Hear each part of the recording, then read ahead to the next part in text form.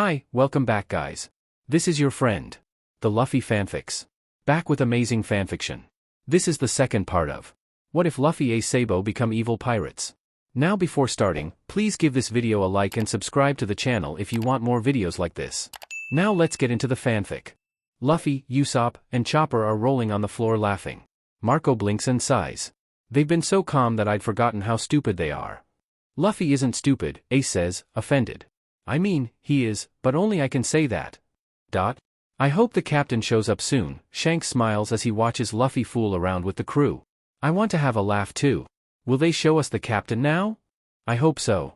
Luffy stops explaining to Thatch and Sabo how Ace was eaten by a crocodile once. You were eaten, a-hole. And it was way more than just once, to look at the 9 pirates gathered in a huddle, whispering to each other. He tilts his head curiously and leans closer. What are you talking about? Nami and Usopp are startled by his arrival and give him dirty looks. Chopper looks away. We weren't talking about who we want to be our captain, no. What a bad liar, exclaims Frankie. Luffy nods with an understanding look. Ah, that's not what you were talking about. And he believes it. Nami sighs and points over Luffy's shoulder. Oh, look at all that meat on that guy. Luffy's eyes widen and he whips his head around. Meat? He runs off in search of his food. Usopp sighs in relief and gives Nami a thumbs up. And do you really think this could be our captain? Sanji asks, a little unsure. Yo-ho-ho-ho, I'm convinced. He's a good boy, Robin smiles. Although it's a little hard to believe, remembering situations like Eni's lobby, Frankie says. It's so small and squalid. He must be strong, just look at the kind of people he surrounds himself with. At Zoro's words, everyone looks at Luffy. The boy is yelling at Akagami, who, along with Thatch of the Whitebeard Pirates and his brother Ace, are mocking Luffy for his failed hunt for meat. Besides, the swordsman continues, we've seen enough signs of what an idiot our captain is. That's true, Nami sighs. I'll have to see it in action to believe it, Sanji admits. That will be soon, Bessie says loudly, drawing everyone's attention. Of all the people I'll show you, only one will make it to the top. No one comments. Everyone swallows and stares at the screen with anticipation. The screen shows the 𝖯આЛ𝗇𝗒 archipelago. In a bar, Shaki, Rayleigh's wife, is talking to someone behind the bar. Right now there are 11 people with the highest bounty of 100 million berries. 11 people with over 100 million gathered at the same time in 𝖯આLયુtu? Vice Admiral Dalmatian exclaims in surprise. That smells like disaster, Kizaru mutters. When you arrived at the Grand Line, you chose one of the 7 paths that brought you here. There are also others who have taken the other 6 routes and arrived here. Whichever route you take, they all end up in this archipelago. Do you understand? Although it's not normal for all the rookies to gather at the same time. Their names were in the newspapers all the time. How exciting, says Morgans. 11 people with their respective crews arriving to dethrone the greats of the New World. The New World Giants cast dirty looks at the president of the World Economic Journal. The 11 people appear with their names and rewards. The Mad Monk Urge, 108 million berries. The spectators look curiously at the man with wings on his back. Urge smiles with satisfaction. Pirate Hunter Roronoa Zoro, 120 million berries. Wow, 120 million, not bad, Vista praises the swordsman. Zoro. Usopp and Chopper exclaim, impressed and a little scared. Oh, dear, Nami realizes. Will they put a price on all our heads? Sanji glares at the green-haired boy who is smiling sleepily. Capone Gang Beej, 138 million berries. The mobster nods. The glutton Jewelry Bonnie, 140 million berries. How cute, Sanji exclaims, his eyes wide. My future captain. No way, she complains. The Killer Warrior Killer, 162 million berries. Kid nudges his friend. On one hand, he doesn't want to believe he's not the one who will become Pirate King, but on the other, it feels almost impossible to think that Killer wouldn't be on his crew.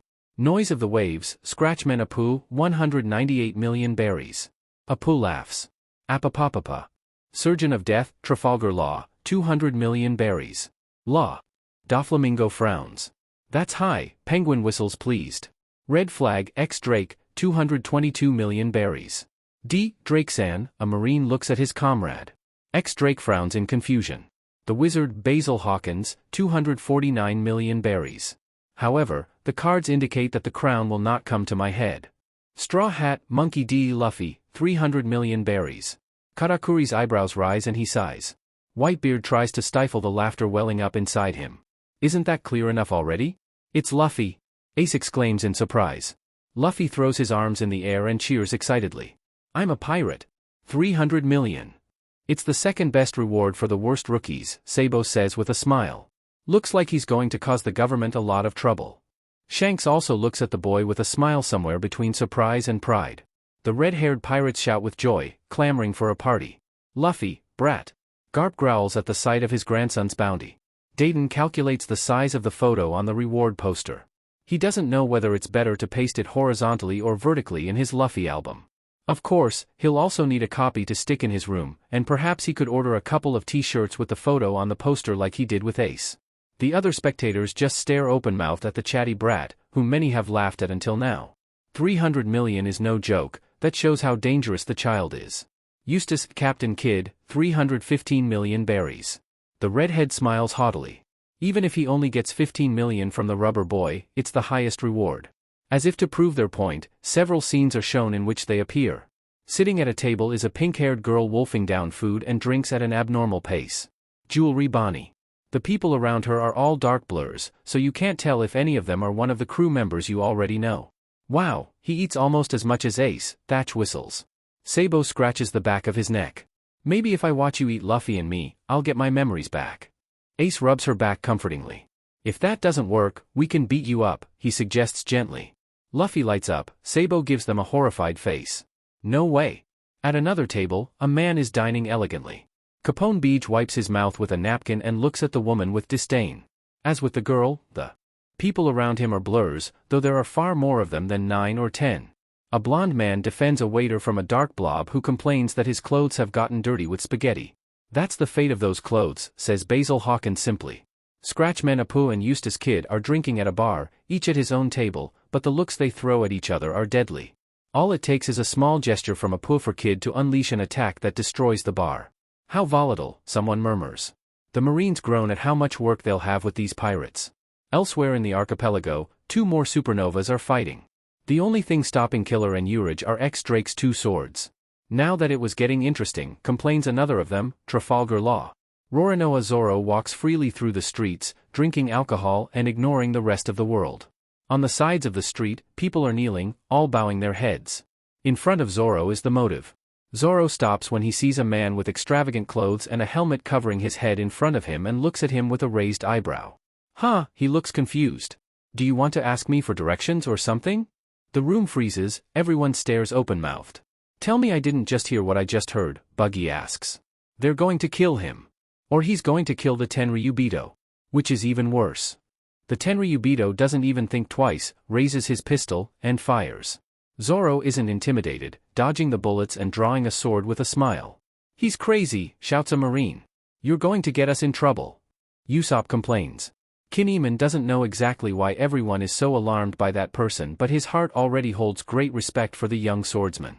The only thing that saves him at that moment is a body that hits him and knocks him to the ground. Above him, a much younger Jewelry Bonnie cries. Many give their mental thanks to the pirate with bubblegum pink hair. I thought after Eni's lobby they couldn't do anything crazier. But attacking a Tenryubito, these criminals have no limits. Luckily he hasn't had time to do anything. Why are you interfering? Zoro asks after the Tenryubito has left, wiping the ketchup off his face. You should be grateful, idiot. What the hell were you trying to do? Do you want admirals to come to this island? Even pirates have their own laws. You almost caused us a lot of trouble. So this young lady isn't our captain? Of course not. Sanji and Brook look absolutely dejected. I've heard that crew has done nothing but infuriate the government, but I didn't think they'd be stupid enough to attack a Tenryubito, Beach says. This isn't the captain either, says a Marine. A second-in-command of 120 million doesn't seem like the kind of man who follows orders, Urge says, watching from a distance. I guess that says a lot about the captain. It is. Mihawk nods at Urge's words. To have Roronoa on the crew, the captain must be special. Zoro throws a wounded man over his shoulder. Hey, where is the hospital? The hospital? I have to take this boy there, he's been shot. Forget him, he's a stranger. Zoro ignores her and starts walking in the direction his instincts tell him to. Bonnie looks increasingly irritated. I can't believe it. A pirate helping someone? I've never heard of that before. Whitebeard smiles at the young swordsman's good deed. It's good that the crew that will reach the top has a good heart. Some Marines are starting to relax a little. Even though these people are supposed to be a threat, for some reason they can't see the evil in them. Meanwhile, Monkey D. Luffy seems to be having the time of his life on the roller coaster, laughing and screaming among a group of blobs. He rides the merry-go-round, the cup ride, and then the Ferris wheel, all the while smiling a giant smile. "Why can't you be serious?" his brother asks. "I don't understand how you fit in with all those weirdos." "Luffy is a weird guy," Sabo mutters beside him. "Being with Luffy would be fun," Chopper murmurs, only audible to Robin, who smiles and pets the little reindeer. "How did the kid earn his reward?" Moria laughs. "By skipping the queue on the Ferris wheel?" The people around him laugh too. "Look what they say about you, Anchor." Da ha ha ha ha. Luffy ignores them all as he stares at the fun rides with starry eyes. If he asks Shanks or the old giant, will they take him there? There are very few pirates left from all those who left from the Grand Line. Let's say the Grand Line is a survival route. The pirates who arrive here by crossing the Grand Line are elite. Maybe one of you will grow enough to be the leader of the next generation. And well, if so many rookies arrive suddenly, the new world will not be peaceful. It's the 11 supernovas. In short, a group of very dangerous pirates will arrive at the Grand Line soon, Akiji says. And the future king is among them, as we've seen Roronoa on Sabaody. Counting the swordsman and Trafalgar Law, who we already know is an ally, we can rule out 5 of them. That still leaves 6, another marine murmurs at his side. Everyone is on the edge of their seats. After so much time, the captain will be revealed. Rayleigh shakes his head in amusement and looks at the excited Straw Hat Boy and everyone around him, ignoring him. There is no one so blind as he who will not see. The scene changes. Flying in the sky, a car is being pulled by a group of seagulls. Morgans laughs. "Go for it," someone encourages. "Why are you supporting him?" asks the blonde woman next to him. "Because he is one of the candidates." "Candidates for what?" "Stussy. You know about the worst generation, right?" Morgans mentions the 11 supernovas, but among them, he adds a new name, Marshall D. Teach, Kurohige. Among those called the worst generation. A new pirate king will soon be born. "Looks like I wasn't wrong," Morgan smiles, looking forward to everything he'll be able to tell the world when he gets out of there. The Whitebeard pirates look over to where Teach and 3 others, and a very dying horse, are smiling at the screen. "Teach," the commanders spit out. Whitebeard shakes his head. "It's not Teach. It's not the person Roger was expecting." The scene changes again. Shouts, cheers, and the clash of weapons can be heard. The first person seen is Monkey D. Luffy, leaping up a cliff. He's wearing a red vest, dark knee-length pants, and a yellow sash. Across his bare chest is a nasty X-shaped scar. "How did that happen?" Ace asks his blonde brother. When he reaches the top, another voice says, "Boom!" An explosion hits Luffy and knocks him into the air. He lands on his feet and faces the person who attacked him. "Straw Hat!" exclaims Scratchman Apu. "Who are you?" That's harsh, kid," someone laughs. "We're sick of your madness," the man accuses. "It happens to all of us," Dayton agrees. Luffy smiles, showing his fists. "I'll get that treasure." "Treasure?" Nami exclaims, her eyes shining. "Looks like a pirate festival, Marco says curiously. A third person jumps on Luffy. "Goodbye." Eustace Kid grins. "Just keep fighting among yourselves, idiots." "You!" Luffy shouts before chasing after the redhead. Kid is stopped by X-Drake's weapon. He dodges another attack and jumps back, annoyed. "Will you get in my way?" The man in the mask looks at him impassively. "It's a race. You're supposed to get in other people's way. You look like you want to die." "What intense young people," Rayleigh laughs. With his ability, Kid covers his arm with shields and weapons. They both launch an attack with a powerful impact. Luffy appears to get between them, extending an inflated arm and covering it with haki. "Out of my way. Gomu Gomu no. Elephant gun." "It seems everyone is getting along," Shirahoshi says cheerfully. His brothers frown. "I don't think that's getting along." The attack deflects Kid and Drake, and Luffy takes advantage to continue running. "Wait, Straw Hat," the redhead shouts. In the background, a caller says, "This is turning into a hell of a race. Who will win?" Capone Beach appears. He has 2 tank-wheeled feet, and small compartments open on his body, from which armed men emerge. "Can we talk about the strange abilities you all have?" a marine asks. "I think it was already clear from the moment we saw the rubber boy," another replies. "It's an easy victory for my troops." "Get out of my way," a female voice shouts. Jewelry Bonnie jumps around, giving a poke to all the men she meets, turning them into children or old men. She laughs. "What a view! What a beautiful laugh!" Sanji exclaims in love. "DMN!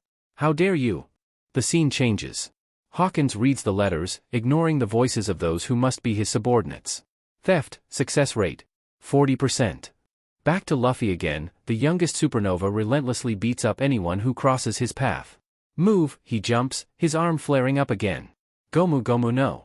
Giant pistol, he shouts before smashing into a group of pirates. Way to go, kid, the Whitebeard pirates encourage their newly adopted, in their minds, of course, younger brother. Shanks smiles. So, your punches are like guns, huh? Luffy whips his head around to look at the man, his eyes shining with excitement and a smile. Yes. Do you see it? Oh, there it is. A stone wall breaks beside him, and Urge appears. The man attacks quickly, and the young man is thrown away. It is. They're all strong, Luffy grins. Interesting. It must be said that they are all quite strange in their own way, says Usopp. And some monsters, Nami shudders. They're not fighting too badly, Kizaru says. Though that's to be expected, considering they're super rookies. Bessie smiles and turns the screen back on, scanning the crowd to catch any reactions. The scene opens inside an auction house. Several crew members are shown, Nami, Chopper, Sanji, and Frankie, along with a fishman and a starfish. Hachi? Nami asks, seeing the former Arlong pirate next to her. Ace blinks sleepily, Sabo and Luffy look at him. Without warning, he collapses to the ground. He's dead. We have a dead man. Usopp points at him in horror. Bessie frowns and mutters under her breath, it's been proven that my power overrides primal needs like hunger and sleep. Nap time. Luffy exclaims. The pirates blink at the Straw Hat Brat's frivolity. In the same room, there are two supernovas, Eustace Kid with his crew, and Trafalgar Law with a polar bear and two other men. So they aren't either. Who's left? In a special box, there are 3 Tenryubito. One of them is the same one Zoro tried to attack. Good thing Roronoa isn't around, a pirate mocks. Without further ado, I present to you all. Straight from Fishman Island, Kami the mermaid. The crowd cheers, everyone wants to buy it. Oh, poor mermaid, Aizo sympathizes. Shirahoshi gasps at the sight of the imprisoned mermaid. She's never seen an auction before, just thinking about it makes her sick. It's time to get her back. Nami says. We have 200 million berries to spend. Nojiko and Genzo raise their eyebrows. Nami willingly spending money? Let the auction begin. Disco shouts. Before anyone can speak, St. Charles stands up and shouts, 500 million. My offer is 500 million berries. The room falls silent. Even if someone were willing to spend more than that amount, no one would be willing to take on a Tenryubito. Nami and the rest turn pale. We don't have enough, she says. It seems like we were trying to save the mermaid, she says, looking at herself on the screen. What a shame, says a revolutionary, gritting his teeth. The starfish cries. If we don't think of something, she'll be sold to the Tenryubito. Sanji? Nami? Chopper is hysterical. We can't let our friend be taken away by that guy. This is bad, I never thought of this possibility, says Sanji. They all have panic written all over their faces. They can't come up with an idea that might save the mermaid. What's the Navy doing at times like this? Huh? Bonnie asks, crossing his arms. This is the justice they're after. It's like a metaphor for this miserable world. It's a complete farce, Eustace Kid complains. Let's get out of here. Disco is about to end the auction. Kid and his crew walk to the door. Our super special of the day, Kami the mermaid, goes to the highest bidder, World Noble Charlos say, for 500 million berries, Disco says. And she's. What's that? Kid asks, hearing a noise from outside. Sold. Katakuri's eyes widen at what he sees. His gaze shifts to the boy in the straw hat. His brothers notice and look at him, curious about what their brother has seen to surprise him so much. The auction house door explodes at the same moment Disco's deck hits the table. Something crashes into the back seats, and everyone stares wide-eyed at the intruder. What the? The dust and smoke from the impact are gradually clearing. A person coughs as he moves away from the debris. Luffy, exclama Sanji. Indeed, the newcomer is Monkey D. Luffy. Look, Sanji. We've met. Luffy exclaims happily, then starts drooling. I'm sure I've already tried your cooking. The audience stares in disbelief at the dense boy. Then their eyes return to the screen in recognition. Do you know each other? It's not possible. People lean in their seats with interest. What the hell are you doing? Luffy yells, adjusting his hat. Couldn't you have landed better? I did my best. Besides, this is a flying fish, a man complains. Any more and I'll be crushed to death. God, what a shock. What's the rush to get to the sunny? Zoro appears out of nowhere, rubbing his head. Where are we? Nami, eyes wide open, looks at the scrawny boy in the straw hat. And Zoro was with him. So Luffy is? It's no FING way, kid mutters in frustration. Oh. Sabo's eyes widen. Some jaws are already on the ground. Trafalgar Law looks at the newcomers with a smile. Isn't that Mugiwara no Luffy? Kid asks with interest. Luffy suddenly remembers something and starts searching. Kami? When he spots the mermaid on the stage, he starts running down the stairs. Kami! There you are. Thank God. I don't know how to say this, but... I don't have a good feeling about this, Thatch mumbles, still staring at the screen. Good thing Ace is asleep, Marco sighs, looking at the dark-haired man snoring on the floor. Hatchan, the fishman, throws himself at the young pirate. Wait, Mugiwara. What do you think you're trying to do? What do you mean? Kami's there. He's there, but he's still wearing the explosive collar. Besides, this concerns the Tenryubito. Why should I be afraid of them? Kami. You know, a marine says loudly. I think. I've finally figured out why that crew is so intense. FING crazy people, another agrees. Hatchan isn't able to stop him. Unconsciously, his other arms reach out to grip the boy more tightly. Someone screams. It's a fishman. It's disgusting. What's a fishman doing here? A monster. Shirahoshi gasps. Why? The racist insults continue, but none of it stops Luffy. While all attention is on the fishman, the pirate keeps running. What's going on here? Asks Sanji. Robin was right, there is a lot of discrimination against mermaids and fishmen on this island, Nami says. Luffy keeps running. And keeps running. And keeps running. And then there's a gunshot and he stops. What happened? After shooting Hatchan and under the incredulous gaze of the pirates, St. Charlos does a victory dance. Hachi, cries Nami. This is getting worse and worse. Sanji mutters under his breath. Father, look. I caught a fishman. I caught him all by myself and he's free. Luffy turns and starts up the stairs. Hatchan's arms stop him. Luffy, what are you supposed to be doing? Sabo asks without looking at his brother. Wait, please. Mugiwara, he gasps. You can't. This is a problem of my own making. You promised me before that you wouldn't touch a Tenryubito even if a person were killed in front of you. Luffy widens his eyes at this. Since I was a pirate before, this is just retribution for all the bad things I've done. I'm sorry, I didn't expect things to turn out like this. To erase my sins and the bad things I did to Nami, he coughs. I wanted to do something good for you guys. It seems I've always been useless trash. I feel worse than trash.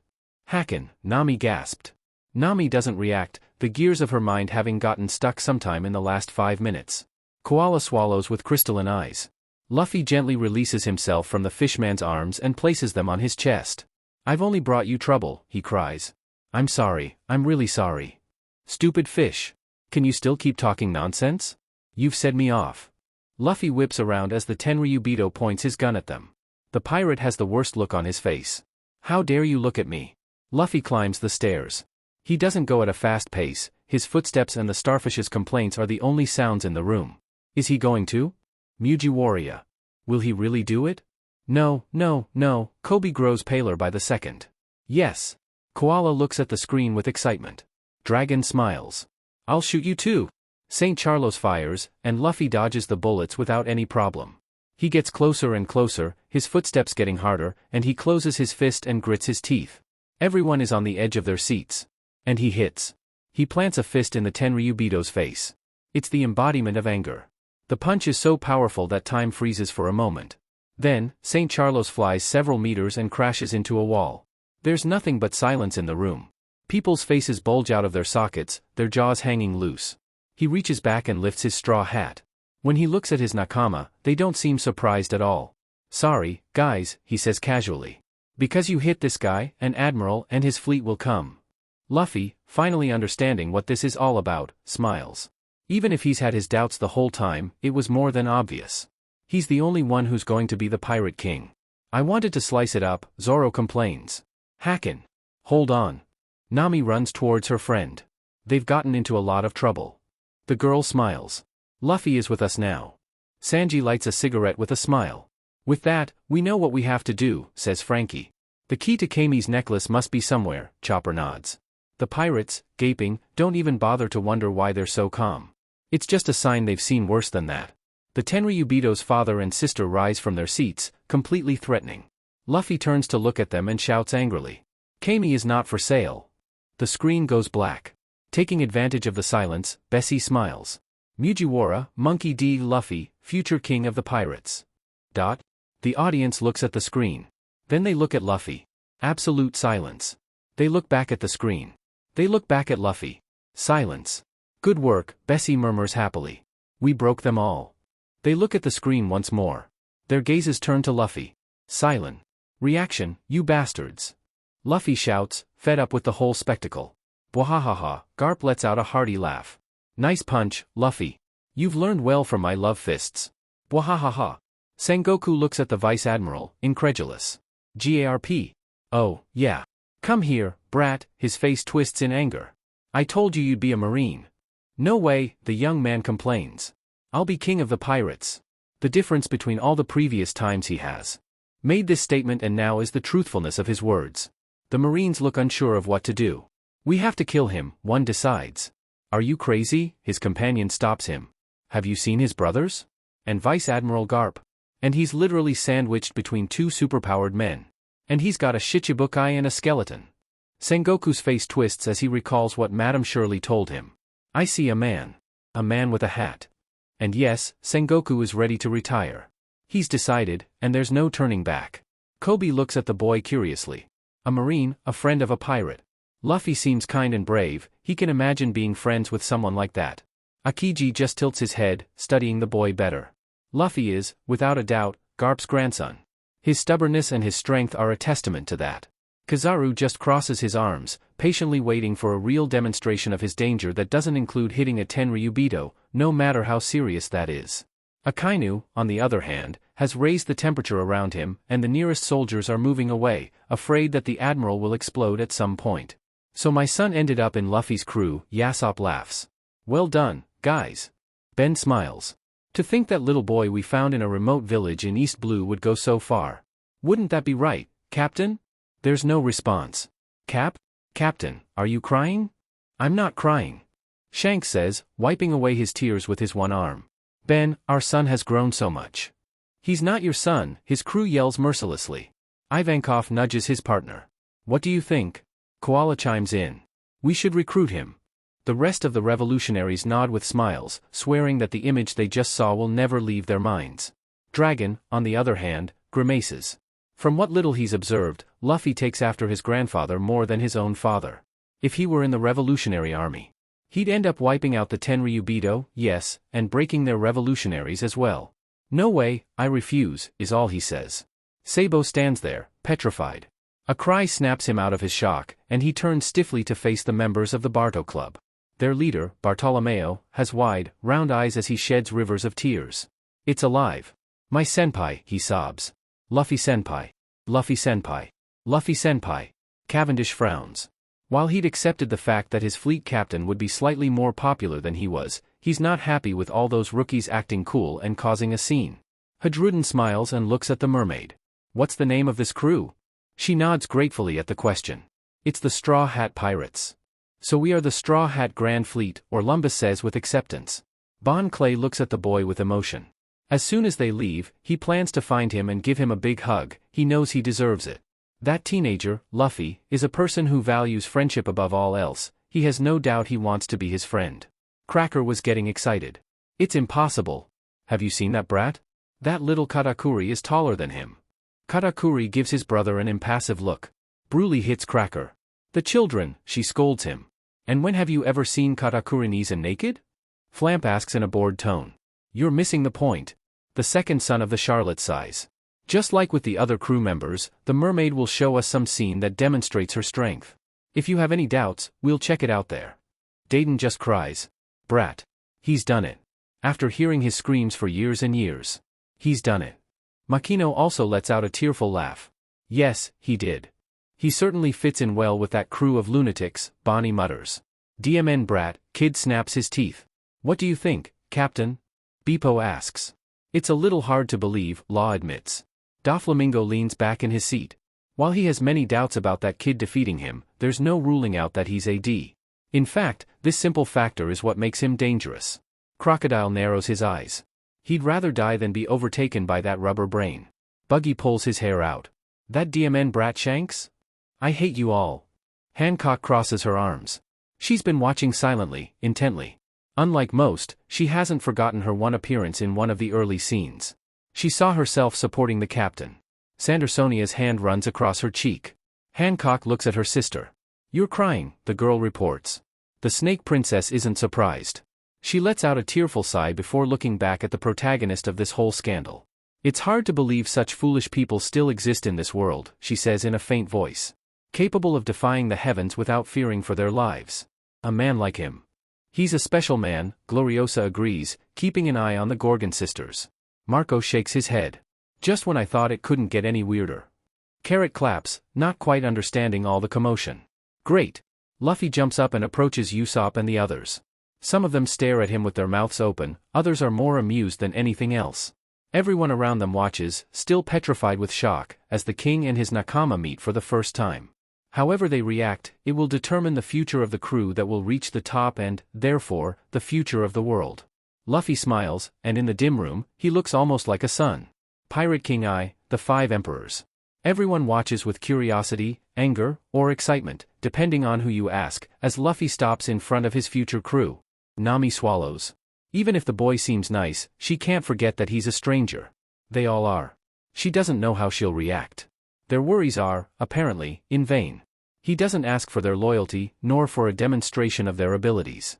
He places his straw hat on his unruly nest of jet black hair and gives them a gummy smile. I've been listening the whole time, but I don't think I've heard it from all of you. He looks at each of their faces. What are your dreams? Sanji blinks a little suspiciously. Our dreams.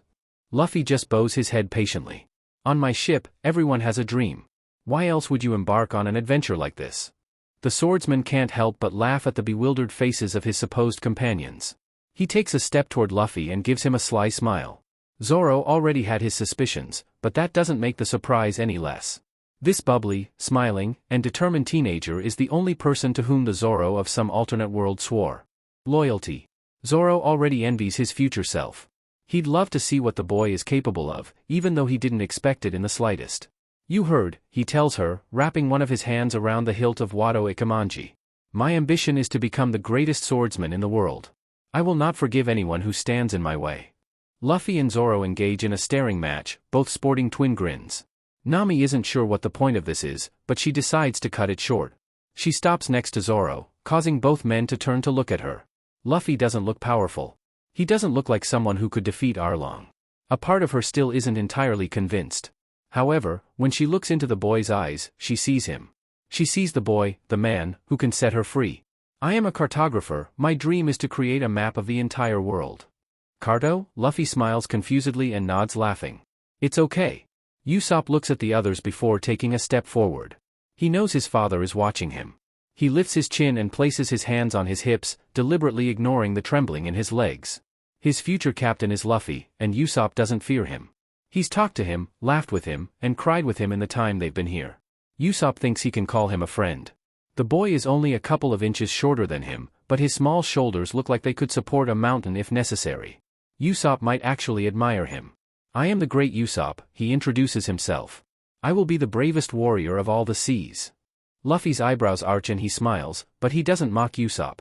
That only warms his already captivated heart a little more. Sanji has been hesitant ever since some people voiced their suspicions about the Straw Hat Boy. Understandably, he shouldn't judge the boy based on what little he knows about him, but Luffy seems to have little to no leadership skills. When he sees Zoro, Nami, and Usopp accept him so quickly, Sanji hesitates a little. Someone who could make him abandon the Baratie and become a pirate, does he really want that?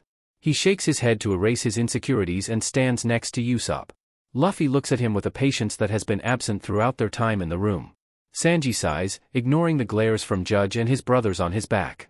He knows Luffy's answer will be crucial. If he laughs, I'll find all blue. There it is. Laughter fills the room. Yanji's laugh rises above the others. Luffy blinks and looks around, frowning. I don't see the point, he admits. What's all blue? His brother Sabo comes a little closer and begins to explain. It's a legendary sea where the north, south, east, and west seas converge, and therefore there are fish from all those seas. Luffy nods patiently. I suppose the laughter is because many people think it's a myth. Come on, kids, a man laughs. You can't believe those children's stories. And why would it be a story? Luffy asks. Because no one has ever seen it. The teenager smiles and points at the man. Guys like you are destined to fail from the start, then points to Sanji and nods. We'll find him. The cook's eyes widen in surprise. Chopper jumps timidly. Luffy is their captain. Their captain has proven to be the most amazing person in the world and has accepted him into his crew. Chopper would be lying if he said he'd ever thought he could be happy like this. I want to find a cure for all diseases, he exclaims. Luffy's smile widens. You will. Nico Robin slowly approaches the boy, her peaceful face adorned with a beautiful smile. She looks up and down at Luffy, who is almost 20 centimeters shorter than her. This is the man who gave her a will to live. Even if Robin doesn't stop by Enies lobby this time, she will never forget what she saw. Discover the truth of history, what happened in the Void Century. The Marines are babbling nonsense that none of them are listening to. Luffy tilts his head curiously and nods with a smile. I don't know how to do that, but I'll help you. Thank you, Captain San, that's very nice. Great. Frankie says excitedly as he moves next to Robin. The cyborg doesn't think much, he just talks. This is a super crew, bro. My dream is to build the best boat in the world and sail it. Now I know I can't do it without you guys. Luffy's smile expresses more happiness than many believe they have ever felt in their entire lives. Sunny. Yeah. Brook is amused as he watches the exchange between Frankie and Luffy. The skeleton catches the teenager's attention as soon as it approaches, but unlike most people, the boy warms up instead of shying away or getting scared. It doesn't take a genius to see how special this kid is, and after 50 years, Brook feels like the luckiest man in the world. Or rather the luckiest skeleton. Yo-ho-ho-ho. I made a promise to meet up with a friend, I intend to keep it. The way the boy's eyes light up at the declaration shows how important promises are to him. Once again, Luffy never ceases to amaze. Jinbe is the last. He approaches the rest, his 3-meter-tall form, and looks down on the boy. Luffy, the man who has earned the respect of Akagami and Whitebeard. His own scenes have already proven that thanks to him, something changed on Fishman Island. Putting aside his initial doubts, he fully understands what attracted him to this boy. After seeing him risk everything for a mermaid, he has no right to doubt. Luffy-kun. My dream is to see a day when humans and merfolk can live together in peace, without hatred.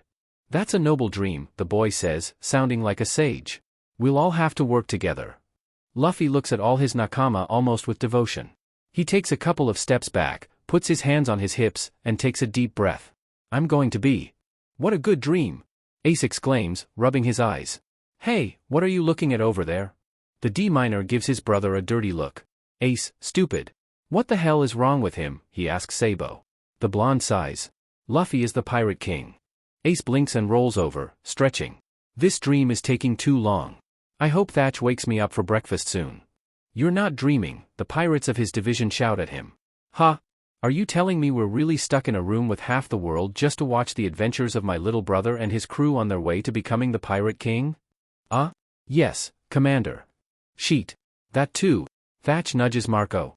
Did we look that dumb a moment ago? It's Bessie who answers. You can't even imagine. So? Ace asks curiously. I was stuck in a place where the pirates were having an auction or something. The pirates of the first two divisions jostle each other, forcing their comrades to be the brave ones to deliver the news. In the end, the poor BSTRD ends up being Deuce, Ace's former first mate. The auction? Yes. Well, it turns out your brother was friends with the mermaid who was going to be auctioned off and he slapped a Tenryubito. Ace turns his head to look at Luffy, who is proudly picking his nose. His face becomes a canvas of emotions.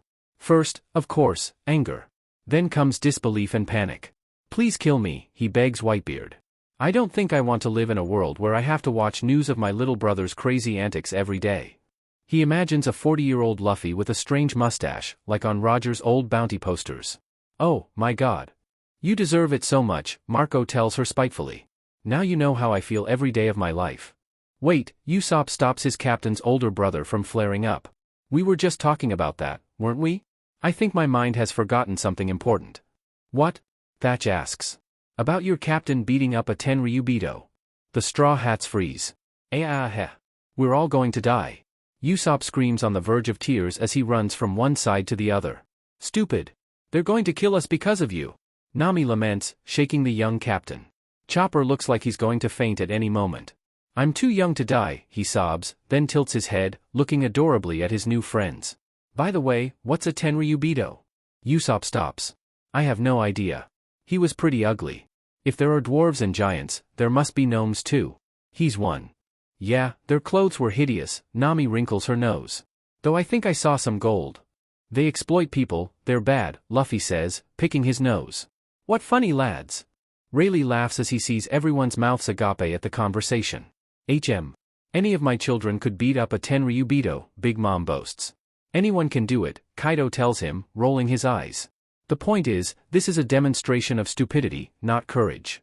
But the kid's got nerve, someone murmurs. Can we remember Eni's lobby? Another example of stupidity, Kizaru notes. Some people look at Luffy. The boy was running away from his older brother and got his hand caught between two chairs. He keeps running, unaware of the limb he's left behind. Our world is doomed, Buggy declares. Can we watch something now? Sabo asks, tired of hearing the various opinions of pirates and marines about his little brother's stupidity. The screen finally turns on. In the middle of the sea, there's a boat. In it, a man is standing over a small child. The man is laughing. I don't need you anymore. Luffy gasps, knowing exactly what's coming. Oh, Shanks says quietly. What the hell is this? Ace asks excitedly. Luffy tries to hit the bandit but he stops him with a kick to the face and throws him into the sea. Son of a beach. Sanji gasps. DMN. DMN, the boy shouts. Those guys are trash, but I couldn't even land a hit on them, damn it. The boy falls into the water and does his best to stay afloat. His eyes widen as, behind the bandit who's been watching him from the boat, a Sea King emerges. What the F dash? Isn't this supposed to be East Blue? Thatch exclaims. That's the Lord of the Coast, Ace frowns. Can we talk about how many times the kid has been close to death? The torture, that. Vista recalls. Crocodiles. Ace adds in a low voice. The Lord of the Coast devours the bandit, who doesn't even have time to scream. Luffy, on the other hand, screams for help into the empty sea. He's going to eat me, cries the child. Sabo pulls on his little brother's arm to keep him close, to remember that this is just a projection of the past. Some people scream in terror. The Sea King swims toward Luffy and bares his teeth. He manages to bite, but it's not the boy he's eaten. The red-haired man, Shanks, pulls Luffy closer to his chest. Akagami, they exclaim in surprise. When did it arrive? Aizo asks in disbelief. Thank goodness, Nami sighs in relief with a hand on her chest. When the Sea King tries to attack them again, he stops him with his conqueror's haki. Disappear, he orders. What power, some tremble upon seeing firsthand the ferocity of a Yonko. The sea is relatively calm. The only sounds are the waves and the child sobs. I owe you, Luffy. Makino-san told me. You fought for us. Makino smiles sadly. Luffy grabs the man's shirt with his small hands, and his tears mix with the ocean water. Shanks smiles. He must have been very scared, Aizo says pityingly. No. It's not that, Ace mutters. Come on, don't cry. You're a man. But Shanks. Your arm. Then, what has gone unnoticed by all of them until now is revealed. While her right arm is wrapped around the child's body, her left arm has disappeared, leaving a trickle of blood that stains the crystal-clear water an offensive red. The audience lets out a collective gasp. Of all the things they could have imagined, this is at the bottom of the list. The arm of the youngest emperor is one of the mysteries of the New World. Pirates have betting groups, all imagining their own stories about a tyrant capable of taking the arm of a beast like the redhead. The reality is this. It's just an arm, it's not that bad. I'm glad you're okay. It feels like I'm watching a very private moment. The scene changes. The pirates are at a port, loading cargo onto the Red Force. Little Luffy looks at the captain. Shanks, are you not coming back?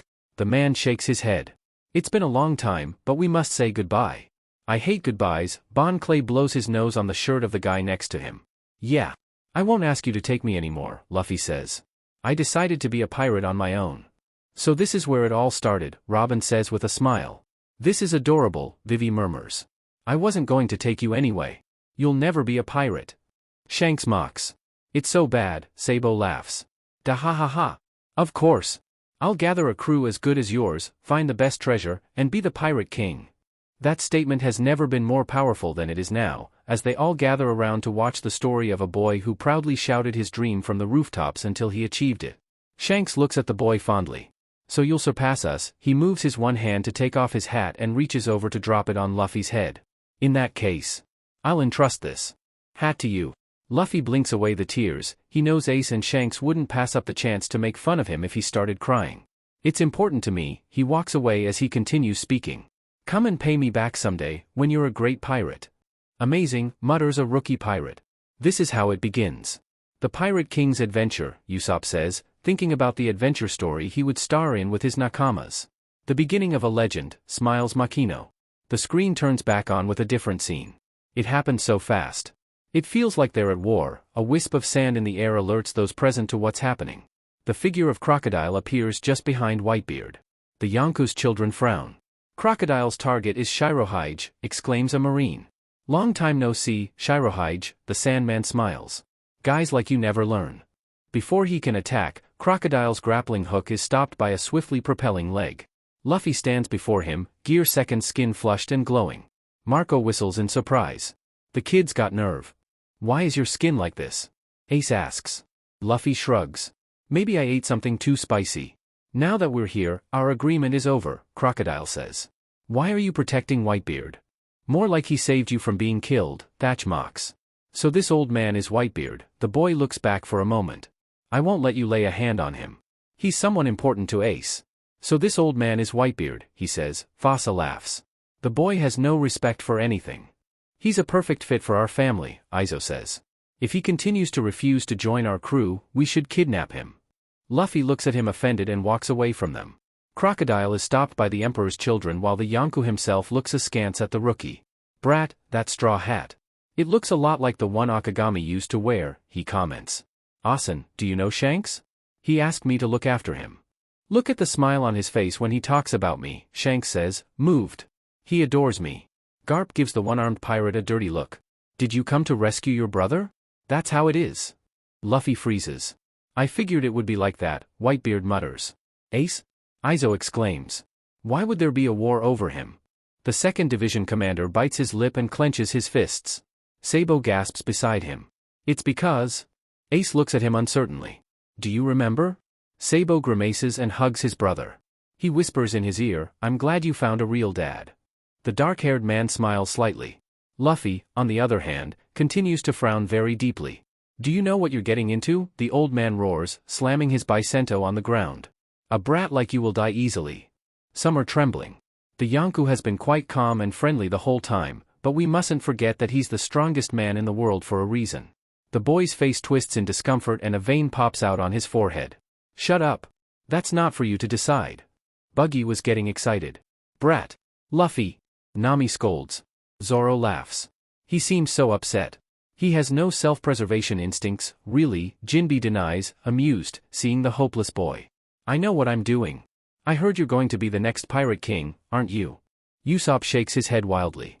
Ace runs a hand over his face, bored. That's it, say your line, Sabo encourages. Luffy puts his hands on his hips and shouts. The only king of the pirates will be me. I'm sick of hearing that phrase, sick of it, a man complains. Well, imagine those of us who have been listening to it for 10 years, Dayton snaps. We should have figured it out the moment he first said it, Smoothie says, frowning. He's the only fool who would challenge any emperor without flinching. Broly nods. The giant man and the rookie pirate engage in a staring match in which neither backs down. Whitebeard spins his Bicento in the air and slams it back down on the figurehead with a force that shakes the whole place. Then he grins. You've got guts. I won't show you mercy if you get in my way, brat. Same here. I'll save Ace. He challenged Shirohige, exclaimed some scared pirates and marines alike. No surprise there. The moment he came to this room he challenged every pirate in this room. When he was little he challenged Akagami. At least it doesn't surprise me. No, wait. If she challenged Akagami first and then Whitebeard, won't she be the next one? The scene changes. Purple purple. Ow. Purple purple. Luffy walks determinedly and picks up the Den Den Mushi headset. How much? Hello, he replies furiously. Thatch bursts out laughing, and Ace punches him furiously. Why are you laughing if he didn't do anything? Everything he does is funny, I can't help it. Hey! Tamago and Pecoms shout. Are you Big Mom? I figured, the man from before says with a shudder. Hey! Hey! Hey! Hey! Hey! The person on the line answers, you're not Tamago. And you're not Pecoms either. Who are you? Thatch's uproar of laughter calms a little at Big Mom's cold voice. I am Monkey D. Luffy, the man who will become the Pirate King, he announces. Luffy! Ace and Garp shout angrily. Is he going to be like this forever? Nami asks no one in particular. Luffy-kun, murmurs the minister of the left of the Ryugu kingdom. Mujiwara-san. Monkey D, the powerful woman spoke slowly. Garp's grandson, I remember now. You're the brat who showed up at the war 2 years ago. There's no candy, the boy shouts, completely uninterested in the Yonku's babbling. I ate them all. The entire Charlotte family, except for the second son, gasps at that statement. All eyes turn to the family matriarch, whose eyes have widened dramatically. There are no sweets? Did he eat my sweets? Aya. If you're getting bored, go kill us, shouts Usopp. Fufufu, now Big Mom will tear off our heads to wrap them like candy and then eat them, says the archaeologist. Robin. The fury is audible in Big Mom's voice. So it was true. It was 10 tons. I ate all 10 tons, the boy shouts. Mugiwara-san, that's enough, a fishman says. What is he thinking? Tamago asks in alarm. After a dangerous silence, the woman laughs. I'm somewhat interested in the brat who dared to challenge me. As you wish. Instead of Fishman Island, my revenge will fall upon you. Neptune looks at the boy, moved. He doesn't know exactly what happened, but given the respect the fishmen have for him, there's no doubt Luffy is a savior. Did the brat really live to make it to the last island? I'm just saying, he doesn't seem to have much desire to continue living, Cracker says. Monkey D. Luffy. I won't forget your name. Come to the New World. Yes, wait for me, the young captain replies. I have unfinished business with you. Kid, don't talk like that, a trembling marine mutters. Behind him is Big Mom's Jolly Roger. I can't leave her in your dangerous hands. I'll come to the New World to kick your butt. And I'll declare Fishman Island my territory. He's crazy. Buggy yells. He's suicidal, says Mr. 3 in horror. Jinbe smiles. He turns to look at Luffy and Bose. I know this hasn't happened yet, but I have to thank you, Luffy-kun. It seems you really are worthy of a crown. Yeah, you're welcome, Luffy says boredly while picking his nose. He's so rude, many exclaim. A voice in the background on the screen says. The world is preparing for the reverie. Interesting, Cobra agrees. But more important than the start of this meeting is the news that has attracted the attention of the entire world. Big Mom, the Yonku whose position has not wavered for decades, has found herself in serious trouble caused by the young pirate, Mugiwara Luffy. That? Oh. Thatch whistles. The consequences of what he promised to do. Crocodile is seen reading the newspaper. The silhouettes of Cavendish and Bartolomeo also appear, followed by Dr. Kureha and Dalton. This event was reported on the news, and according to some sources, Mugiwara has 7 powerful pirate crews serving under its flag. And one of them is a great captain who commands a fleet of 5,000 subordinates. Now that I think about it, Luffy was the idiot who rejected the fleet, Usopp laughs. Sounds like something he would do, Ben agrees. He's not only Portgas Ace's sworn brother but also the Revolutionary Army's second-in-command, Sabo, who's been making waves. The aforementioned smile presumptuously. With his extraordinary charisma and leadership, he was able to convince the evil Germa army, the Sun Pirates, and the Tank Pirates, to follow his command without delay. With his intelligence, he planned this operation in detail, and in the process, he managed to destroy the Queen's palace. The spectators tilt their heads as they look at Luffy. Intelligence? Wow, looks like the kid's going to change a lot when he becomes a pirate, Vista agrees. A bead of sweat falls from Ace's forehead. I think the newspaper interpreted it that way. His strength allowed him to defeat 2 commanders with a bounty of 800 million and 1 billion respectively. The Charlotte brothers look at the 2 sweet commanders with such a reward. Cracker, Flamp scoffs. Cracker doesn't matter, says Broly, earning a groan from his brother. But one with a billion bounty. Todos Mirana Katakuri. No, impossible, everyone dismisses. Perhaps one of our brothers will rise. Therefore, this incident is for sure. Mugiwara Luffy's victory. Victory? Big Mom roars angrily. The 5th Emperor of the Ocean has emerged.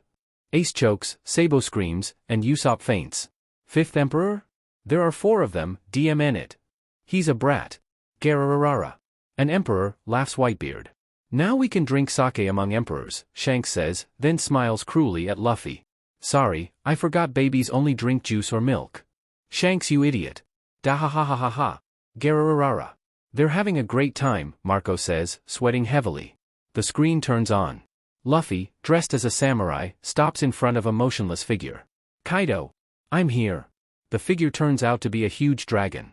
Kaido rears up and roars, causing the entire place to shake. He's a monster. How scary.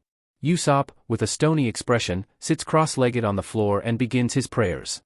Forgive us our trespasses as we forgive those who trespass against us. Let us not into temptation, but deliver us from evil. Amen. You are. Kaido begins. Luffy. The man who will be the king of the pirates. Stupid brat, saying that to my face. Kaido appears, this time in his human form, visibly furious and with sparks crackling around him. A very fat Luffy, with hockey lines all over his body, launches an attack. Luffy. Ace scolds. You can't just eat your fill before facing a Yonkou. It'll hinder you. No, Ace, I don't think so. Izo says. Shut up, stupid. Food is important to fight well. Kaido waves his kanabo, and when Luffy launches his attack, he hits him like a batter, leaving him incapacitated with a single attack. Usopp nods understandingly. That guy hit me with the bat too, he says, recalling his fight with Chopper.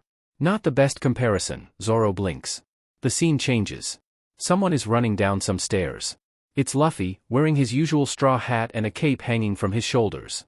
The boy passes through a door. After passing through, he slows down and walks calmly while adjusting his hat. Trying to look cool before a fight, Frankie laughs. It's very cool, says Chopper, both shy and excited. He stops when he reaches the meeting. Around him, 4 other supernovas are looking at him out of the corner of their eyes. Law is sitting, giving a false appearance of calm. Zoro looks at his captain with his arms crossed. Kid smiles, and Killer remains silent under his mask. In front of them are 2 Yonkou.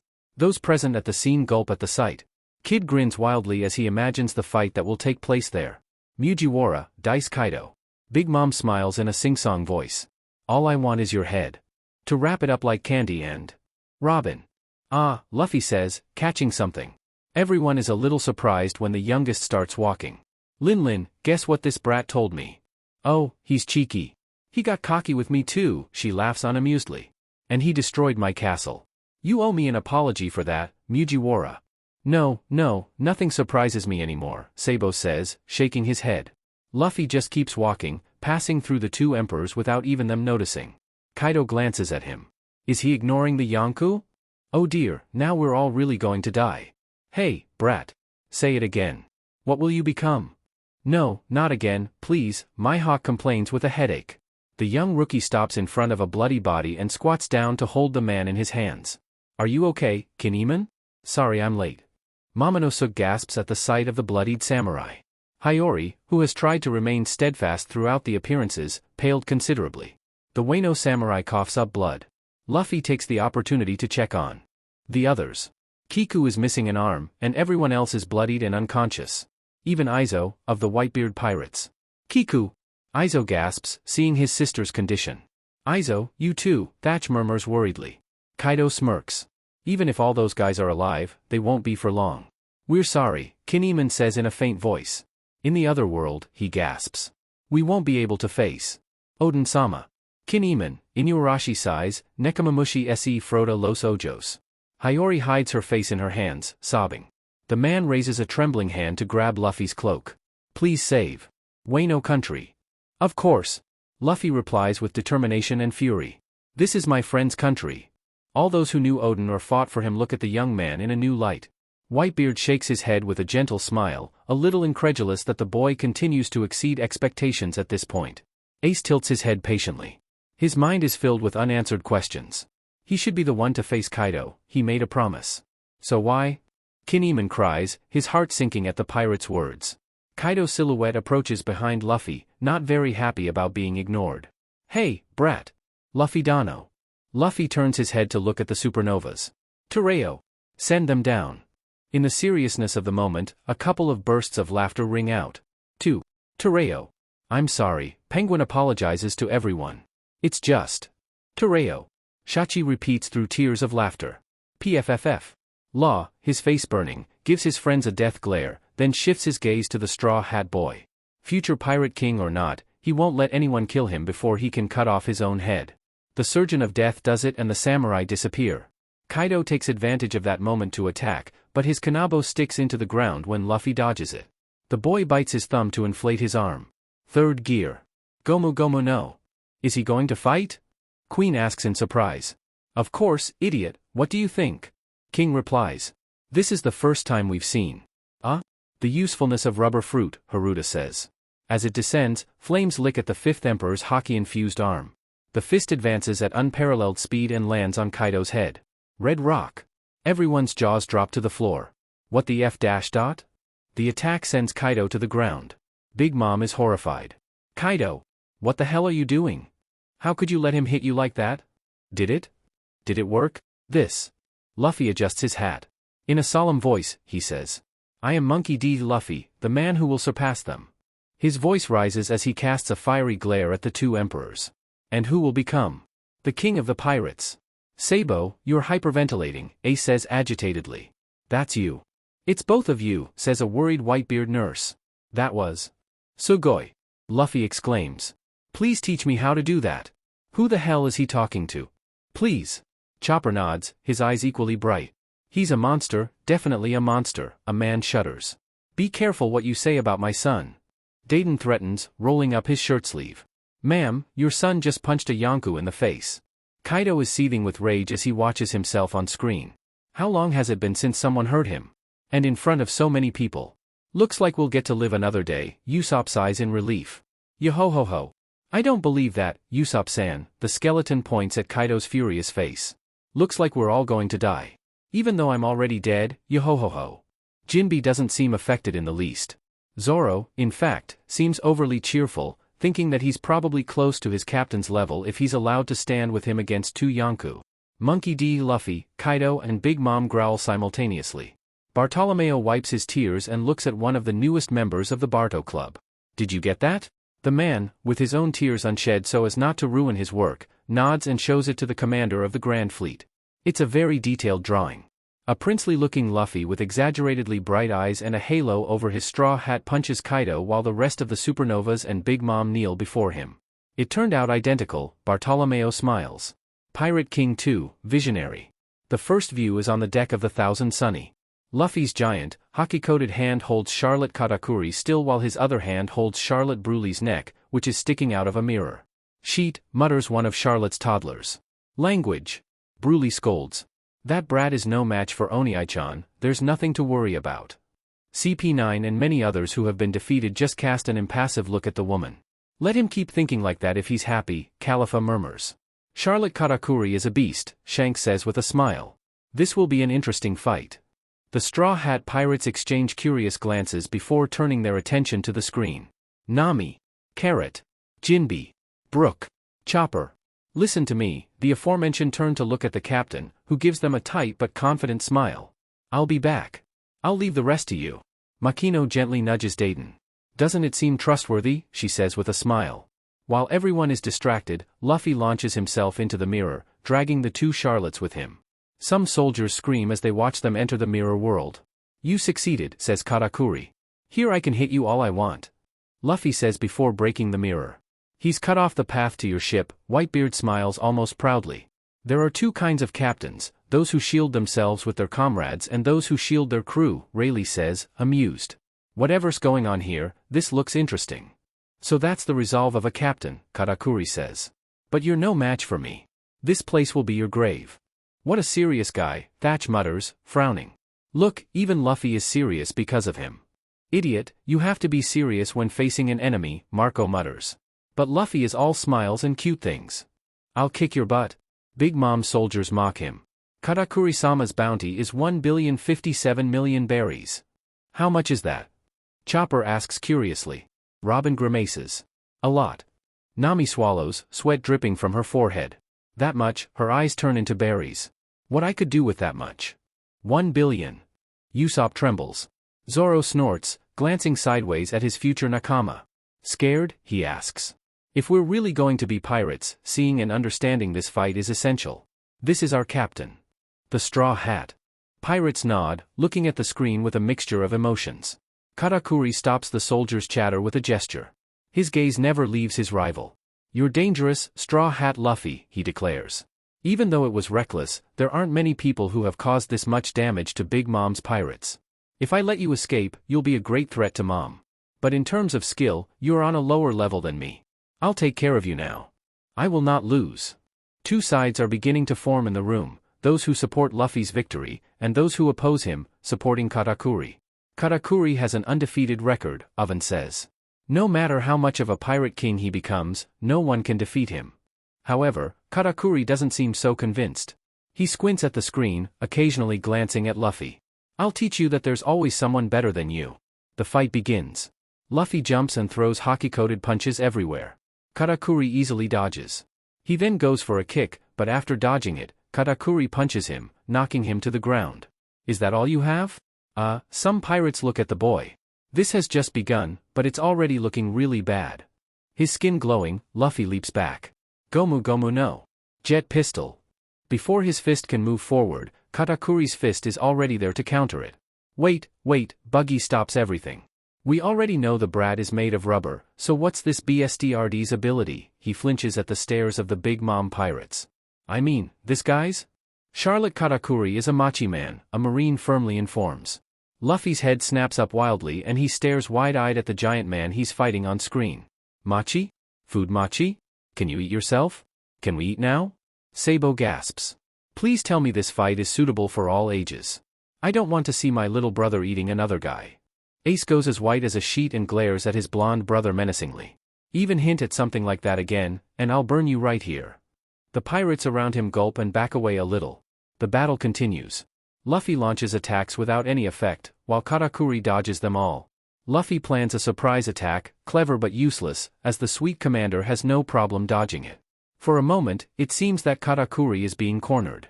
However, this is not true. The man counterattacks with his own fists, repeatedly punching Luffy. Luffy falls to the ground as the attack ends, coughing shakily. Look at the height difference, he's so tiny, Thatch murmurs. I think we can all agree that Katakuri's level is superior, Vista says. Luffy himself is the first to murmur an agreement. His eyes are wide open, and he has a smile on his face. Will I fight such strong guys in the future? You're pretty tough, but I suppose you understand, says the machi man. As I said before, in terms of skill, anything you can do, I can do better. You're inferior to me in speed, power, and everything else. Of course, Big Mom smiles. With a determined look, Luffy enters his second gear and charges towards his enemy once more. Rubber won't lose to Machi. He loves his ability, Ben smiles. Shanks chuckles. He's the only person in the world who could be happy about something like that. They both move swiftly, like a dance. They're constantly attacking and dodging, and the fight doesn't progress at all. Katakuri kicks Luffy again, but the boy gets back up, ignoring the soldiers' cheers. Even before the teenager can do anything, Katakuri asks, "Are you going to show your power now? Give it up." Luffy jumps and takes a deep breath to inflate himself. He then bites his thumb and blows, causing all the air to go into his right arm, which he ends up covering with haki. Okay, rubber is a very strange power, Haruta says, blinking. But you can actually use it well if you're creative. Law nods to himself. I wouldn't have thought of puffing myself up. Maybe you need to be stupid to be smart. The fist is gigantic, even bigger than Katakuri. Gomu Gomu no. Elephant. Gun. I want to do that. Luffy exclaims, his eyes wide open. You'll have to train, brat, Whitebeard laughs. Katakuri is completely calm when his machi arm grows to a size larger than Luffy's fist and confronts him, defeating Luffy's attack without even breaking a sweat. I made the elephant gun, right? Sanji clicks his teeth. This isn't going well. You look very calm, Usopp-san, Brook observes. Usopp nods, his face peaceful. Life is fleeting. There's no point in spending my last moments suffering if I'm going to die soon. He sighs, staring melancholically at the horizon of the room. You know, carpe diem and all that. The skeleton nods fervently. I like that way of thinking, Usopp-san. I too should live my life as if I'm going to die tomorrow. Even though I'm already dead. Skull joke. Yo-ho-ho-ho. The young sniper forces a smile without taking his eyes off the horizon. Ha ha ha. Even before he hits the ground, Luffy already has both of his arms swollen. This time he has two giant fists, the soldiers exclaim, their eyes bulging in surprise. Those guys standing there looking are a little pathetic, you know, says a marine. They're like extras. Yeah, can you imagine being an extra? Then they blink and sweat. Sheet, we're extras. Gomu Gomu no. Grizzly Magnum. Once again, Katakuri easily outruns Luffy's attack, counterattacks, and uses his machi to trap Luffy's giant fists before slamming him into the ground and walls. Luffy transfers the air from his arms to his leg and attacks, achieving the same result. There is no victory in your future, Katakuri says before crushing the boy. Sheet, he can't be alive after that, Buggy squeals. It's like squashing an ant. Katakuri wakes his sister to move the soldiers to another location. Just when I thought I had bravely saved my crew, look how they are now, the man says. Broly stands up open-mouthed and points behind her. And Nichan. Luffy is standing. He's tough, I have to give him that, Marco says. Tell me about it, Ace grimaces. I did everything for 3 months to get rid of him, and he always came back to follow me with a smile. You won't be able to beat me with your speed and power. What are you going to use next, Straw Hat? He glances at the panting boy, his eye gleaming. How boring, you're going to use both. Doesn't it seem like he knows what Luffy's going to do? Sanji blinks. Like he sees the future. Some of Whitebeard's commanders look at each other before Thatch answers. You who come from the weakest. C won't understand yet, says the fourth commander. In the new world, there are people with incredible powers, there are people who can even see the future. And Charlotte Katakuri is one of them, Sabo says with a grimace. This looks really bad. Ace crosses his arms. Luffy may be a weakling, but he's not going to lose. Izo smiles and murmurs to Haruta, I can't believe our little brother is the one with the biggest brother complex in the world. You have no better skills than mine, he counterattacks again, leaving the boy motionless on the ground. What follows is a very one-sided fight. Luffy attacks, but Katakuri manages to dodge everything without any problems. There's a moment when the battle comes to a standstill when Broly and the other brothers attempt to set the Sunny on fire. After ordering his crew to break all the mirrors, Katakuri repeatedly strikes Luffy, giving him no chance to dodge or counterattack. I like this boy, Ivankov tells his friend when he sees the young man get back up. He's quite brave and stubborn, don't you think, Dragon? Broly laughs. Why don't you just die, Straw Hat? Branch. Branch, the woman exclaims in horror. That idiot has no respect, Yasopp says, laughing. It's Broly. Don't think you can beat him with just your spirit, fool, she grins. Katakuri Onaikan isn't just an unbeatable man. He's a superhuman who's never been on his back since birth. It seems unlikely, Law says, bored. You have to be stupid to believe something like that, Kid laughs. These brats have no respect for anyone? That's enough, Broly. The moment he was born he stood up, and slept in a chair, legend says. He has never laid down. He is a man who sees the ground as a lesser. He is always noble. Calm and strong. He is perfect in every way. That is our great Katakuri Onaikan. He is Charlotte's masterpiece and it is presumptuous for him but like you to try to fight him. Shut up. Go away, he replies angrily. He's so set off, Frankie laughs.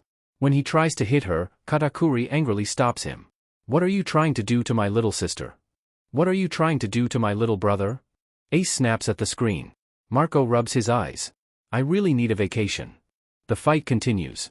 Both are strong, and although Luffy doesn't have the aura of invincibility that Katakuri possesses, the boy still manages to hold his own incredibly well.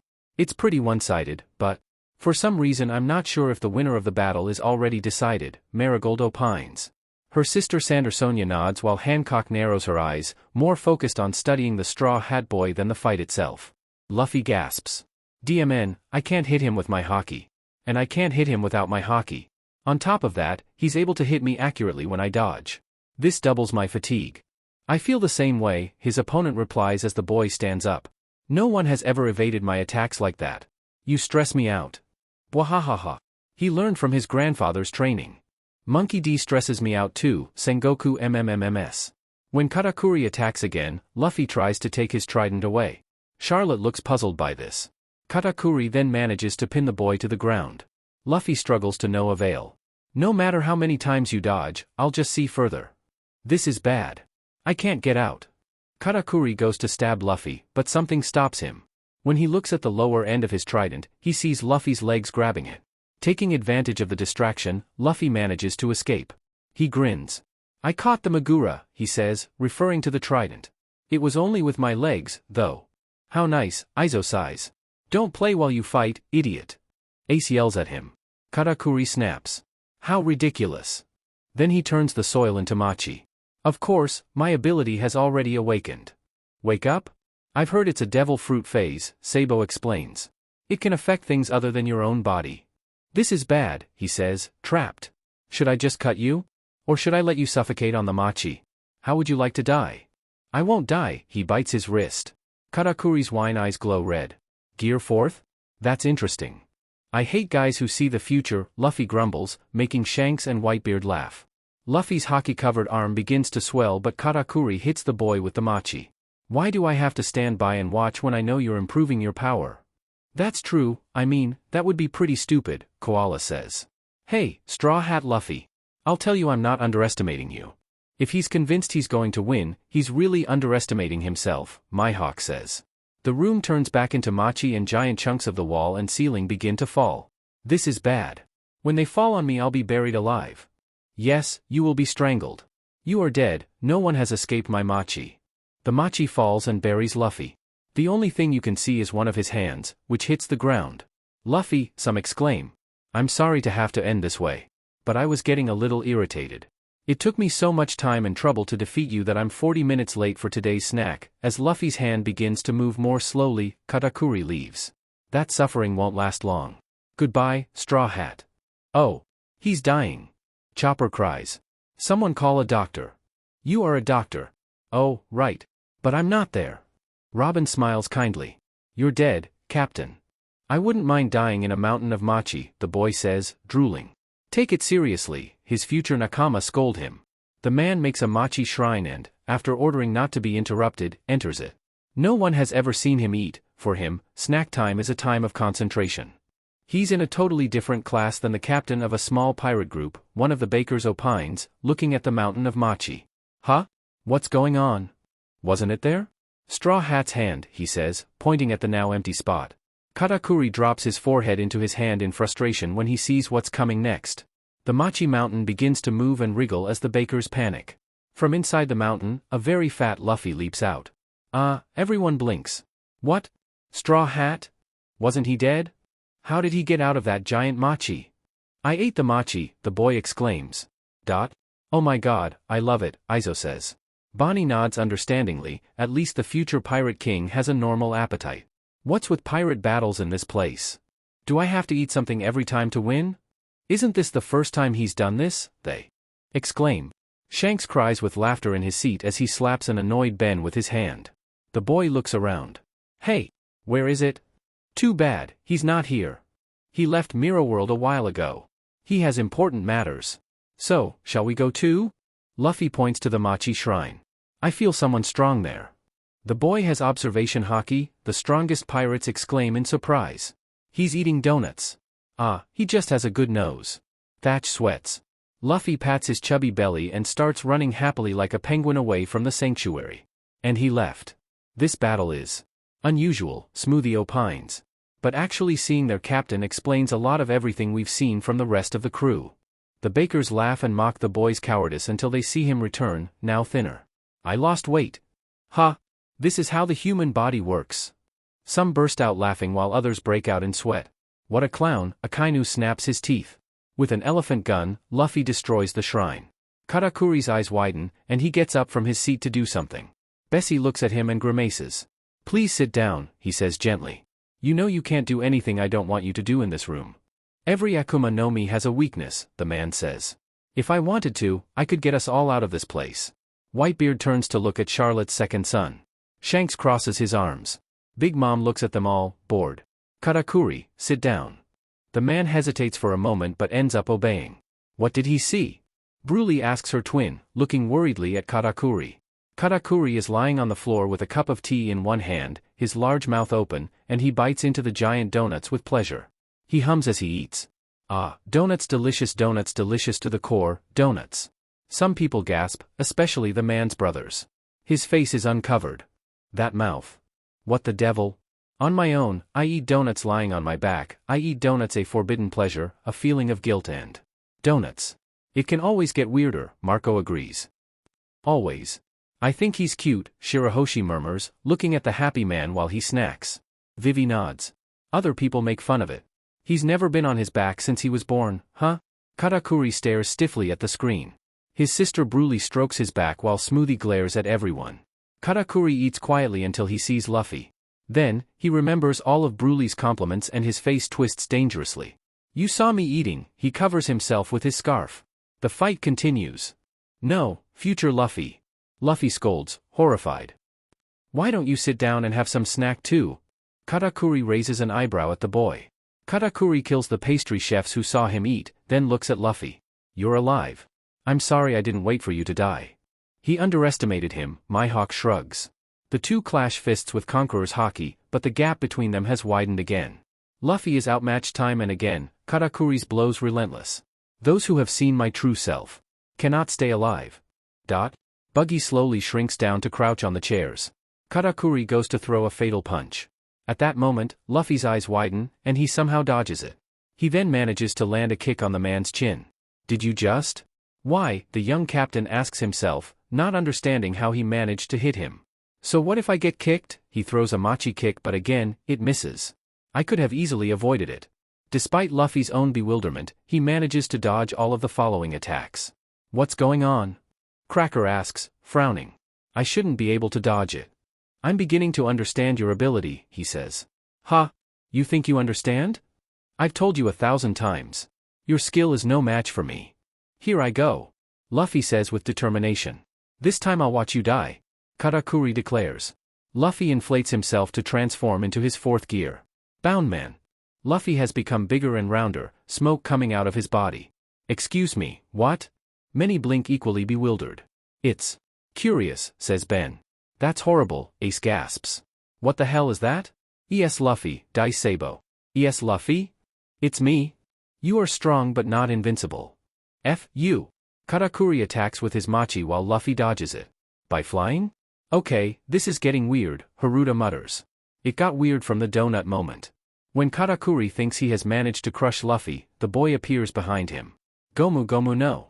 Kong gun. Katakuri defends himself with his covered forearms but Luffy finally manages to send Commander Dulce flying. God, I'm so proud, Thatch says, wiping away a tear. It's interesting how he contracts his limbs, Marco says. He controls the expansion and contraction of the rubber at will with armament hockey. That's how he harmonizes the armament and the rubber. You can't do that without risk, Vista says. Luffy flies in the direction he threw the man. I thought you were invincible because armor hockey should allow me to hit someone solidly. And it should work on Logia users too. But my attacks kept passing through your body. But I was wrong. You too can be hit? Luffy's fist connects squarely with Katakuri's face and the impact throws him back. One more to add, Robin says happily. Add to what? Chopper asks curiously. To the count of people our captain has beaten up. Even your iron armament defense. I can break it in gear 4th. Another impact sends Katakuri crashing into a wall. As he recovers, Luffy appears in front of him. Culverin. The fist comes out like a cannon and begins to bounce off the floor and walls. I really couldn't do that with a rubber fruit, says one Marine. The most important thing isn't your machi ability. It's your observation hockey. Right?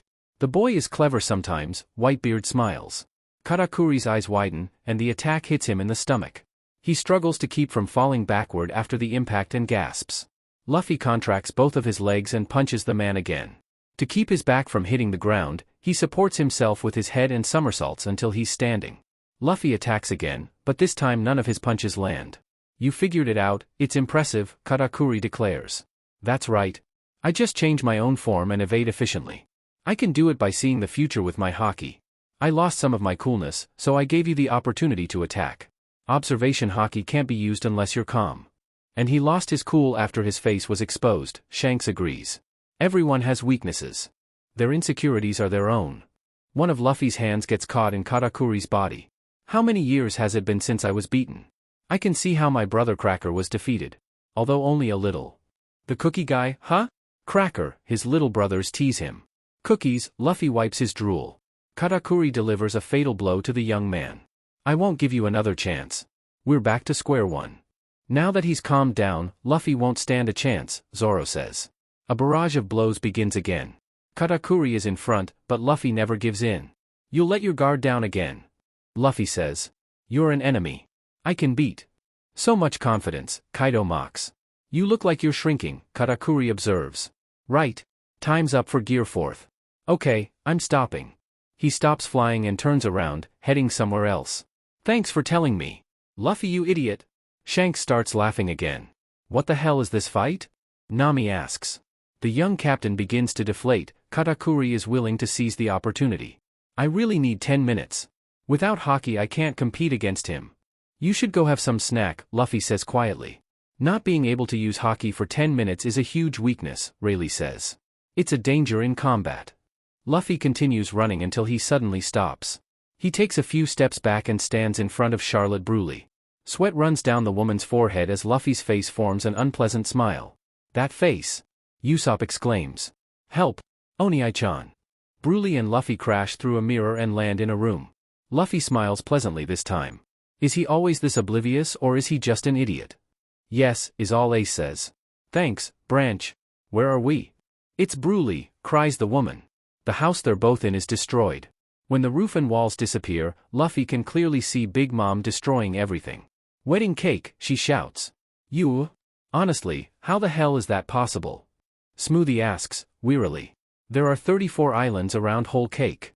And it lands in the same place as Mom. Mom, listen to me. Neither the cake nor the straw hats are here, Perospero says. Straw hat, then he sees Luffy sitting on top of 𝖯RԼdyL. Straw hat? That? And the idiot answers, Sanji MMMMS. Mom, save me. 𝖯RԼdyL begs. Then Big Mom grabs a house of nuts and throws it at Luffy. And 𝖯RԼdyL. Mom, you're killing our sister. Luffy is considerate enough to carry 𝖯RԼdyL while running. He continues running away from Big Mom until he realizes the woman is no longer there. Ah. I dropped Branch. Where did she go? That idiot. He searches everywhere for her. Hey, come out. Where are you? How silly he is, Shanks laughs delightedly. 𝖯RԼdyL chuckles. What kind of idiot comes out when they call her? Sal, Branch. She comes out. It's 𝖯RΛdyL. I found you. 𝖯RԼdyL, her brothers scold her. I'll never lose you again. Without you, I can't travel through mirrors. He stuffs her into a sack and hangs it on his back. As the woman's sisters appear, Luffy defends himself with his newest attack. Gomu Gomu no. Branch. It's 𝖯RΛdyL. Gomu Gomu no. Branch. It's 𝖯RΛdyL. Gomu Gomu no. 𝖯RΛdyL. Es Branch. Stop playing. Just Luffy, Makino smiles. Luffy manages to enter a mirror, and Katakuri finds them.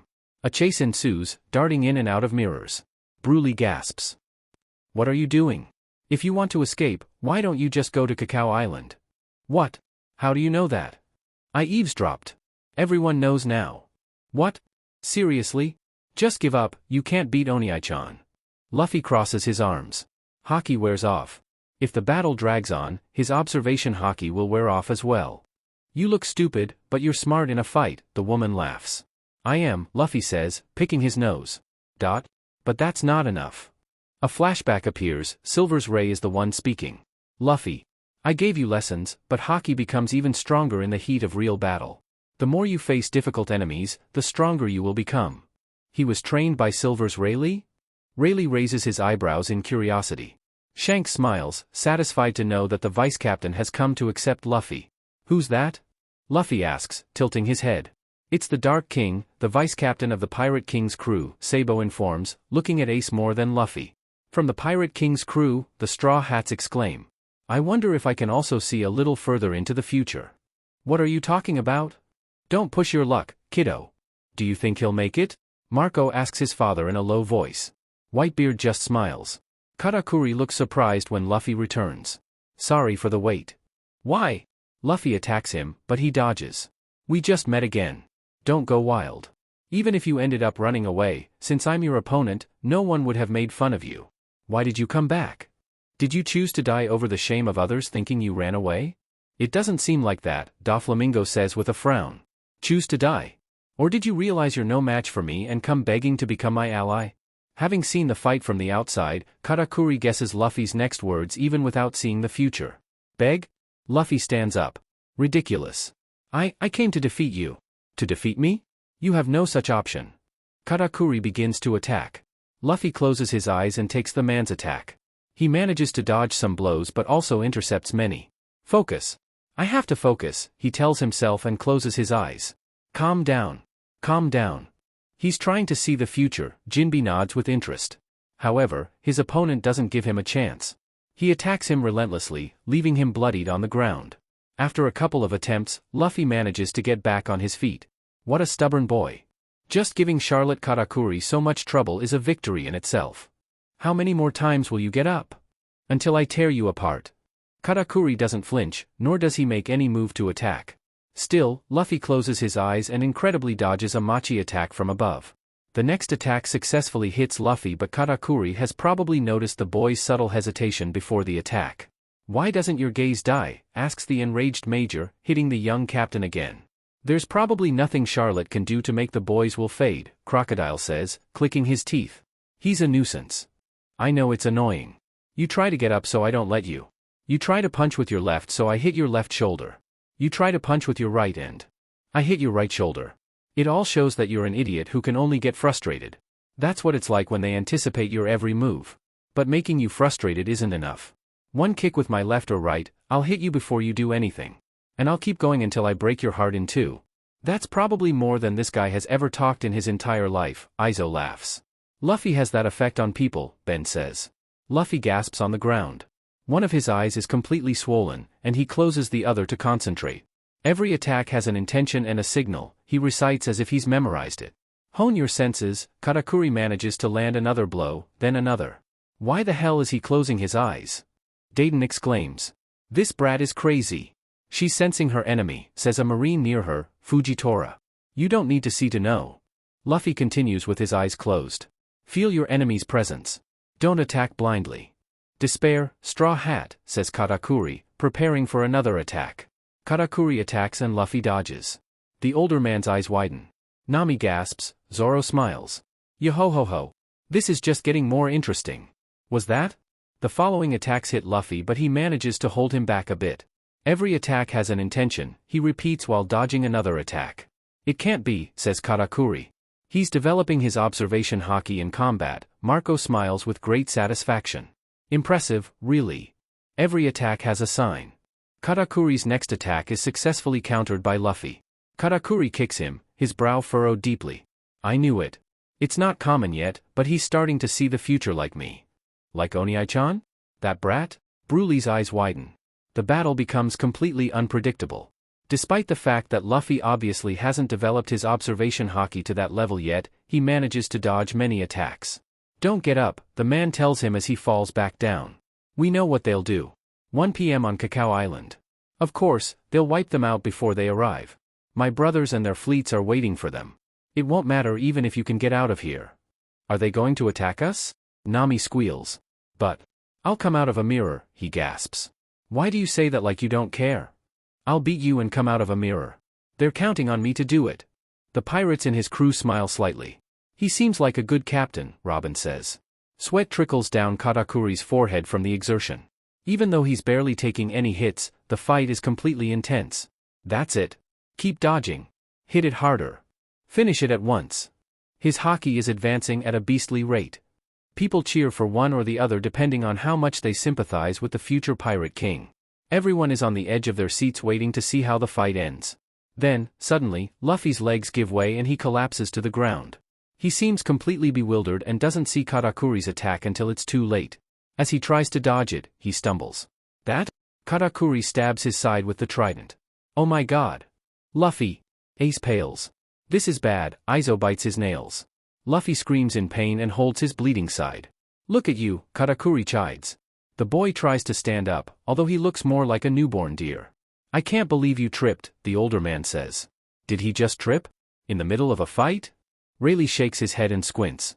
He moves forward, and Luffy coats his arms with haki, but he can't defend himself against the attack. Katakuri appears completely enraged. The slightest carelessness and the fight will be decided, he exclaims, attacking with his trident. You should know that, Straw Hat. I shouldn't be so angry about having such a big advantage, right? Usopp asks. Zoro shakes his head. He's frustrated because he was enjoying it.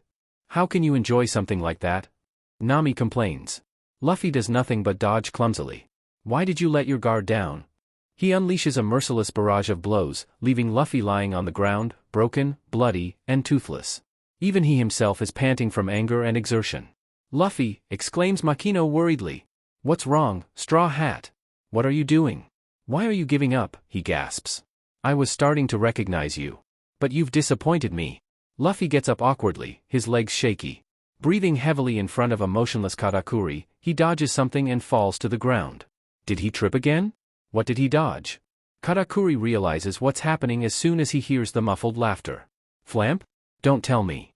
Katakuri clenches his fist as he glances at his younger sister, who has been shunning him since the donut scene. He picks up his trident and walks into the commotion. I see. So it was you, Flamp. You stopped him with your favorite silent blowgun. That's why the boy tripped, Fasa agrees. His concentration faltered in that intense battle for a moment. I found it odd. But I attacked him anyway, inflicting a fatal wound in his stomach. Do you think I want a victory without honor? Some understand what he means and nod respectfully. Others sneer. Flamp and the soldiers surrounding her constantly mock Luffy's trembling state. Katakuri approaches his sister. Flamp, did you do it? Yes, Oni-sama. I'm the most considerate and cute of your sisters, right? The favorite of the most perfect and coolest brother in the world is me. A little girl, Tama, crosses her arms in anger when she sees the girl's attitude. She likes Ace's brother and also wants to be his friend, so she feels quite annoyed. What are you laughing at, idiots? He exclaims angrily. Under everyone's watchful eyes, he takes his trident, turns it around, and stabs himself in the stomach. What are you doing? His brothers gasp. Even Luffy gapes at him. Why did you do it? Flamp asks, diminished. Katakuri reaches a gloved hand to remove his scarf, leaving his face bare. When men fight, you can't be condescending. That's Superman. Frankie nods approvingly. Flamp screams in horror when she sees Katakuri's big mouth in front of her. Get away. Don't touch me. Katakuri gasps, his mouth open. If you want to laugh at that stupidity, laugh at me too. Ace crosses his arms. He doesn't like the guy beating him up, but at least he recognizes his worth. Flamp cries. How disgusting. His blood fell on me. What did you do? Always noble, calm, strong, and perfect in every way. That's what we admire. But you stabbed yourself in the stomach. How? Ridiculous. You're not my brother. How pathetic. You look like a pelican fish. Flamp, shouts Bruley. The little girl hides behind oven and glares at her sisters. Everyone has lied to her about her perfect older brother. Katakuri turns his back on the girl and walks to face his rival. Luffy is on the ground, panting. As the older man advances, ignoring the men around him and his sister's words, the young captain stands up, holding his side. Watchers are annoying, says Katakuri, a smile spreading across his face. They can't stand up anyway, Luffy replies. They both look at each other and unleash a gigantic wave of Conqueror's Haki, knocking out everyone except the two perpetrators. What power! They're two monsters, Thatch grins. Conqueror's Haki, he has it too, Whitebeard nods.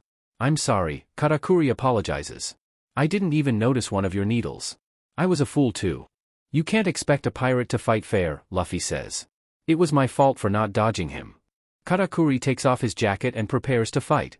I don't believe you're much weaker than me anymore. This is exciting, Luffy bounces in his seat. Zoro looks at his captain and smiles. He'll never be bored with him, that's obvious. Really? That's great. Thanks. But, he narrows his eyes. I'll win. With a war cry, the two rush to attack each other. Luffy's fist fails to reach Katakuri's face before being struck himself, however, he holds Katakuri's fist to his cheek and counterattacks, finally striking the man. The Straw Hat Brat has had many ups and downs in the fight, but he's really developing well, Akiji frowns. How dangerous, Kizaru says. The blows resume. Katakuri, his face uncovered, smiles smugly. No matter how close you get to my level, my goal remains the same. I'll crush you, they both say in unison. In the end, it's Katakuri who crushes Luffy, but the young captain doesn't give up. He stands up and closes his eyes once more. Die, Straw Hat. The fight becomes unpredictable once again. The number of attacks that manage to hit Luffy becomes limited, and the boy goes more on the offensive. He manages to land many hits, which Katakuri gladly returns. They both stop panting. Straw Hat. That? Katakuri smiles. I can still fight. Me too. I want to fight, Ace says suddenly. Right? Thatch nods. I'm excited too, just watching the fight. What's wrong, Straw Hat? Already. That's right, Luffy replies. Is it over? Katakuri, sweating, smiles. Yes, I accept the challenge. God forbid Luffy learns that observation haki to see the future, Sabo says. Imagine him bragging all the time. Luffy gets up and falls. He gets back up. I'll finish him. If you can handle this. I've already given my answer. It's the end. Yeah. Luffy inflates again in his fourth gear. His transformation, however, takes on a different appearance. Amazing, Luffy Senpai, the Barto Club members exclaim. Snake Man, Dice. Snake Man? He looks different from before. Your observation haki is incredible. That's why I'll use something faster. He draws back his arm and throws a punch. Katakuri dodges it easily, bewildered by the pathetic attack. Seconds later, his eyes widen before the fist lands on his cheek. How did he do that? Cracker asks. When Luffy throws a new punch, it attacks his right side. Katakuri can see the fist bounce off any surface to hit him. As he dodges another blow, Luffy says. It's no use. It accelerates after expanding. What kind of attack is that? How interesting. Katakuri manages to dodge and hits Luffy with his 𝖓 fist. He then spins him around and around, smashing him with everything he finds. I'm dizzy, he complains. 𝖯 laughs. It's over, Straw Hat. The veins in Katakuri's arm bulge, he stomps his feet and screams as he points his arm and Luffy trapped in it towards the ground, leaving a massive crater. Brutal. That must have hurt. I'm made of rubber, Luffy smiles. Yeah, but hockey. Sabo scratches the back of his neck. You haven't understood anything, have you? If your blow contradicts the future I see, I'll just surpass it. That way, your future will be shattered, and that will be your end as well. That's all, his eyes flashed. Do you hear me, Straw Hat? DMN. Luffy's panting voice echoes. That hurts. I can't breathe. I'm hungry. Why would I be worried about your hunger at a time like this? He comes out of the crater with a scream and smiles. What are you saying? I said everything I thought. Now I feel better. I'll beat you, Katakuri. They both hit each other, completely evenly matched. They're at their limits but refuse to give in. Katakuri senses Luffy and stops one of his attacks. What's next? Her eyes sparkle. Interesting. Let's go. Luffy leans forward with interest. Here I go. Gomu Gomu no. Black Mamba. Both arms retract and he unleashes a barrage of punches. Katakuri defends himself, but a few blows slip past him. While dodging, he tries to get close to the young man. As he gets close, Katakuri kicks him in the face. One more attack and you're done for, Straw Hat. Just one more attack. I'll beat you no matter what, Katakuri. That final attack leads to a final King Cobra from Luffy and a Zangiry Machi from Katakuri. Everyone holds their breath during the attack. Both take damage as they hit their opponent. The rubber and Machi retract, and the ground beneath Luffy collapses. Katakuri gasps and staggers. I will never lose. The Machi man collapses face down on the ground, powerless. Ha ganado Katakuri? Luffy jumps out of the crater. And gets up groaning. Has Straw Hat won? Even when he falls forward, he mutters in annoyance. But I won, he crawls toward the larger body. What time is it? Katakuri's giant body looms over him. Luffy struggles to his feet to face him. Will you one day return? To face Big Mom? Shanks's eyes widen in surprise and he smiles. Luffy clenches his jaw. Of course. Because I'll be the Pirate King. You look too far into the future. Katakuri says before falling backward onto the ground. Luffy's eyes widen as he watches the man collapse, and he limps over. He takes off both of his hats to separate them. He places the straw hat on his head while leaving the other one covering the lower half of Katakuri's face. It was amazing, Luffy sighs with an amazed smile. Our anchor has found a rival, Shanks says quietly. It was a very intense battle, Kobe trembles. He's very dangerous, Sengoku bites his lip. That ability to adapt to his enemy's abilities. Akainu apparently thinks the same because he looks like an angry dog about to jump on the Straw Hat Boy. Luffy puts his hands on his hips and smiles at his older brother. Have you seen how strong I am? I'm sure I can defeat you. Ace raises an eyebrow and smiles back. You know that'll never happen. I'm sure when you defeat that guy, I'll be even stronger. And to think that a child like that can become so dangerous. Smoker mutters. Big Mom angrily glares at Luffy and also directs her anger at her children. No one can save them all from dying when they leave the DMN room. Buggy sweats. I just know I don't want anything to do with that brat. It's interesting to see how the underdogs evolve in battle, Marco reflects. While the fight was enlightening for Katakuri, it's Luffy who benefits. The most powerful ones stop evolving when they're left without a rival of their caliber. Luffy still has a lot to learn, but that's good for him, Ben agrees. So much to learn? Buggy mutters. Can this monster get any more monstrous?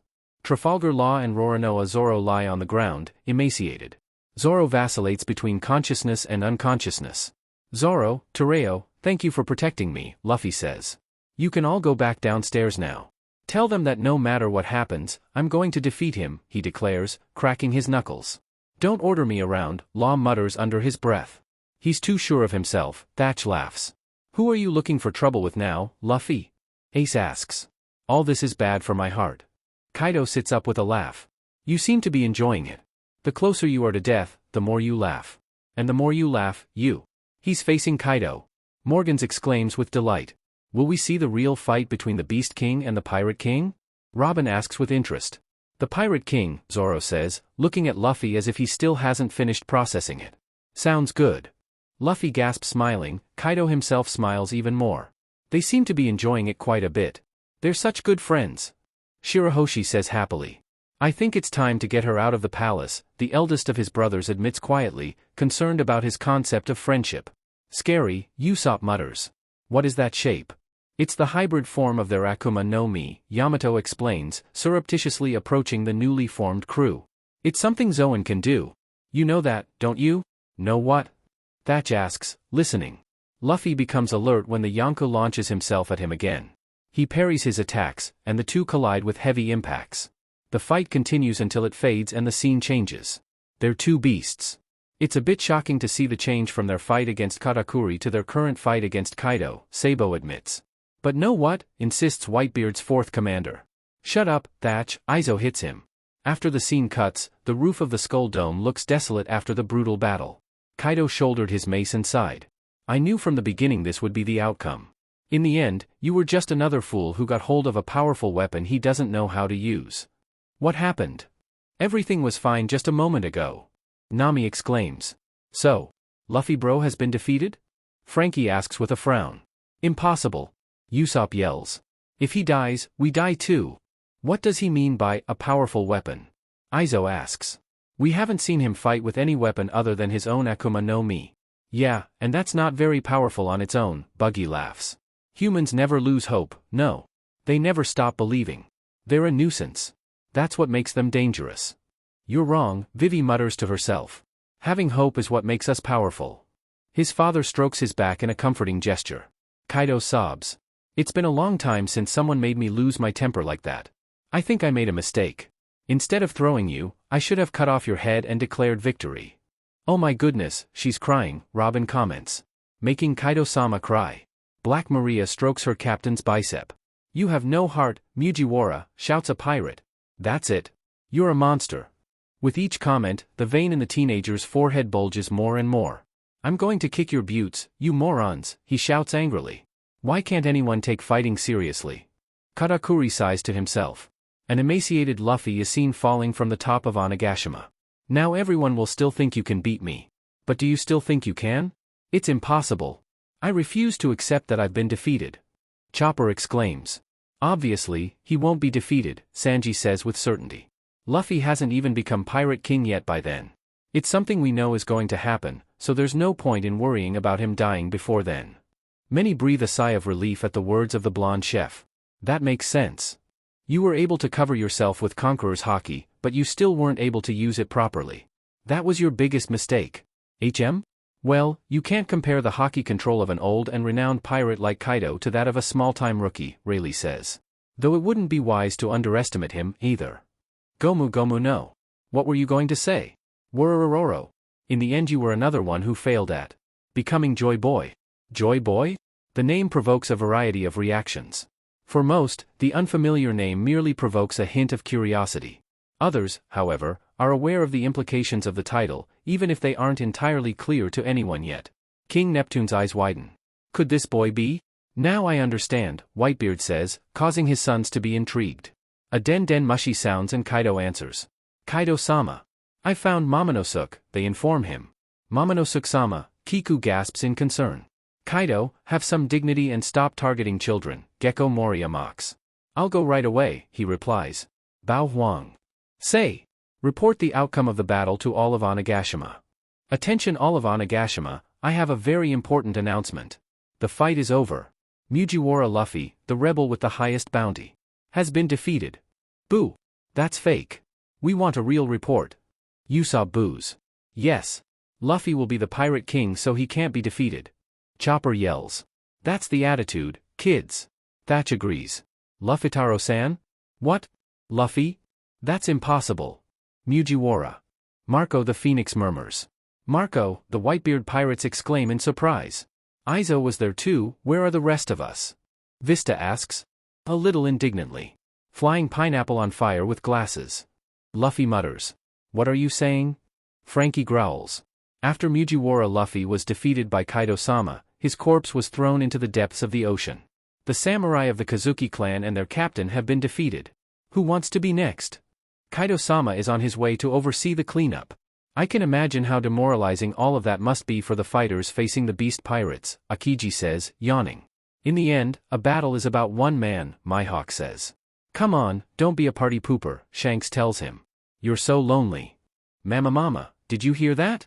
Trafalgar Law snaps his teeth. Eustace Kid snarls at the Yonku. As if I care about that idiot. What are you saying? I can tell from your faces how worried you are, Urge mocks. Do you want to die? Kid exclaims excitedly. Aren't you saying anything, Cap? Penguin asks the surgeon. That's because you like. Law's gaze promises pain and suffering. Penguin remains silent with a blank expression rather than risk his captain putting his ball on his forehead again for a week. Luffy and Ikki. Otama cries in Nami's arms, Usopp grits his teeth. Tama. Ace exclaims. What are you doing in the middle of it? But he is willing to accept your surrender.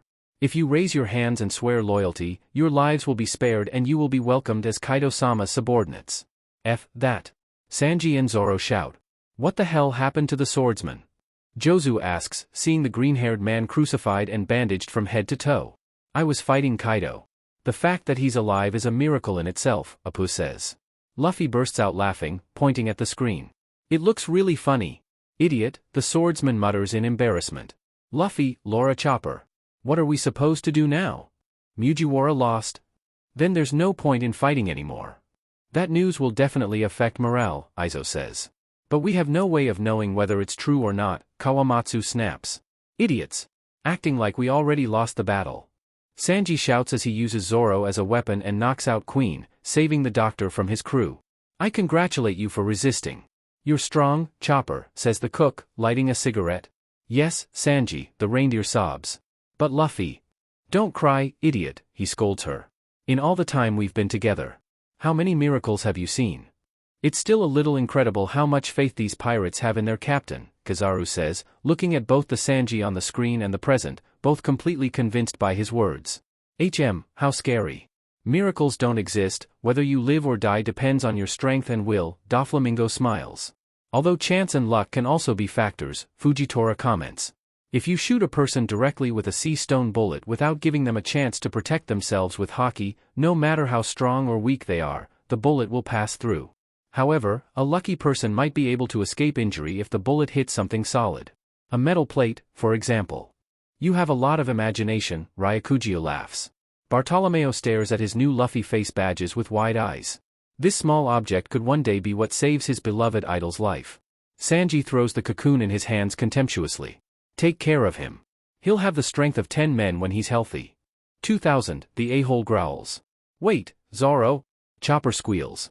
Wow, even though they get along like cats and dogs, I can see they can trust each other, Robin smiles. Trust in your nakama is very important for surviving the seas, says Jinbe. Why are you still fighting, a samurai asks. Your captain is already dead. This is why I like you, Yua boys, the Phoenix smiles. You sound like a proud older brother, Haruta mocks. What can I do? I've already grown attached to these newbies, the blonde admits, looking at the screen with a smile.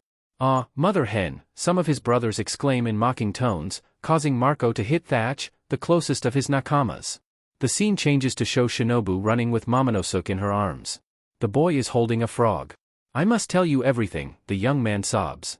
I am Kazuki Momonosuke Degazaru. Little Momonosuke, Odin's son. Vista exclaims in surprise. But that's impossible, the ages don't match at all, Rakuyo murmurs in confusion. Kaido snarls. There's no way he's that guy's son. I have to give you a message from Luffy. He's alive, Sabo sighs with relief. Of course it is. I didn't spend years pulling it out of the guts of crocodiles just for it to die like this, Ace says. Yes. Luffy, the members of what will eventually become the Straw Hat crew cheer. Luffytaro was defeated by Kaido, a man murmurs. Luffy's still alive, the boy cried through tears. He told me he'll come back. That's why we must keep fighting. No matter how hard and painful it is. You must endure all of this and never stop fighting. An image of Luffy sinking unconscious into the sea is seen. Momo. Tell them. Without fail. I will defeat Kaido. Robin's eyes widen in surprise. He's unconscious and drowning, how can he hear it, he asks into the air. That's because, like his father and Roger, he has it too, Whitebeard replies, amused. I'd venture to say they both have it. Have what, Oyaji? Izo asks curiously. The older man doesn't respond, seemingly content to leave the intrigue hanging. Ace bites his nails as he watches his brother sink into the sea. He may not be dead, but how is he going to get out of the sea? Nojiko asks alongside Nami, reflecting what they all fear. It's clear that Luffy is going to win. Don't give up. Everyone shouts their agreement and the warriors' morale rises again. Worororo, you fools all. Do you really think a brat can defeat me? Kaido says. Now it doesn't matter whether he can or not. The important thing is that the boy's words manage to lift the spirits of his subordinates again. Koala chimes in approvingly. The scene changes to Luffy returning to the roof of Onigashima riding a pink dragon and stopping the fight between Yamato and his father. Yamato, the Yonko growls at the sight of his rebellious son. Yamato! Ace exclaims at the same time, happy to see his friend facing the monster that is his father. And Luffy, he sighs with relief. Where the hell did that dragon come from? Queen exclaims in surprise. You don't know this, but I was the one who taught Luffy how to tame beasts, Usopp explains to an astonished Chopper. He once managed to tame a 3-headed dog thanks to my teachings. Same with the dragon. Wow, thanks Usopp. You're awesome. Luffy exclaims. I'll take care of Kaido, he declares. This time I'll beat him without fail. We don't want promises, we want actions to prove it, a marine shouts, earning glances from the people around him. What? If the pirates want to kill each other, go ahead. Sengoku pinches the bridge of his nose. Did you hear that? What a funny guy, laughs Big Mom. You better be, Kid mutters. Where the hell has he gone? Law asks. Captain, you look so cool, Penguin squeals, staring at the screen adoringly. Our captain looks better. Plus, since he's stronger, he's less injured, you see. Heat says. What? Our captain is much better. Shachi defends. Better to be defeated, says Killer. Sorry, Beppo mutters as he watches the two crews collide. Still think you can beat me? Kaido mocks, preparing to strike with his kanabo. I'm still alive, Luffy replies. As long as I have it, I can do it. Kaido and Luffy collide again and the impact is so strong it splits the sky. Nami chills. They're monsters. They've split the sky in two, Bartolomeo says, staring at the screen, mouth agape. Garp smiles. My dumb grandson is in the big league. It's like going back to the old days, Whitebeard admits with a smile. I'd love to face him. Ace looks at his father in surprise. Seeing that the most powerful man in the world is interested in confronting his brother, even if he's from the future, makes him feel a mixture of pride and fear for a clash between beasts. The attacks go back and forth in a close fight. Each time one of the two falls, they simply scrub their blood and return to the fight. I'm having so much fun. Luffy smiles. I think you should find some new hobbies, Kobe murmurs, judging the older teen's idea of fun. It's incredible, King admits. I never thought I'd see someone who isn't a Yonko fight Kaido-san. This is more than just a fight, Ben says, smiling as he looks at his captain. That Luffy is on par with a Yonko. Shanks, who should be proud and encouraged, only gives a small smile in response to his first officer bewildering his crew. Same here, Kaido finds a barrel and dives in to drink. Why are you drinking now? Luffy shouts indignantly. Who are you to judge? You ate Onii-chan's machi. Broly claims. Luffy gasps, offended. I didn't do it. You did it. It was your future self, she says. It's not fair to judge me for something I haven't done yet. Machi, he calls to Karakuri. Give me your machi and then I can take the blame. How dare you ask my brother for that? Charlotte exclaims. Come on, Luffy, don't lower yourself to the level of those gluttonous brothers, Ace says, pushing his younger brother away with dignity. Gluttons? Look who's talking, exclaims Broly angrily. But I wanted machi, the miner whimpers. Because I'm having a great time. Don't you want to join me? Today is the Himatsuri in the capital. Onigashima also had our grand banquet. The same banquet you ruined. I don't know if she's asking him out on a date or yelling at him for ruining the banquet, Sabo says. Will you stop finding double meanings in all of Luffy's fights? The eldest of the brothers exclaims. Kaido cries with laughter. You got drunk. Good heavens, this fight has lost all seriousness, Jinbe sighs. It seems all emperors are bigger clowns than they look, Buggy mocks, looking at the Yonko, Shanks, Kaido, and Big Mom, only to cower when he reaches Whitebeard and hides with a squeal. He must be a weakling if he can get drunk after just one drink, Nami mutters, not wanting to anger the Yonko. If I beat you, you won't make the excuse that I did it because you were drunk, will you? DMN. Being drunk won't make me weaker. I've already recognized you as someone strong. Hick, he says laughing. Ah, Shanks sighed. What's wrong, Captain? Yasopp asks worriedly. I want to drink too, he says sadly. Captain. Ben sighs. But look how happy he is. The truth is. Hick. It's been so long since I had a 1v1 that made me fight seriously. Kaido hits Luffy so hard that he cracks the ceiling. BSTRD. That hurt so much. You're in no position to complain. Sanji snorts. Luffy. Are you hurt? A doctor. Chopper exclaims. This is so fun, but we've destroyed both the castle and the island, he sobs. I'm just a good-for-nothing. Oh, she's crying again, Robin says. I've never met anyone as whiny as him. He even surpasses Luffy, Ace mutters. Ace, you moron. I'm not a crybaby. Yo-ho-ho-ho, I have to admit it's rather cruel to make your rival cry, Luffy-san, even though you have my wholehearted support as captain, Brook says. Ah, though I have no heart. Yo-ho-ho-ho. I haven't even been able to protect my castle. I'll have no choice but to rebuild everything, he says depressed. I wonder how long it will take. 5 years maybe? Hick. Luffy returns to the attack, Kaido cries even harder. You DMN idiot. Leave me alone. Have you forgotten you're in a battle? Marco mutters disapprovingly. Luffy dodges his attack and returns it smiling. Take this, drunk. Kaido intercepts the next attack and headbutts his enemy. His haki is stronger now, Luffy laments. So alcohol makes you more powerful? Luffy asks with interest. No. No, Luffy, no, exclaim those who know the boy, horrified at the thought of him being drunk. Just when I was drunk. You sobered me up, the Emperor roared angrily. Now he's angry.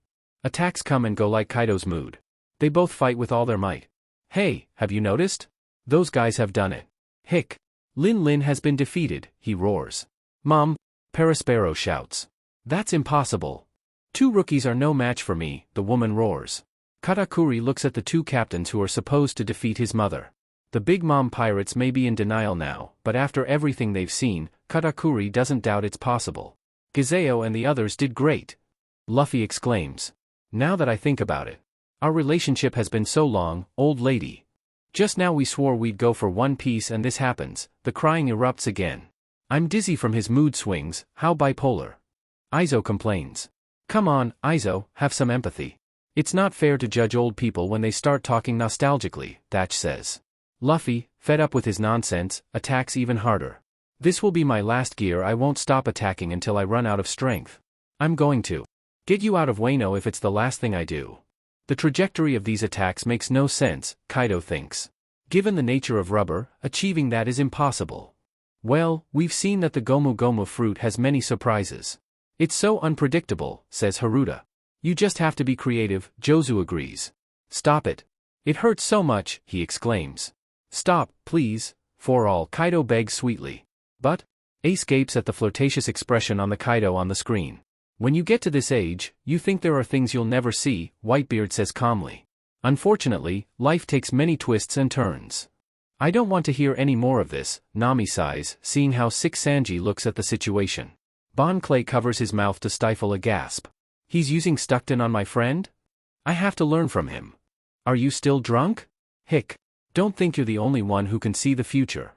Kaido says before imitating his opponent's rebound technique and then biting him. It hurts. Luffy complains. It swallowed me. Let me go, you BSTRD. This isn't the first or last time you've ended up in this situation, from what I've heard from Ace, Sabo tells his brother with amusement. Kaido opens his mouth to let Luffy out and attacks him with his fire breath, which pierces Onigashima from top to bottom.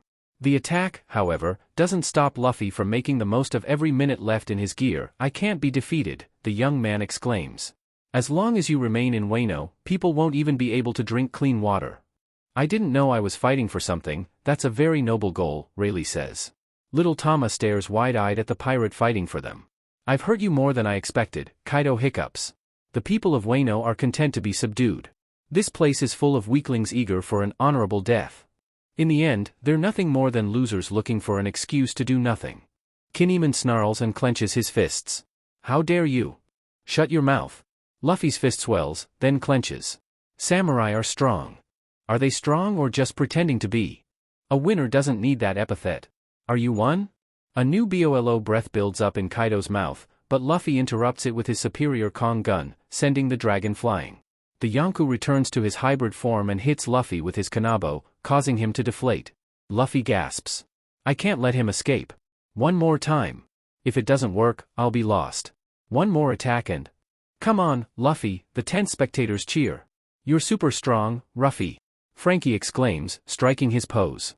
Defeat that idiot. Usopp exclaims, shuddering as he notices Kaido's gaze on him.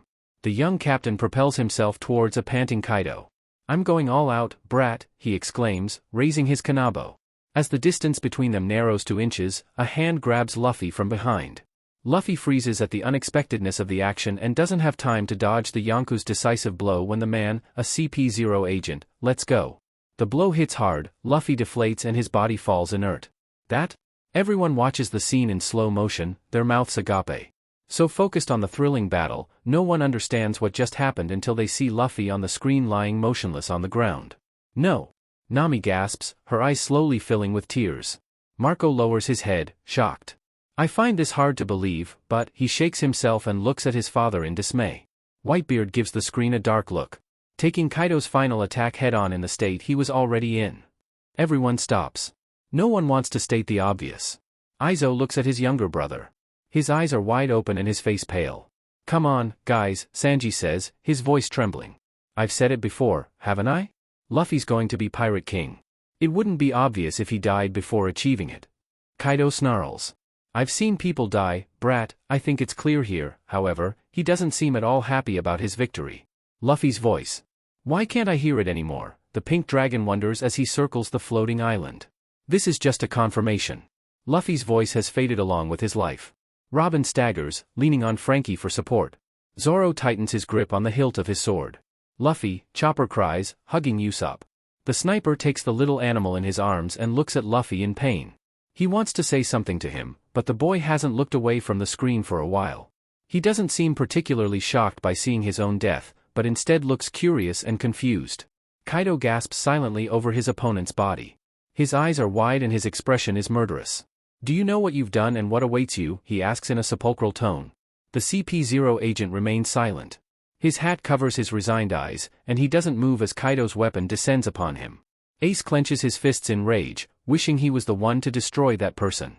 "Luffy, are you okay?" Sabo asks tactfully as he approaches the younger boy. "Of course," he exclaims. "Why wouldn't I be?" The blonde frowns in concern. "What you just saw. No one should have to see their own. You know." The boy stares at his brother. His deep, black eyes know. "You can say death, you know," he shrugs. "Besides, I'm not afraid of dying when my time comes," he smiles. But that time isn't now. Around him, many breathe a sigh of relief. They assume that for Luffy, just being alive now is enough. He doesn't care about this supposed future he's seeing. On the desolate roof of the Skull Dome, Kaido's labored breathing is the only thing that breaks the silence. However, heartbeats inaudible to the human ear echo rhythmically among the rubble. The shot changes to show a giant, old elephant flailing as it walks. "A giant elephant walking through the sea?" Cavendish exclaims.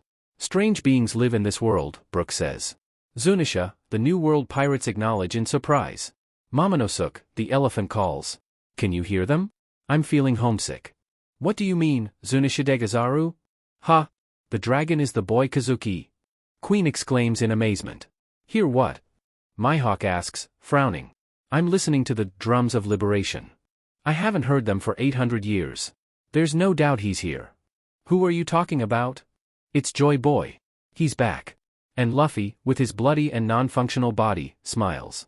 "Luffy?" many exclaim. "This?" Zoro looks at his nakama.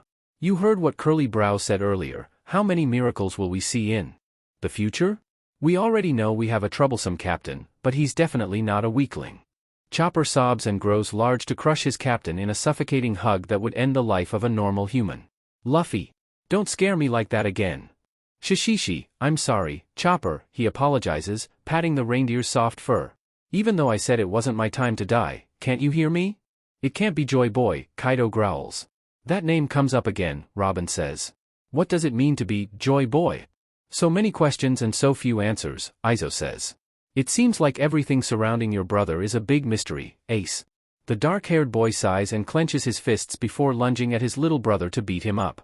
"I'll kill you next time you scare me like that." Lucky Roo lets out a laugh. "Anchor's going to give our captain a heart attack any day now," he says, turning to look at the red-haired man. "Right, Cap?" The red-haired pirates tense up at the unusual expression on their captain's face. He stares directly at the screen with a frown and an aura of seriousness they've only ever seen in tough fights. While everyone in the room celebrates Luffy's survival or theorizes about Joy Boy, the red-haired pirates wonder what could possibly cause Shanks to make such an expression. What happened?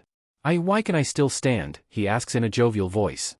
I was defeated, but I suddenly feel very happy, he says with a chuckle. This is no time for laughter, stupid Luffy. Ace looks from the screen to his younger brother with a mixture of confusion, relief, and irritation. It's the strangest reaction I've ever seen from someone who just escaped death, Jinbe says. And, as far back as I can remember, I've never seen Zunisha show even a hint of emotion other than the melancholy she always carries, Pedro admits, looking at the giant elephant and remembering the disbelief in her voice. Momonosuke's eyes widen.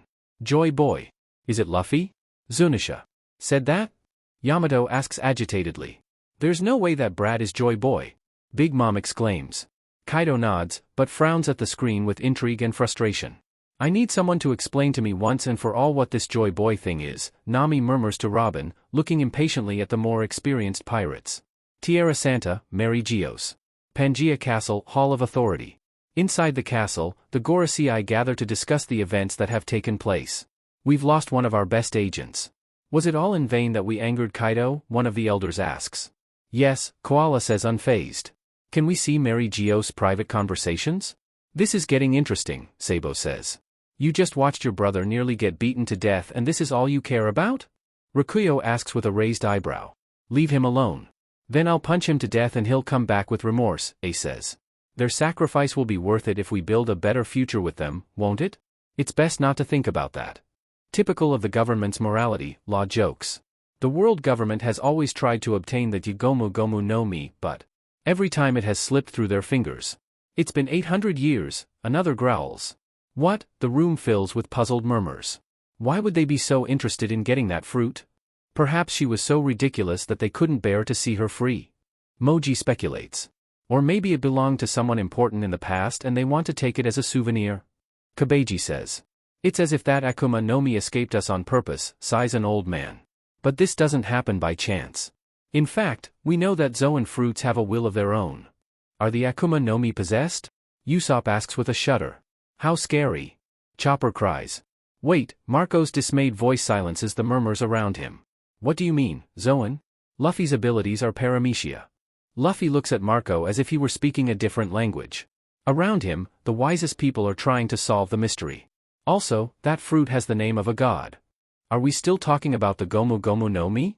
Akiji asks with an arched eyebrow. There is no god who bears such a ridiculous name, Enel mocks. Teach pays attention to the conversation, fascinated by the whole mystery of the conversation about Akuma no Mi. The other name of the Gomu Gomu no Mi is.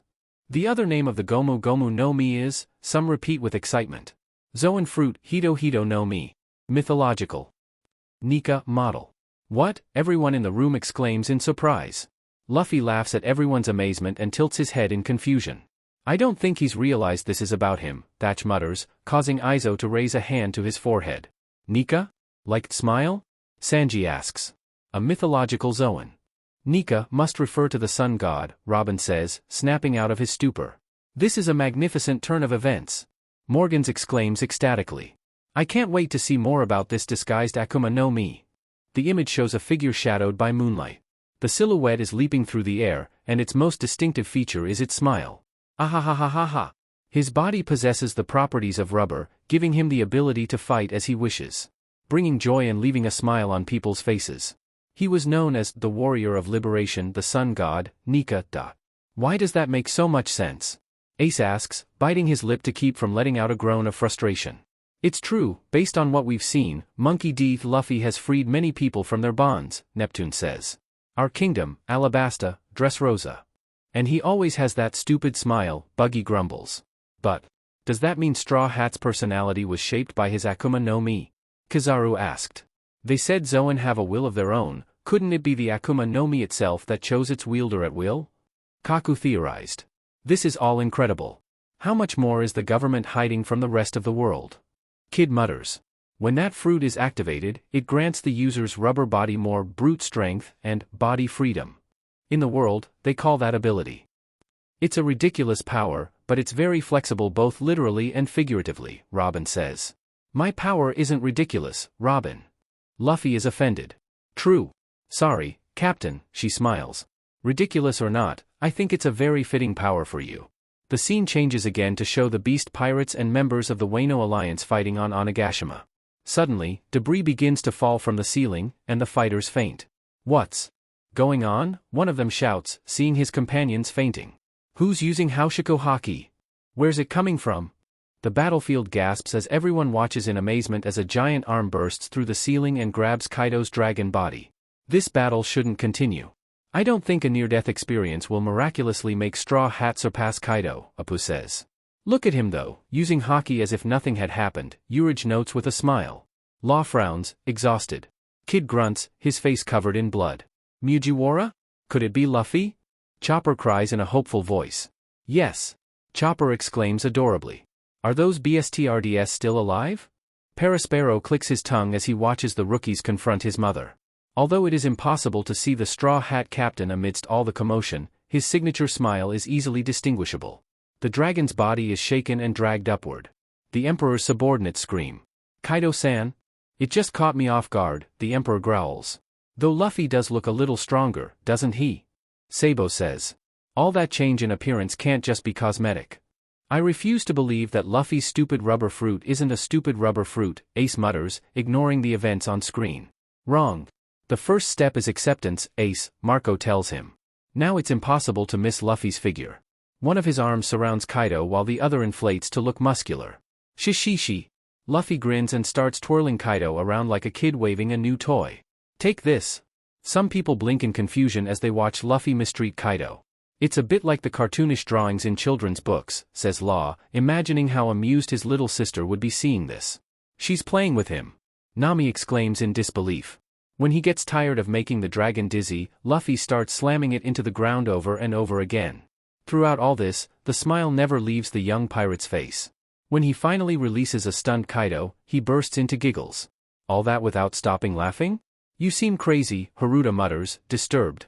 Our captain is becoming more monstrous with every passing second, Usopp sweats. Mugiwara. You survived? The dragon recovers with a smile. Thank you for that. Without giving the boy any respite, Kaido launches his fire breath at Luffy. And the fight is just going to start again? Kaido hasn't even noticed his change in appearance. Ivankov exclaims indignantly. That's the least of it now, some Marines exclaim. The boys' eyes, who were rolling on the floor laughing, literally pop out of their sockets when they notice the impending attack. Luffy. Don't be a clown, take it seriously. Ace scolds. To defend himself, Luffy grabs the ground beneath his feet and lifts it like a sheet, causing the attack to bounce back. There you go, he warns, returning Kaido's BOLO breath. His Akuma no Mi has awakened, some exclaim in surprise. It was obvious, Katakuri mocks. What's awakening? How did he do that? Sanji stares at the fight, mouth agape. The young man bursts into laughter as he watches Kaido explode. Floating still in the air, his figure is finally visible. He is covered in white gold clouds from head to toe. His light hair floats like a flame, and he uses one hand to cover his glowing orbs. Ahihayahia. Luffy cries with laughter. It's so strange, even their clothes have changed color, Robin says. So curious, exclaims Vegapunk. And despite his awakening, he doesn't seem to have lost his ability to reason. He doesn't look as big and powerful as he did in the battle against Katakuri, but he still seems a little intimidating. Even through all that laughter and good humor, Izo says.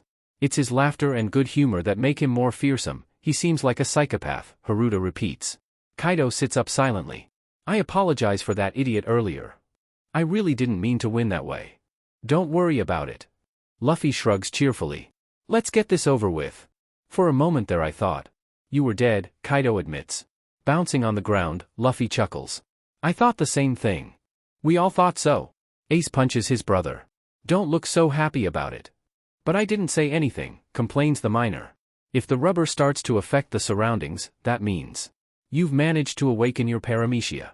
But it's strange that your transformation looks more like a Zoan.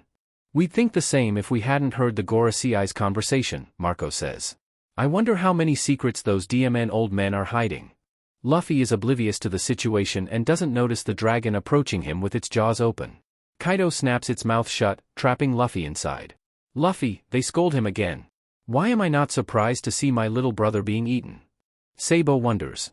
Trust me, you're used to it, Dogra murmurs. Ah, so that's what Ace meant when he said that every animal that found him used to eat him, Yamato says sympathetically. Luffy squeals in surprise. BSTRD. Kaido bites and then swallows the boy. It doesn't take long for him to realize that wasn't a very smart decision, as Luffy starts bouncing off his body like a pinball. The Yonko looks embarrassed. Am I really having trouble with an idiot like this? The fight has gotten wild in a peculiar way, Buggy says. Gomu Gomu no. Fusion. Luffy inflates into a ball inside Kaido, causing the dragon's body to be affected by the spherical shape of his food. Yamato and Momonosuke gasp at the sight. It swelled up inside Kaido. Koala gasps. Shanks laughs a little, easing the tension he's been feeling. I can imagine how angry Kaido will be after watching this fight. After seeing her? I think he's angry now, Usopp says, hiding behind Jinbe. Who's that? What's going on? Asks the self-proclaimed Odin. I have no idea. Momonosuke squeals. Kaido's gotten fat. I don't remember being able to do that shape. Yamato admits. Kaido gasps. DMN. What's wrong with me? My body isn't made of rubber. Then. This awakening has even affected Kaido's body. It's intriguing, Robin says. Inside Kaido, Luffy stops when he sees two spotlights in the darkness. Ah, he squeals victoriously. I can see two bright lights. Whatever you're thinking of doing, don't. Kaido begins. Piercing through the dragon's eyes, Luffy's hands grab onto Kaido's snout to propel himself out of the Emperor's mouth. Many grimace in pain. Mugiwara has no mercy, Queen gasps. Shirahoshi giggles. This fight is kind of fun. Funny? The mermaid princess is too sadistic, some marines mutter among themselves. Shishishi. Luffy laughs before deflating as he is propelled high into the sky. Gomu Gomu no. Luffy? Yamato and Momonosuke ask in unison before gasping in disbelief. Giant. A 10-meter-tall Luffy descends to stomp on the dragon. Look, I'm a giant, the boy exclaims. How can you be so calm? Usopp and Chopper yell at him. Yo-ho-ho-ho, Luffy-san is the one who seems the least surprised by his own power, Brook says with amusement. What does it matter what his ability is or his hair color? What matters is being strong, Zoro says, understanding his captain. No matter how you look at it, this is too abnormal, they murmur to him with beads of sweat. Surprised but not helpless, Kaido dodges the attack. Who's that? Yamato asks. Why is Luffy's voice coming from that guy? The pink dragon asks. Is it Luffy? I can't imagine how stressful it must be to witness this guy fight in real time. This is a roller coaster, Thatch says. Kaido bites Luffy's torso making him squeal, but the boy quickly grabs Kaido's neck and tail, waving his body like a rope and using it to jump rope. Big Mom bursts out laughing. Look how you ended up, Kaido. Pathetic. Shut your mouth, the man threatens. Luffy, stop playing around. Ace sighs tiredly. The dragon takes advantage of the proximity of its enemy to land a precise attack that sends a charred Luffy flying. The BOLO breath hit him full on. Yamato shrieks in horror. That's it, Captain, some of the beast pirates cheer. Luffy, his nakama shout with concern. Luffy snorts through his nose like an angry bull. You'll get me back, he says. He stands in the air and makes an effort to set his legs spinning rapidly as if they were paddle wheels. His ability is so illogical and meaningless, it's incredible, Akiji admires. Years of training Jeppo so that a brat can walk in the sky effortlessly, Jabra laments. Kaido, in his hybrid form, turns around as he senses Luffy approaching. He swings his kanabo and slams Luffy down, sending his head hurtling through the floor and scaring the fighters on the lower level. It hurts, the young captain shouts. Law, Kid, Chopper, Nami, Tama and the others watch the scene with their eyes bulging out of their sockets. My face. Nami murmurs in embarrassment. Tama, you shouldn't be there. Ace scolds the screen. Luffy's giant face will haunt the beast pirates for years to come, judging by how scared they look, Sabo laughs. Luffy pushes his neck up, straining when his head gets stuck and returning to his body with a snap. It's like a comic strip? Kaido growls as if his dignity is being damaged in this fight. Yes, exactly, Buggy nods. He's lost all seriousness. If it's any consolation, it seems that any fight Luffy has lacked seriousness to some extent, Robin smiles. What a pain. Luffy groans almost unintelligibly. That was an interesting sight. After all, you have a limit, right? The Yonko asks, seeing the panting boy sitting on the ground. You couldn't beat me. However, you haven't been able to defeat him either, Whitebeard says with a smile. He's a very energetic young man, Rayleigh laughs. Shut up, the boy shouts, grinning. Who do you say has limits? His hair begins to darken and his face begins to wrinkle. Ah? He shrinks back a little. I'm tired, he admits, his body as wrinkled as a raisin. Luffy? Oh, he's lost all his vitality, Rayleigh says humorously. What the hell are you? Kaido growls. I'd like to ask that too, Kid says. It's a phenomenon, Law says analytically. It would be interesting to be able to study it, admits Vegapunk. It seems like I'm about to die now. This is exhausting me too much. Luffy gasps. Die? Brat, if you dare to die I'll punish you until you're 40. Garp roars. Garp. Sengoku massages his temples. You can't die, Luffy. Chopper squeals worriedly. Die in peace, for the battle you fought will be talked about for a long time, Kaido says. I'm not interested in hearing any of that. Luffy tries to compose himself. After all, when we die, we'll all be just bones. Shishishi. That's right, Luffy-san. Yo-ho-ho. Isn't that what Binks's sake says? Yasop mutters. Is it really time to think of a song? It's Luffy, Lucky Roo smiles. It's really Luffy. Both his hair and clothes turned white, so he looked like someone else, Yamato says. However, his voice is disappearing. Momonosuke exclaims. What does that mean? Zoro asks, frowning. This isn't over yet. Luffy stands up and paints himself white once more. Momo. Tama. Kinemon. Pedro. Wurororo. At this rate you'll end yourself, Kaido says humorously. After all, do you really think I'm afraid of dying? I must regenerate the sound of my heartbeat. Heartbeat? Asks Sanji. They're the drums of liberation that Zunisha mentioned, says Nekomamushi. And that's supposed to be the sound of Joy Boy? Nami tilts her head. So Joy Boy is the person who possessed this Akuma no Mi before? That would explain why the government was so keen to acquire this fruit, Doflamingo smiled. The drums begin to beat softly. That's it. That's the sound, he exclaims. Behind you, Luffy. Yamato warns. Kaido's kanabo hits Luffy on the back of his head. Luffy's face molds into the shape of the Emperor's pointed weapon. It hurts, exclaims the boy, running away with a cartoonish face. Who's that? What a funny face. Luffy laughs. It's you, idiot, they shout at him. Iya, he squeals in amazement. Kaido regains momentum before crushing the boy, making his pierced head look like a kappa's. Her body is inhuman, Vegapunk says, fascinated. Luffy recovers and returns to the attack. What's wrong with this guy? Kaido thinks. When he turns white, he's able to use both armor haki and conqueror's haki, as well as modify his surroundings, giving him complete freedom in battle. I've never seen anything like this before.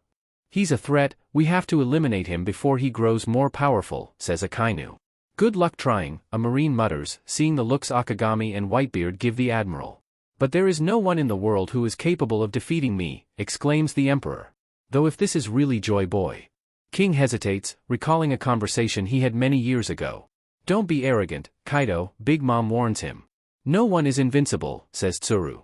Luffy's arms spin and spin until one lands squarely in the Emperor's face, his hand sticking out from behind the enemy's head. The awakening of this fruit is savage, I think I'd rather see my enemies with their guts out than whatever this is, Dillinger opines. I think we have slightly different opinions, Kobe says, feeling sickened by the description. Isn't this funny, Kaido? Luffy smiles as he watches the man fall. Hilarious, Haruta says sarcastically. He's having the time of his life. The technique I just used. Gomu Gomu no. What should I call it? He asks absent-mindedly. Is this really the time to think about that? Sanji growls. No, wait, that makes sense. If he doesn't name it when he uses the technique, what's the point of using it? Ivankov ponders. I don't know, maybe beat your enemy? Koala asks sarcastically. I'll ask you a question, Kaido says, sitting up. Who are you? Luffy blinks at the man curiously. How silly. Luffy crosses his arms. Didn't I say I'd be the future pirate king? Yeah. Only about 100 times, Marco says. Definitely not enough, jokes Sabo. At sea near Wano, Zunisha continues walking. So nostalgic. This is the rhythm of Joy Boy. Ah, Joy Boy. It's like you're in that place. It makes me feel excited. I can't help but think this was the work of fate. Even though I can't help it, I still have faith in him. The idea that this kid is Joy Boy. Kaido frowns. I can't accept it. I find it curious, Rayleigh smiles. I think Roger would be fascinated to see all this. Who am I? The boy asks. Monkey D. Luffy. The one who will surpass you and become the pirate king, he exclaims. Kaido smiles. I'm relieved you're still the same cheeky BSTRD, Mujiwara. From what I see, you have no idea what happens when your mind and body merge with your ability. It reaches awakening, in your case with a ridiculous ability. Just like when he fought Katakuri, we can see that his rivals end up developing a relationship of respect for him, Akiji says with interest. That will change when he faces Sakazuki, Ryakujiu says with a chuckle. I've already lost so much. Everything we've caused with this. My subordinates. My castle. You're in the same boat, aren't you? I'll make you give it all back if it's the last thing I do. Do you think you have the right to complain? Yamato snaps angrily. Everything they've taken from you is less than what you've taken, father. The Emperor swings his weapon around, striking continuously, and Luffy returns them with the same fervor. Down there, the castle floors are covered in flames, Kaido says. All your troops are trapped. They'll burn to death. Luffy grins. I trust they'll know how to take care of themselves while I kick your butt? What faith? Not only in his own comrades, but in the rest of his allies, says Kawamatsu. He's certainly the best possible ally. Aizo smiles fondly, happy to see what the boy is accomplishing. Oden-sama would have loved him. Kaido snarls a slashing attack, and Luffy grabs his inner thigh to lift his body upward and dodge it. In counterattack, Luffy leaps into the swirling sky and grabs a lightning bolt with his bare hands. Onigashima is about to fall. Neither of them will stop because of that, Shanks says seriously. What's the point of that? Their men are in there, both their crews. Vivi snaps. That means, as captains, you both know there's someone who can stop him, Koza says, reassuring the princess. Or they just don't care, Mr. Nine mutters mockingly. Kaido smirks. You caught lightning? Wuraroro, what a ridiculous thing. Gomu Gomu no. Kaminari, he shouts, throwing the lightning at Kaido. Absolutely ridiculous. I don't think it's a skill everyone could master, Robin says. It certainly takes imagination and a lack of common sense at the very least, Law mocks. The Emperor dodges. You can do all the ridiculous things you want, but still. He uses his kanabo to hit Luffy like a baseball. It'll be useless. The young captain takes off. He grabs onto a lightning bolt and uses it to spin and gain momentum to attack the man again. You know, a skill like yours. It's not enough to conquer the world. Kaido exclaims between punches. There's Roger, who, without being a user, was able to bring about changes in the world. Well, he's not wrong, Shanks admits. Luffy's ability will be powerful in the future, but there are still many he can't defeat.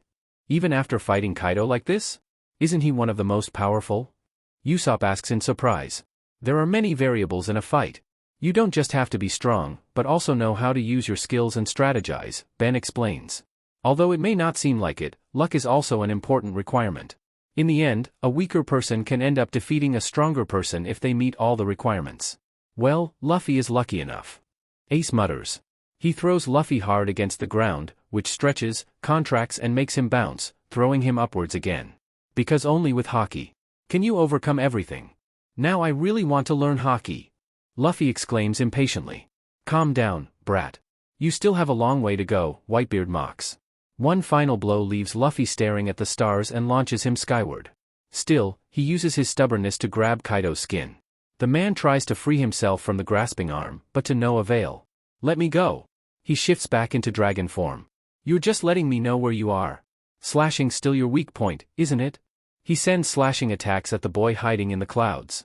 Once they stop and Luffy begins to descend, the rubber man's giant fist bursts out from between the clouds. I'll put an end to all this. Onigashima is in my way, get her out of the way. Is this fight finally going to end? Nami squirms nervously. Move Onigashima away? He says that like it's a small stone. It's a DMN island. Buggy exclaims. Va a plaster Onigashima, Yamato Jidea. Stop, Luffy, the young dragon exclaims. I'm counting on you, Momo, says the pirate with a confident smile. What? Move Onigashima out of your way. Wait, Luffy. I can't do this, Degazaru. Yes, you can, Hiyori whispers, bringing her hands to her chest. I trust you. I can't. Think for a second about your family, your deceased parents and your beloved sister. I know that in the future you will be able to restore the Kozuki clan. Oden, Toki, Whitebeard looks at their figures with nostalgia. And little Momonosuke and Hiyori. Time passes and we're falling behind. The pink dragon bangs its head against the stone of the floating island. I understand, then I'll stand still and... Take it, Kaido says, seeing the boy's serious face. Tell me, Mugiwara. Did you know that 20 years ago, this country's hero was burned to death? Everyone who knew Oden groans. Oden-sama. Aizo mutters. He was an impressive person, Yamato says. The dragon's body is engulfed in flames. Ever since then, this country has been a lawless place. The people have been waiting all this time for their saviors to appear. And once again, it's ironic that these saviors are pirates, says King Cobra. All because of the uselessness of the Marines, Bonnie says. Burn! Luffy screams, forced to let go of his enemy. Let me go, don't worry. I assure you I won't run away. Also, your right hand, the one that's about to hit me. It'll vaporize just by touching me. The most powerful tense with anticipation, knowing that the decisive moment has finally arrived. He's going to take the attack head-on. Zoro narrows his eyes. This is going to be over. His nakama stare at him with wide eyes before turning back to the screen. Do you think I'll let that happen? The young captain exclaims. The technique the old man taught me for hitting without touching is the one I can use to bring him down, hitting him from the inside. With haki. But from the inside? Ace blinks curiously. It's a technique native to Wano, Izo explains, looking sternly at the screen. Someone in there must have taught it to him. Luffy's fist descends at the same time Kaido launches his attack. Their haki clashes, both barely resisting. Come on, Luffy, cheer those closest to the young man. Kaido-sama, his crew shouts breathlessly. You fought well. Kaido praises. But you can't change the world. Shanks snorts. He's already in the big leagues, a simple move from him can change the world. Well, boss, he's not a Yonko yet, Ben smiles. Though after this, I think there'll be some changes. The Hamura Gumo are gone. Yamato shouts as he watches the clouds holding the island up disappear. It can't be. Onigashima is going to fall. We're in there. Usopp shrieks in horror. Luffy, do something. Luffy blinks at the boy beside him. Huh? What do I do? Not you. The other one. The jet looks even more confusing. Tell me, if you could create a world. What would it be like, Mugiwara? That's an interesting question, Thatch says, leaning toward the screen. What will his answer be? Morgans asks, notebook in hand. Because, seeing how far Mugiwara has come, that ideal world of the young pirate may very well be the future that awaits us. Luffy clenches his eyes and jaw from the effort. Come out, Homuragumo. Momonosuke calls, causing clouds to appear around the island. Good job, Momonosuke, the pirates who met the little boy exclaimed with pride. We're safe, Usopp whispers with relief. One where, the attack intensifies. My friends. Kaido begins to buckle under the force of the punch until his eyes roll back in his head. Can eat their fill and be happy. Even at a time like this, he has to say something about food, Dayton says, covering his face in mock boredom. Makino lets out a tearful giggle and offers her handkerchief to the redhead to wipe away the tears she's trying to hide. That's our Luffy, she says. A person worth following, Mihawk agrees. Those kids made a wise choice, he says, gesturing to the shocked Straw Hat crew. Zeph smiles. Well, I think I can better understand why the eggplant followed him. That's the world I want to create, he shouts, giving his all to end the fight. The dragon's eyes widen for a moment before it begins to descend. Yeah. Ace and Sabo cheer. Let's go, Luffy. I can't believe this. Yamato covers her mouth, stifling a gasp of astonishment. After 20 years. Kikunajo murmurs, his eyes filling with tears. King. I know Joy Boy's identity, Kaido's voice says in the background. You know? Thatch asks. Who's Joy Boy? Nami murmurs curiously. And who is it? King asks. He's the man who will defeat me in the future. These are the arrogant words of a powerful man who believes he cannot be defeated, Robin says. But I wonder how much truth there is behind it. King chuckles. I see, then. It's almost certain someone like that will never appear. As Kaido falls, he passes by some of the floating lanterns from the capital's festival. May the Kazuki clan be restored. Someone defeat that terrifying dragon. And after this, the dragon falls inert on the ground of Wano. Izo sobs as he approaches his brothers. Gosh, it's finally over. Mugiwara has won, someone exclaims, making things even more difficult for them. Amazing. This is unprecedented news. Big Mom clicks her teeth. So Kaido will be defeated by that stupid brat.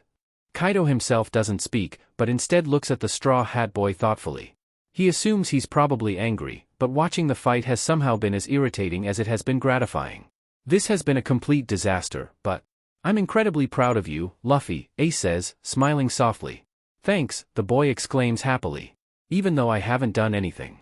Yes, and after this you'll have an even harder time, Whitebeard says with a laugh. But I'm sure you can handle it.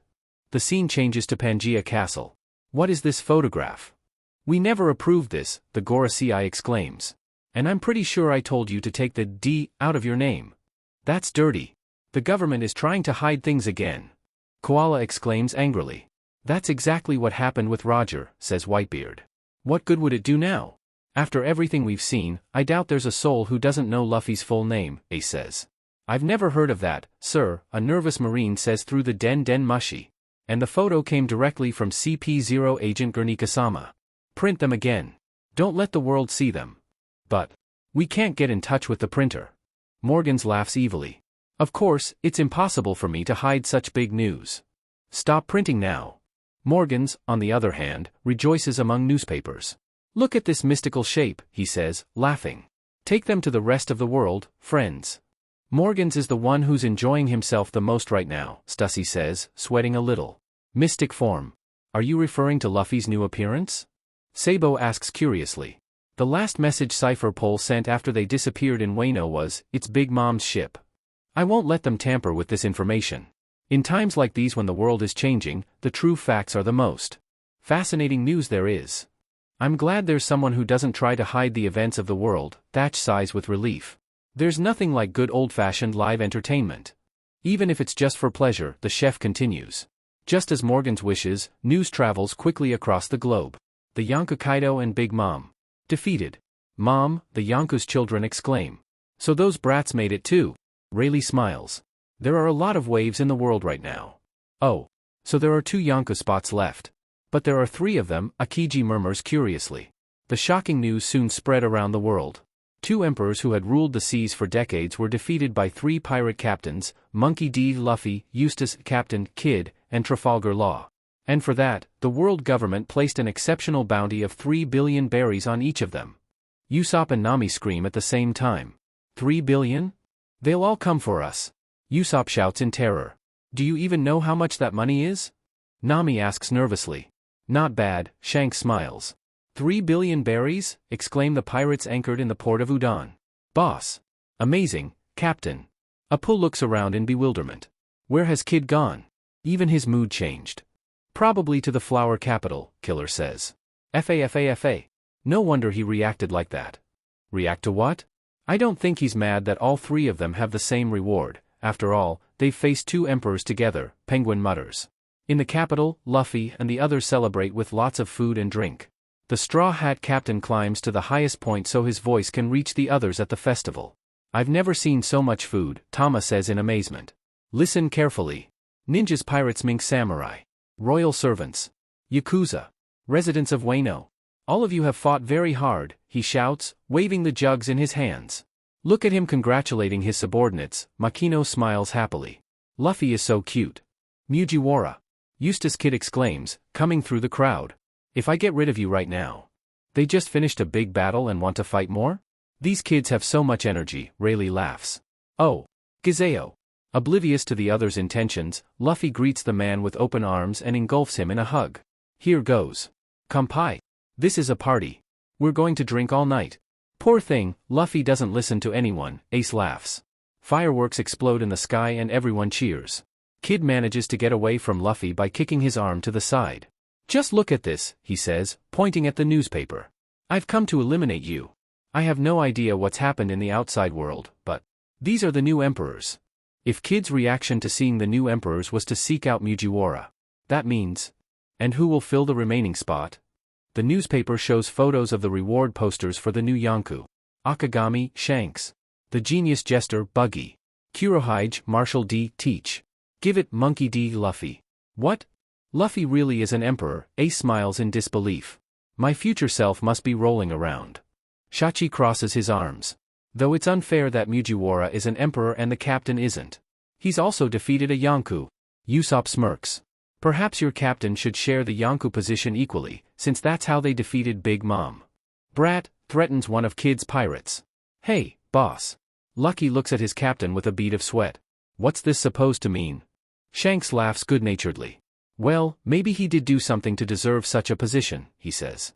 The captain would be delighted to see his 2 cabin boys together like that.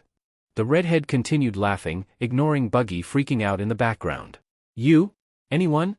Good heavens, the world is upside down, Sengoku says, massaging his temples. Pero Oyaji, murmura Haruta. Teach, Marco growls spitefully. Roger's two cabin boys, Ace's brother, and Teach. Whitebeard observes, focusing on the latter two. The emperors have ceased to be part of the world's balance and are now the ones upsetting it. Pirate King 3, the execution. This kid has a lot going for him, Rayleigh says. But I have no doubt that what struck Shanks most when he met him was how much he looks like him. Luffy sits quietly next to his brothers, wondering how delicious Mr. Machi's machi might have been and whether he'll let him try it sometime before they leave the room. The screen turns on. There are two silhouettes on the gallows in the great square of Logetown. Under a dark sky with gray clouds, Buggy the Clown has Straw Hat trapped. It's the place where the Pirate King died. Ace bristles. Sheet. Buggy yells, finding himself in the only mess he didn't want to be a part of. Pirate Monkey D. Luffy, I sentence you. For the crime of laughing at my problems and making me angry. To a flashy death. Someone whistles. I don't know the context of this, but doesn't it seem like the boy is about to die? I doubt it, says a Marine. That's Logetown, and considering how young the kid looks, I bet all that was before he entered the Grand Line for the first time. Da ha ha ha ha ha. What did you do to anger Buggy, Anchor? The pirates cheer, and Buggy laughs. Celebrate, men. Luffy smiles excitedly. Ah, this is the first time I've seen an execution. Luffy, you idiot. Ace shouts. Gururarara. This guy never ceases to amaze me. Robin chuckles. Our captain is very cute. It's your execution. Buggy exclaims in annoyance. Luffy points at himself, blinks, and his eyes widen. What? You've got to be kidding me. You're the one who's joking. Da ha ha ha ha. Let me go. Let me go. Someone help me. And now. Our main event. Ayuden. The impressive execution. Is about to begin. I'm sorry, I won't do it again, the boy says in a monotonous voice. Please help me. I'm not going to save you, idiot. Some people laugh at the boy's defeat. Any last words? We've got a big audience here. Luffy just frowns and puffs out his cheeks. Well, it looks like you're out of words. You're about to die anyway. I guess he doesn't die here, but shouldn't we be more worried? Thatch asks. Marco shakes his head. No. I refuse. I'm done with all this. No need to worry, exclaims Frankie. Our Ruffy will escape alive in a very super way. Then, Luffy screams. I am the man who will become the king of the pirates. And it went on and on, MMMMS one of the beast pirates. Bartolomeo squeals and covers his eyes with his flushed cheeks. Luffy senpai? How can you be so cool? I want to cry. The people in the square are left open-mouthed. Of all places, in this town. What strong words. It's true, Smoothie says. I mean, it doesn't affect us because we've heard the boy since we got here, but yelling something like that in the place where that man died. Ace hits Luffy. Someday I'm going to cut your tongue out, he threatens. It's time to end this, don't you think? The clown grins. DMN Rubberman. This execution is off. Zoro and Sanji shout as they arrive at the plaza. The two newcomers sigh in relief at seeing each other there. Zoro. Sanji. Here we are, Zoro, says Buggy. Too bad you're late. He raises his sword and laughs. You can't stop me now. This is the end of your captain. A few drops of rain begin to fall, and thunder roars ominously. The sword begins to descend. Jinbe scratches his head. Isn't he supposed to? Break free or something? Nami bites her nail impatiently. Zoro. Sanji. Usopp. Nami. Everyone squints. I'm sorry, he lifts his head and smiles. I'm dead. Wait. Usopp yells. He's really going to kill him. Chopper panics. Smoker gasps loudly. He's smiling. Bartolomeo faints. Before the sword's edge reaches the neck, a bolt of lightning strikes the gallows, sending it crashing to the ground along with a very fried clown. That? Luffy picks up his hat and starts laughing. Hey, I'm alive.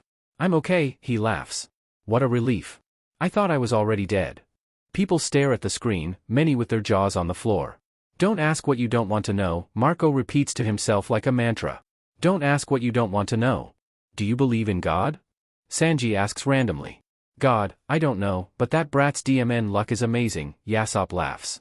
Usopp nods in satisfaction and gives his future captain a thumbs up. Usopp's prayers to God have saved you, he gloats. Buggy stares wide-eyed at the long-nosed boy and begins his own sentences. Captain, you are there in heaven. Don't let me cross paths with that demon again. The scene changes. An exterior view of the underwater prison, Impel Down, is shown. Inside, two women are seen in a room. See Stone HNDCFFS, says Boa Hancock. The pirate empress? She's beautiful. And what does that have to do with all this? The brat is nowhere to be seen, Niji says after wiping the blood from his nose after seeing the beautiful 𝖯𝖾𝗇𝗒𝗂. Sister, Marigold says in surprise. Raise your hands, says Domino, Impel Down's chief warden, offering the 𝖯NDCFFS. The pirate empress looks at the 𝖯NDCFFS. Then she blushes slightly and looks at the other woman with wide eyes. Please don't be too harsh. The spectators blush, with trickles of blood running from their noses. Melarine. Sanji yells before bleeding out. The jailer blushes. Hancock raises his hands and uses his ability to petrify her. Why did you? You can come out, Luffy. Luffy steps out of Hancock's coat with a deep sigh of relief. The men stare at the boy in the straw hat, their mouths agape. Their expressions turn to jealousy and fury. How dare he? It was down there. He doesn't deserve to live anymore. That's a bit surprising, Thatch blinks at the distracted boy. Luffy concentrates on stretching his finger inside his nose because there is a snot that he can't reach. That was close, the boy says. I was already thinking about taking a risk and sneaking away really fast, but you can turn everything to stone. She gives him a sad look. It seems I can only take you this far. I won't be able to use my power while I have the seastone cuffs on, and they'll take my coat, so I can't hide you anymore. I wish I could do more for you, but... So that's how he infiltrated Impel Down, Akiji says, a little surprised. This is why pirates can't be trusted. They're all scum. Akainu exclaims. Sengoku glares accusingly at Hancock. She ignores the stares as she tries to figure out his relationship with Monkey D. Luffy. He smiles. What are you talking about? I couldn't have gotten this far if it weren't for your help. We were able to get in even though the entire building is surrounded. I'll be fine. Luffy, Hancock says seriously. This building was built as a fort to lock people up. Don't get into trouble. Once they catch you, you won't be able to escape. I know you're strong, but promise me you won't get into trouble. Ace bursts out laughing.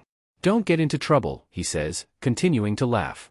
It seems he doesn't have much experience with Luffy yet. I can avoid problems if I put my mind to it, the youngest replies indignantly. Ace gives him a blank look. Luffy takes Hancock's hand and squeezes it. She gasps in surprise, her cheeks turning red. How pretty, many shout. How dare he touch her? Yanji gasps angrily. Okay. That's a promise, he smiles. Thank you so much, Hancock. I'll never forget what you've done for me. I owe you one. She freezes. Did Hancock just call me? Hancock is caught in a fantasy where he sees a princely-looking Luffy with a bright smile. Wedding bells ring in the background. He falls to the ground. Now I can die happy. Marco looks at the screen trying to hide his surprise. Are you telling me? The pirate empress is in love with Ace's little brother. Ace jumps and looks at Marco with wide eyes. He then looks at Hancock menacingly and leans closer to his brother. Sanji cries on the floor. Life is so unfair. So unfair. Luffy is already on the roof. Hey! You can turn them back to normal now. I'll be fine. He finally loves me, Hancock says. I don't think so. Oh my god, Izo laughs. You poor thing, falling in love with a kid like Luffy can't be good for anyone's mental health. Hancock blushes slightly at the sight of him acting like this. Gambia cries a little, thanking the head of Luffy Senpai's fan club for fainting. She leaves the room with Domino and meets the Vice Warden and Vice Admiral Momonga there. As they walk toward the elevator, Luffy climbs onto the roof. She nods surreptitiously at the boy when she sees him. He gives her a thumbs up and whispers. Thank you. Hancock gasps, surprising his companions. He said I love you, she murmurs in surprise and collapses on the elevator floor. He didn't say that, they shout at him. Makino, with a hand on her cheek and a smile, says, looks like our little Luffy has grown up. Dayton crosses her arms, indignant. I refuse to let any vixen try to touch my brat. Do you think Luffy will fall in love with Boa Hancock in the future? Izo asks curiously. Sabo briefly imagines his brother ruling an Amazonian island. In his mind, Luffy would be a dictator who would force his subjects to feed him meat day and night, wearing only a loincloth and climbing trees. No, he shakes his head. Luffy, covered in poison in the freezing snow, tries to get up despite the taunts of the other prisoners on level 5 of Impel Down. What happened to him? Usopp exclaims. Poison. Shanks grimaces. He's run into Magellan. Luffy, Nami gasped in shock. Do you want to rescue someone even if you have no chance of survival? Is he your friend? One prisoner asks. What an idiot. In this prison you have to take care of yourself. You'll die if you worry about others. Luffy crosses his arms. That's not true, he complains. Protecting your nakama makes you stronger. That's the way to talk, brat, Whitebeard agrees. A half-frozen silhouette appears. It walks with difficulty until it reaches the cell. Muji-chan, I've come to rescue you in the name of our friendship. Bon-chan, many shout with tears already forming in their eyes. Sabo chuckles. Looks like this guy is Luffy's guardian angel. He's almost naked, exclaims a marine. Are you crazy? Just now, I'm sorry I ran away. Bon Clay puts a hand to his chest in horror. It seems I left my friend in danger and ran away, he cries. I don't deserve anything. It's not like that, Bon-chan. Luffy shouts from his spot. You're my nakama too. Muji-chan. Bon-chan. Do you know this guy? One of the prisoners asks. He's my friend. Bon Clay exclaims. Muji-chan, I won't let you die. He unlocks the cell. Okay, let's go. Thanks, Bon-chan, cheer Usopp, Chopper, and even Frankie. The Okama wanders around level 5 asking for Emporio Ivankov. He ignores the cold, his fatigue, and the prisoner's questions as he searches for a way to help his friend.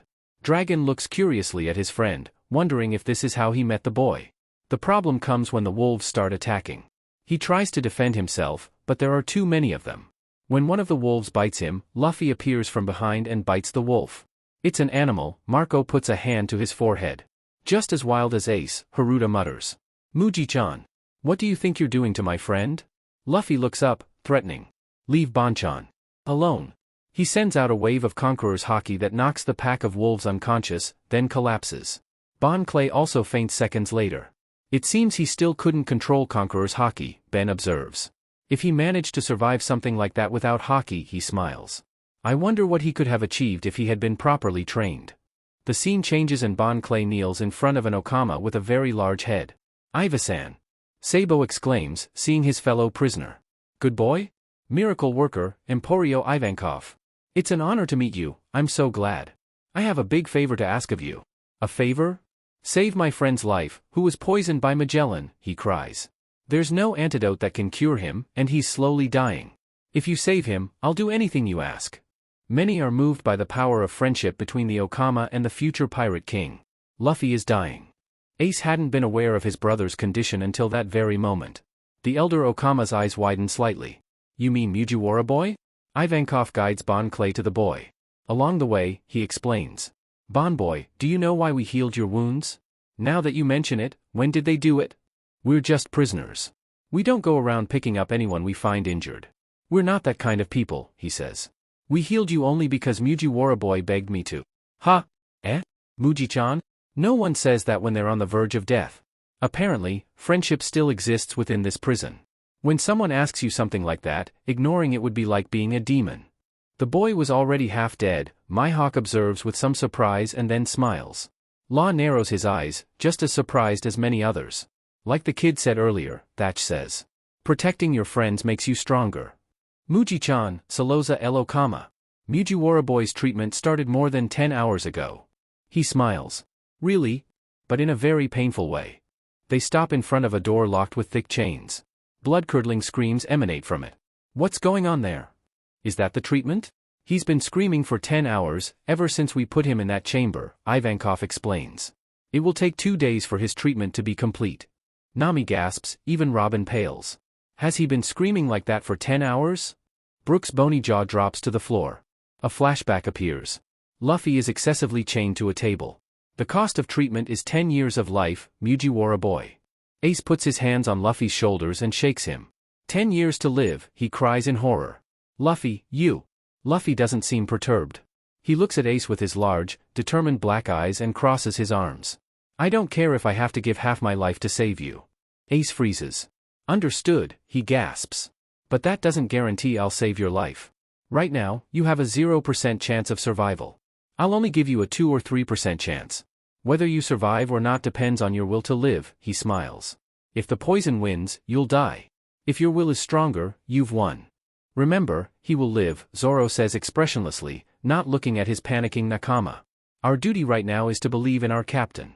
However, Sanji is the one who asks the question on everyone's mind. Where the hell were we at that moment? Chopper shrinks. 10 hours? Bon Clay gasps in horror and collapses to the ground. Muji-chan has been screaming like this for 10 hours? The will to live and hormones, that's the life force of a human being. In short, it's the power of self-healing. Another piercing scream emanates from the room. I single-handedly increased 𝖯𝗂𝖾ਦੀL's immunity and modified his body to be able to fight off the poison. His cells are being destroyed and regenerated at an incredible rate. He'll survive only if he can endure the pain. The 𝖯 looks at the elder with tearful eyes. If you're so worried, you can look. 𝖯 runs to the door and finds a peephole. He takes a look and jumps back, horrified. He's dying. He hugs Ivankov's leg. His body is collapsing, and he'll die. He's dying. You're horrible. Many bite their lips, unable to imagine the suffering of Luffy and his friend who has to watch the entire process. Ivankov hits him. Don't underestimate the will to live. Do you know what it takes to fight one's own death? I'm not some kind of god. A miracle worker? You can call me whatever you want, but I've never saved some idiot who depends on others. I've saved countries from famine and ruin due to war, but all I did was take out their own will to live. Sabo nods with a grimace. Miracles only happen to those who never give up. Don't underestimate miracles. Miracles? That's right. But it will have to be a truly great miracle for 𝖯𝗂Λ to survive. The captain said so. Penguin exclaims hopefully. He's seen those guys perform many miracles so far. 𝖓 makes a confused face. And why do you support him? Penguin looks at his red-haired friend as if he were an idiot. That boy calls our captain starryyah. I don't care what their relationship is, whether he's our ally or our enemy. He has to survive to annoy the captain. Law clenches his fist, very tempted to cut his friend into pieces. Ivankov invites 𝖯 to lunch, but as he explains about level 6 and its prisoners, he tells him that Luffy will have to endure treatment for a few days and then recover for a few more days. He gets up and walks to face the door separating him from his friend. You can do it, he shouts. Come on. Come on. Muji-chan. What's? He must have been screaming for a while because he's collapsing in exhaustion. 3 𝖯s approach to help him, but Ivankov shouts at them. Boy wants to duel and fight alongside 𝖯RL. Even if the chance is slim, he trusts him and puts his life on the line even though he's so hoarse. But the big-headed 𝖯 said the treatment could last for days, exclaims a marine. He can't scream for days. Muji-chan, he tries to get up and falls again. Both of them are at the limit of their abilities now, but he sees 𝖯 stand up. He's trying to perform a miracle. Bartolomeo, now awake, gasps in disbelief and stares at 𝖯 with starry eyes. Senpai, he murmurs into her lips, testing the name. Muji-chan has been fighting for her life against her own destiny for over 10 hours. So He stumbles and crashes, but stays on his feet. I shouldn't give up either. Cheer up. Cheer up. Cheer up, Muji-chan. You have to live. Well said, Senpai, exclaims the leader of the Barto Club. Help. Help. Help, Luffy-senpai. Yes, exclaims 𝖯. Cheer up, Muji-chan. Many follow the example of the 2 weird guys and start cheering for the boy on the screen. How noisy, Kaido mutters. When the rest of the 𝖯s get over their surprise, they join 𝖯 on a mission to cheer Luffy up by filling the place with screams for hours. The screams stop. A pool of blood passes through the door. Oh, no, Judea Vivi. There are no more screams. But the treatment is unbearable, says Ivankov. So the fact that we don't hear any more screams means. But it's not possible. Koala exclaims. He's supposed to survive. The 𝖯s lower their heads and begin to cry, their mood plummeting. Only sobs can be heard until a loud knock on the door. Then another, and another. Food, Luffy's voice shouts from the other side of the door. For a moment everyone is silent. Then Whitebeard bursts out laughing. Idiot, you scared us. Ace yells. The 𝖯s cheer. I can't believe this. How can this be possible? Ivankov exclaims, his eyes wide open. It hasn't even been a day. It's Luffy, there's no logical explanation, Shanks smiles. Amazing, Chopper says, his eyes wide. With a change of scene, the group led by Luffy and composed of Jinbe, Crocodile, Ivankov and a bunch of prisoners looks at the newcomers. Teach. What are you doing here? The fishman grits his teeth. Or should I call you Blackbeard? The Whitebeard pirates grimace in disgust and resentment. Teach. What the hell is he doing there? Sengoku asks through gritted teeth. Luffy's eyes widen as he approaches Teach. Blackbeard? Are you Blackbeard? It seems they know each other, says Jinbe. You should be grateful Ace interfered, the man laughs. Otherwise, you'd be dead by now. Rest assured, Straw Hat. BSTRD, he tried to go after Luffy. Ace clenches his fist. Luffy grimaces, now knowing that it is because of him that Ace was captured. The boy enters his gear second. In that case. Why don't you finish me off now? He points at the man. Gomu Gomu no. Jet, he disappears to reappear in front of Teach. Pistol. His fist hits Teach and throws him against the wall. The man writhes on the floor, holding his wounded head and miming. I'm not going to let Ace die. Nice hit, cheer some of Whitebeard's commanders. Teach stands up, panting. Darkness begins to flow from his body.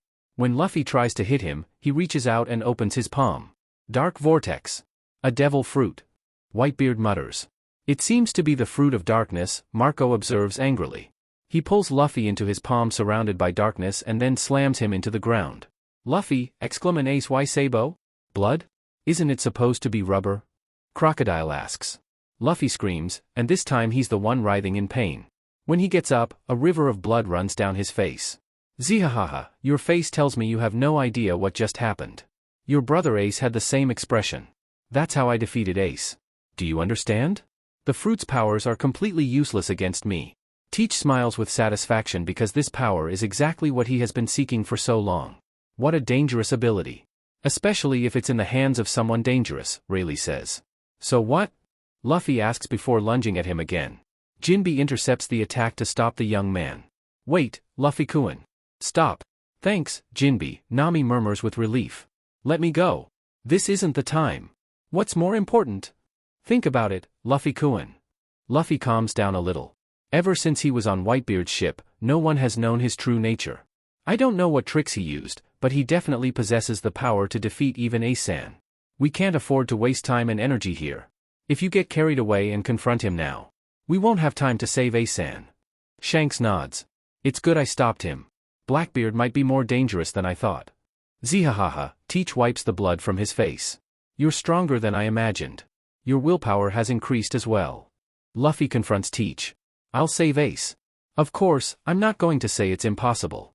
After all, there's no such thing as impossible in this world, he says as Luffy walks past him. The Sky Island existed, didn't it?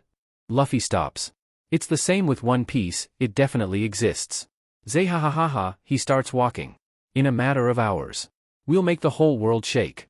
Some people, in fact, shudder at the statement. Even if it's just words, it's easy to see that Teach isn't a man to be underestimated. The new scene has a completely different landscape. The naval ship carrying the impelled-down prisoners runs aground in the ice. The wave is frozen and we're trapped. Akiji. Many of the men seen on the screen look at the Admiral with resentment. Crocodile peeks out. Look down, there you'll find the answer. Jinbe and Ivankov also appear. The war has begun. Listen, guys. Luffy calls.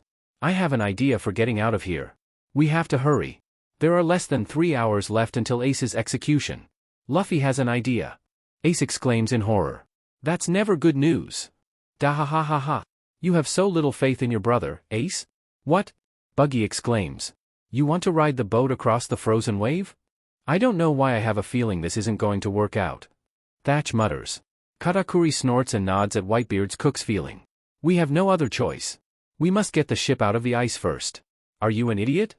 It's a naval vessel, we'll never be able to move it. That's right, idiot. Luffy clenches his fist. If we join forces, we'll succeed. It actually makes sense. A Den Den Mushi powers up and begins speaking in code. It then says, take your positions. We will proceed as planned and execute Ace this instant. They're going to bring forward the execution. Izo exclaims. DMN Marines. There's no time to waste, this is no longer up for discussion. Everyone runs and jumps onto the ice to break it. As the frozen wave begins to fracture, they realize. We've got on the wrong side. Idiots. Crocodile covers his face with his one hand, ashamed of lowering himself to the level of those fools. It seems the boy's stupidity is contagious, Whitebeard laughs, also looking at an embarrassed Jinbe. Marineford is teeming with Marines and pirates. On the gallows, Ace is handcuffed with Sengoku and Garp guarding him.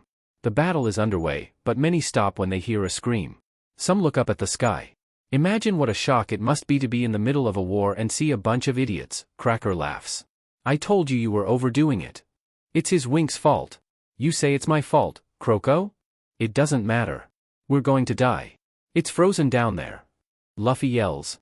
Ah, I'm a rubber man, so I'll be fine. Yo-ho-ho-ho. Gomu jokes. Are you just worried about yourself? Do something. I don't want to die like this. Someone stop me. I shouldn't have listened to you, Mujiwara. Ace. I feel so bad for the fleet admiral. A marine blinks. Sengoku-san, you are the fleet admiral. Not for long, the old man assures. Akainu takes this as an opportunity to melt the rubber boy once and for all. He needs to kill someone soon. Ace screams on the execution platform. Don't come any closer, Luffy. Ace. Izo murmurs worriedly. You should know that by now. I'm a pirate. I went to sea because I wanted to. I've had my adventures, I have my own nakamas. Ace shouts. Marco grimaces. Even if they're taking Luffy's antics in stride, the situation is pretty dire. They already know Whitebeard will die in that war, and while they don't know Ace's fate, things aren't going so well at the moment. You don't have to get involved in this. How did you get here? I didn't even ask you to save me. Do you think I'll forgive you for this? Her voice cracks. This is humiliating. Katakuri nods silently. If he were in a situation like this, he'd rather die than watch his brothers go through hell trying to rescue him. Get out of here, Luffy. Why did you come? I'm your little brother. For a few seconds, everything stops again. Then screams. It's not a novelty anymore, a marine laughs. How silly, being surprised by everything. But you're there, idiot, his companion shouts at him. He just said he's his little brother. So he's Roger's son too? Then everyone falls silent. Did he just say Roger's son? Sengoku clears his throat looking at a trembling Ace. Fire Fist's real name is 𝖯RЛਦੀL Ace. He has the blood of none other than Gold Roger, the son of the Pirate King. There are incredulous screams throughout the room. That child should die. How can such an atrocity exist? So that's why the execution is happening, Thatch mutters. This is Navy justice? Executing a child for his blood? Fire Fist is a criminal. Sengoku defends himself. Whoever his son is, he'll pay for his crimes. He must be killed. The Marines are hypocrites. One has to. Silence. Luffy shouts, climbing onto a chair. If you keep talking nonsense, I'll kick your butts. The threat is somewhat hollow, as everyone knows the boy is still too weak. However, the seriousness and honesty of his command makes everyone pause for a moment. Shanks smiles to himself. He used Conqueror's Haki, he murmurs to his crew. It's only because of that siren's power that so many are still conscious. Ace's mother died after he was born. It's impossible for him to have a little brother. The pirate code, the boy continues as he butts two Marines' heads together. I don't care. That's it, Luffy. Thatch encourages. Keep it up. Sengoku's voice echoes again. What do you think you're doing? Don't let a rookie control the war. It must be humiliating that a child is causing so much trouble, laughs Broly. That man will be a danger in the future, the fleet admiral continues. He grew up alongside Ace as his brother. But his true blood belongs to the dragon himself, the revolutionary. Again, everything falls silent for a few seconds. Then, the room descends into total chaos, everyone talking to each other, many shouting. The revolutionaries stare at Dragon, mouths agape. The Straw Hats resign themselves. Should we be surprised? Nami says. Robin blinks. His father is the most wanted criminal in the world, then her surprise fades and her face breaks into a calm smile. He doesn't seem to mind that much. Luffy scratches his ear. Do I have a dad? Luffy. Sabo shouts. Your dad is my boss, the person who saved my life. Ah, he says, not really caring. Oh my god, Dragon-san, Koala looks at her leader in surprise. This is great. Now we'll have them on our side. Dragon doesn't think the same but decides not to comment anything. Ivankov is still on the ground, shocked. Wait, a Marine cries in horror. If Straw Hat is Vice Admiral Garp's grandson and also Dragon's son, is it possible that Rayleigh-san is his uncle? Buggy exclaims in surprise. Not that, idiot. Vice Admiral Garp is the father of Dragon the Revolutionary. All the Marines freeze. Bessie coughs. Yeah, let's continue. Oars, bloodied and weak, does his best to avoid execution. Kizaru, along with Akainu and Akiji, points a glowing finger at him. Oars. Ace shouts, worried about his friend's condition. How tiresome. We have to finish the execution immediately. I'd better rip his head off at a time like this. A water snake in the sky falls right in front of the three admirals and stops him. The water vanishes into a small rain, revealing Luffy, who is carrying a ship's mast under his right arm. Panting, the boy looks towards the admirals. Sheet. Aren't you afraid of anything? Oh, no. You finally did it, Akiji says. You've come far, son of dragon. His youth. It scares me. I admire you just for your tenacity, Akainu says. But you're not good enough to reach this platform yet. What made you think you could beat us? I'm going to take Ace back. He doesn't value his life. Smoker snaps his teeth. The boy throws the mast forward. Akiji barely moves to freeze the mast and throw it back. With a Gatling stamp, Luffy shatters the ice mast into pieces, sending a shower of ice at the admirals to obscure their vision. With his gear second, he zips past them. I don't have time to face these guys, he says. How brave. Kobe murmurs. This shouldn't be funny, Thatch says, laughing. Get the vibe. Marco hits him. Whitebeard screams. Listen to me. From now on you must cover Straw Hat Luffy. Defend him with all your might. Whitebeard has put his hopes in him, a pirate exclaims in surprise. The man nods. I can imagine. I like idiots like him. Oyaji, Aizo bites his lip in worry. At the order, everyone becomes more aggressive. The Marines are determined to kill Luffy at all costs, while the pirates protect him with their lives. Luffy continues running with a crowd of pirates surrounding him. It's incredible that the rookie has become the center of the war, Doflamingo says. This is getting interesting, Mugiwara boy. Ivankov says. The world's greatest pirate is testing you. Right now, Whitebeard has placed his trust in you. Are you ready to live up to his expectations? I don't know what Whitebeard is thinking. But I'm here. With one goal in mind. Of course he would answer something like that. Ace smiles fondly. The pirates and Inazuma make a path for Luffy. He's getting closer and closer to the execution platform. So close? Ace's brother. Keep running and don't stop for anything, says Fasa. Yes. Continue. The pirates and prisoners cheer and encourage the boy who runs non-stop toward his goal. There are no more obstacles left. Something crosses the path made by Inazuma and stands between Luffy and Ace. It's Garp. Sheet. Grandpa, move aside. I'm not moving. I'm a vice admiral of the Navy. I've been fighting pirates since long before you were even born, he shouts. If you want to keep advancing, you'll have to kill me. Straw Hat, Luffy. This is the path you two chose to live. Ace and Luffy gasp loudly. Please, Grandpa. Let me pass. As I said, if you want to pass you'll have to kill me. I can't do that, get out of the way. If you can't get through, Ace will die. Makino sobs a little. She can't imagine the suffering her boys and Garp go through having to face each other. I won't allow it. Not everything works out the way you want it to. I won't have mercy. Luffy, I consider you my enemy. This is very hard, Usopp mutters. Despite his words, Garp hesitates as he raises his fist. Luffy uses that moment to punch his grandfather, knocking him to the ground. The bridge collapses as Luffy sets foot on the platform. In the end, he chose family, Sengoku says. Finally, he smiles. I did it. Amazing, Thatch smiles. Luffy. Ace smiles in disbelief. Wait a minute, he takes something out of his pocket. I have the key. What? At what point? Exclaims a Marine. Luffy, how did you? As the boy tries to free his brother, Sengoku uses his Buddha ability. Kizaru also contributes his part to the cause when he breaks the key in Luffy's hands. The Marines prepare their cannons to attack, and Luffy panics. Oh, no, exclaims Chopper. I'm going to execute both brothers with my own hands. Try it, you idiot. Bartolomeo shouts. Then, next to Ace and Luffy, one of the unconscious executioners wakes up. It's Mr. 3, who blinks at Luffy in surprise. Isn't that the wax type? Crocodile frowns. Mister. How did you get there? 3. What are you doing here? Sengoku goes to attack, Luffy bites his thumb. 3. Protect Ace with a wall. Mr. 3 does as ordered when Luffy inflates himself to cushion the fleet admiral's attack. The execution platform breaks, and as everyone falls, the Marines fire their cannons.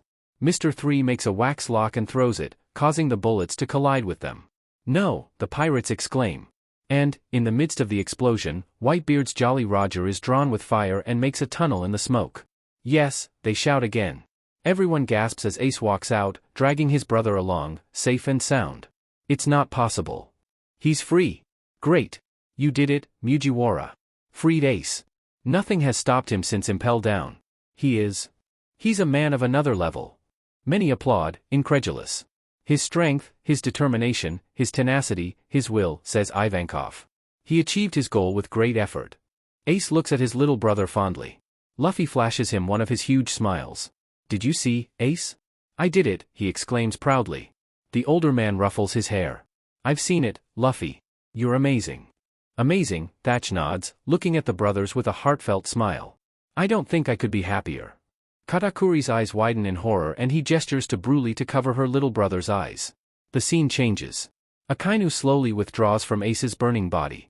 Whitebeard's second-in-command spits out blood. Ace falls into his little brother's arms. Everyone gasps. Ace inhales sharply at the dramatic change in the scene. That? Ace. Luffy murmurs, his eyes wide.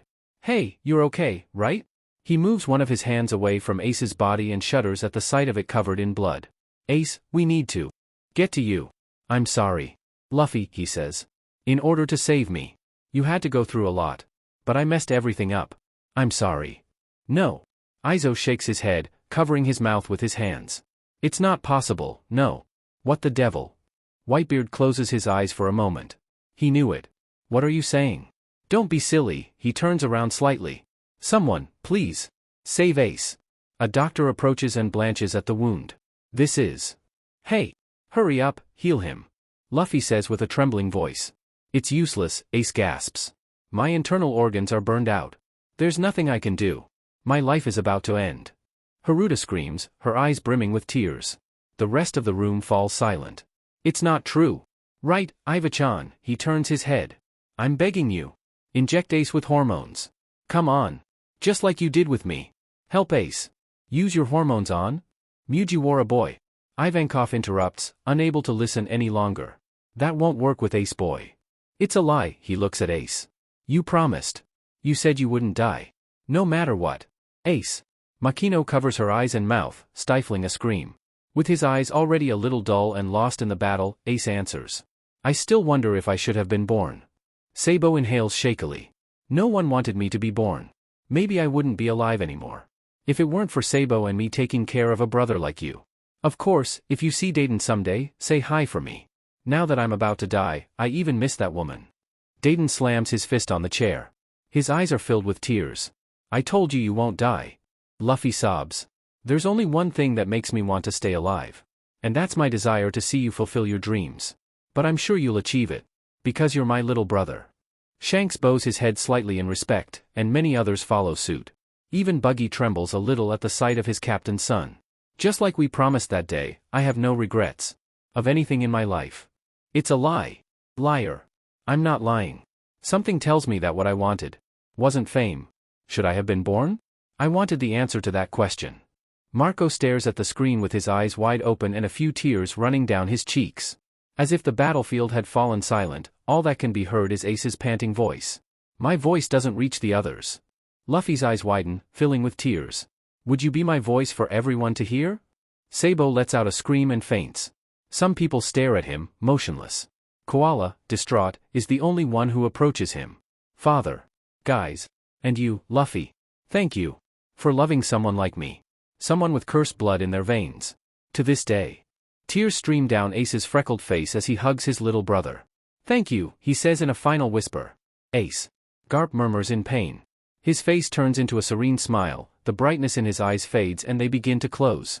His grip on Luffy gradually loosens until his body collapses. Ace dies with a smile on his face and, as a chorus, Luffy's heartbreaking cry accompanies him. Smoker closes his eyes. He doesn't respect pirates, but seeing Ace die with a smile, like his father, is too shocking. The room is completely silent. Even if the Marines wanted to jeer or celebrate, no one could move. When the screen went blank, everyone's eyes fixed on one spot. Luffy stands motionless. His eyes are huge, his mouth half open. Nami takes a step forward, even though she doesn't know why. Zoro stops her. Ace inhales sharply and pulls Luffy's arm against his chest. He feels him tremble slightly under his arms. I'm sorry, he says very quietly. However, in the quiet room, his voice carries to almost everyone. I don't seem to be very good at keeping promises. Luffy buries his face deeper into Ace's chest. His sobs are inaudible, but his older brother feels the tears sliding down his chest. Sacrifices. Rayleigh says ruefully. It hurts so much, Nami says in a quiet murmur. Zoro stares at his captain's trembling figure, one hand on the hilt of Wado Ikemanji. The 9 crew members are silent, sometimes promises don't have to be spoken. They won't let their captain suffer again.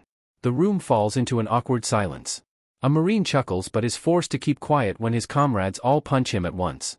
Izo takes a deep breath and is the first to approach the youngest of his brothers, who is whispering reassuring words to the future pirate king in his arms. He gently strokes Ace's arm to get his attention. Luffy-kun, Ace, everything will be okay, he gives them a tight-lipped smile. Now that we know, we can change it. The Straw Hat Boy leans out from between his older brother's arms to look at Whitebeard's 16th commander and nods. Protégé and Ace. We will, Izo says fondly. This small exchange seems to ease the tense atmosphere a little. Thatch wipes away his tears and approaches the brothers in a boisterous manner. When we see that red dog out of here, he exclaims. Hell will break loose, Marco agrees quietly as his attention turns to the unconscious boy on the ground. Shouldn't you be helping your brother? The two DS stare at each other for a moment before blinking at the blonde. Then they look down at the blonde, who probably has a concussion after crashing into one of the chairs. Sabo, they both shout before jumping towards the revolutionary. Whitebeard watches with amusement and a little sadness as the two young men try to wake up the third brother. Sabo, we caught 3 crocodiles today. Luffy shouts into the blonde's ear. Luffy's been eaten by a crocodile again. Lunchtime. Pochi ate your navigation books. Why are you trying to wake him up with variations of the word food? Thatch mutters in confusion. Leave it to me, says Koala, cracking his knuckles. No. Sabo springs up, successfully escaping a second concussion. He looks a little disoriented for a few moments until he sees Ace and Luffy. His eyes widen and fill with tears. Ace. Luffy. Sabo? Ace asks patiently. The blonde looks at his brother as if he can't believe he's there and then slowly approaches them. I have recovered my memories. The shock lasts less than 3 seconds. Luffy smiles broadly and launches himself at Sabo, dragging the eldest of the 3 with him. Sabo laughs in Luffy's crushing hug. I'm glad I'm not late this time, he says, smiling. Thanks for being alive, Ace, Luffy. Yeah. Thanks for being alive, Ace, Sabo. Fools. Ace murmurs into his blonde brother's shoulder, hiding a fond smile. I'm in love with this family, Thatch says, his hand on his chest. Marco coughs and points at Garp, who's wolfing down a pack of rice crackers while looking at the huddled children. The 4th Division commander glares at his brother with betrayal while muttering things like, he always has to ruin everything, and spoil sport. The screen startles them for a moment when it turns on. Luffy presses himself closer to his brothers, unsure of whether he wants to watch anything else after the previous scene. There's a clearing almost destroyed. Luffy kicks and smashes everything he finds using his hands, legs, and even his head. DMN it, he shouts, pounding the ground with his bandaged hands. I'm weak. I can't protect anyone. DMN it. DMN it. Izo clicks his teeth. I thought we were done with the depressing stuff, he says, shooting Bessie an accusatory look. Oh my god, Nami gasps. Luffy. Behind him, Jinbe speaks. Luffy-kun. Get out of here. Leave me alone. I can't do that. I can't let you keep hurting yourself. Ace and Sabo silently thank Jinbe. Luffy clenches his fists. It's my body, you don't care. Then you shouldn't care what Ace-san did with his body either. His death shouldn't matter to you. I'm not sure that's the right thing to say, Usopp mutters worriedly. You BSTRD, shut up. If you say anything else, I'll kick your butt. If it makes you feel better, do it, says the fishman. I'm hurt, but I won't lose to you in that condition. Luffy clenches his fist, stands up, and runs toward the former Shichibukai, throwing a punch. Jinbe easily dodges it, grabs the outstretched arm, and knocks Luffy to the ground. Both of them are hurt. Shirahoshi cries in anguish. Jinbe snorts and sits down next to the panting boy. He's so deep in thought that he doesn't notice Luffy get up until the teenager bites him on the arm. Where the hell did this kid grow up? Yanji exclaims in horror. In the middle of the forest? Dayton toes. It hurts, you DMN brat. Jinbe throws Luffy against a large, shattered rock and grabs him by the neck. The young captain writhes. He's going to hurt him. Chopper yells. Sanji shakes his head. This is necessary. Can't you still see clearly what's in front of you? He asks angrily. You always believed you could accomplish anything. You always believed in your strength. But all those surprising enemies shattered your confidence. Whitebeard nods. I've seen many men fall after discovering how vast the world is and the powerful rivals lurking within it. You lost your brother, who was your guide. And the strongest enemies in the world stood in your way to prevent you from saving your brother, he cries. You'll never find your way like this. Because you're getting lost in your own darkness. Luffy grimaces. He doesn't understand why they're telling him this. Isn't it obvious he'd be devastated if he lost his beloved brother? I know it hurts, Luffy, but you have to get over it. Don't think about what you've lost. What's lost can't be recovered. You have to think about what you still have. What do you still have? Frankie asks curiously. Brook, having lost so many people, nods solemnly. Who could understand him better than he? Luffy freezes, his eyes widening in surprise. Jinbe lets go of him, and he slides to the ground. He looks down at his hands, which were once stained with his brother's blood, and begins to move his fingers as he remembers his nakama. His eyes begin to water, tears falling heavily. My nakama, he sobs. I still have my nakama. The crew nods, finally understanding what their helmsman was trying to get across to the captain. Zoro, Nami, Usopp, Sanji, Chopper, Robin, Frankie, Brook, and now Jinbe. Robin smiles gratefully at the fishman. I have my nakama. I want to see them. Luffy opens his mouth and then closes it. He then looks at Jinbe and the rest of his crew and smiles.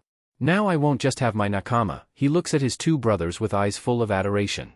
I have my nakama and my two brothers. And don't forget us, Luffy. Thatch smiles. We're your new family.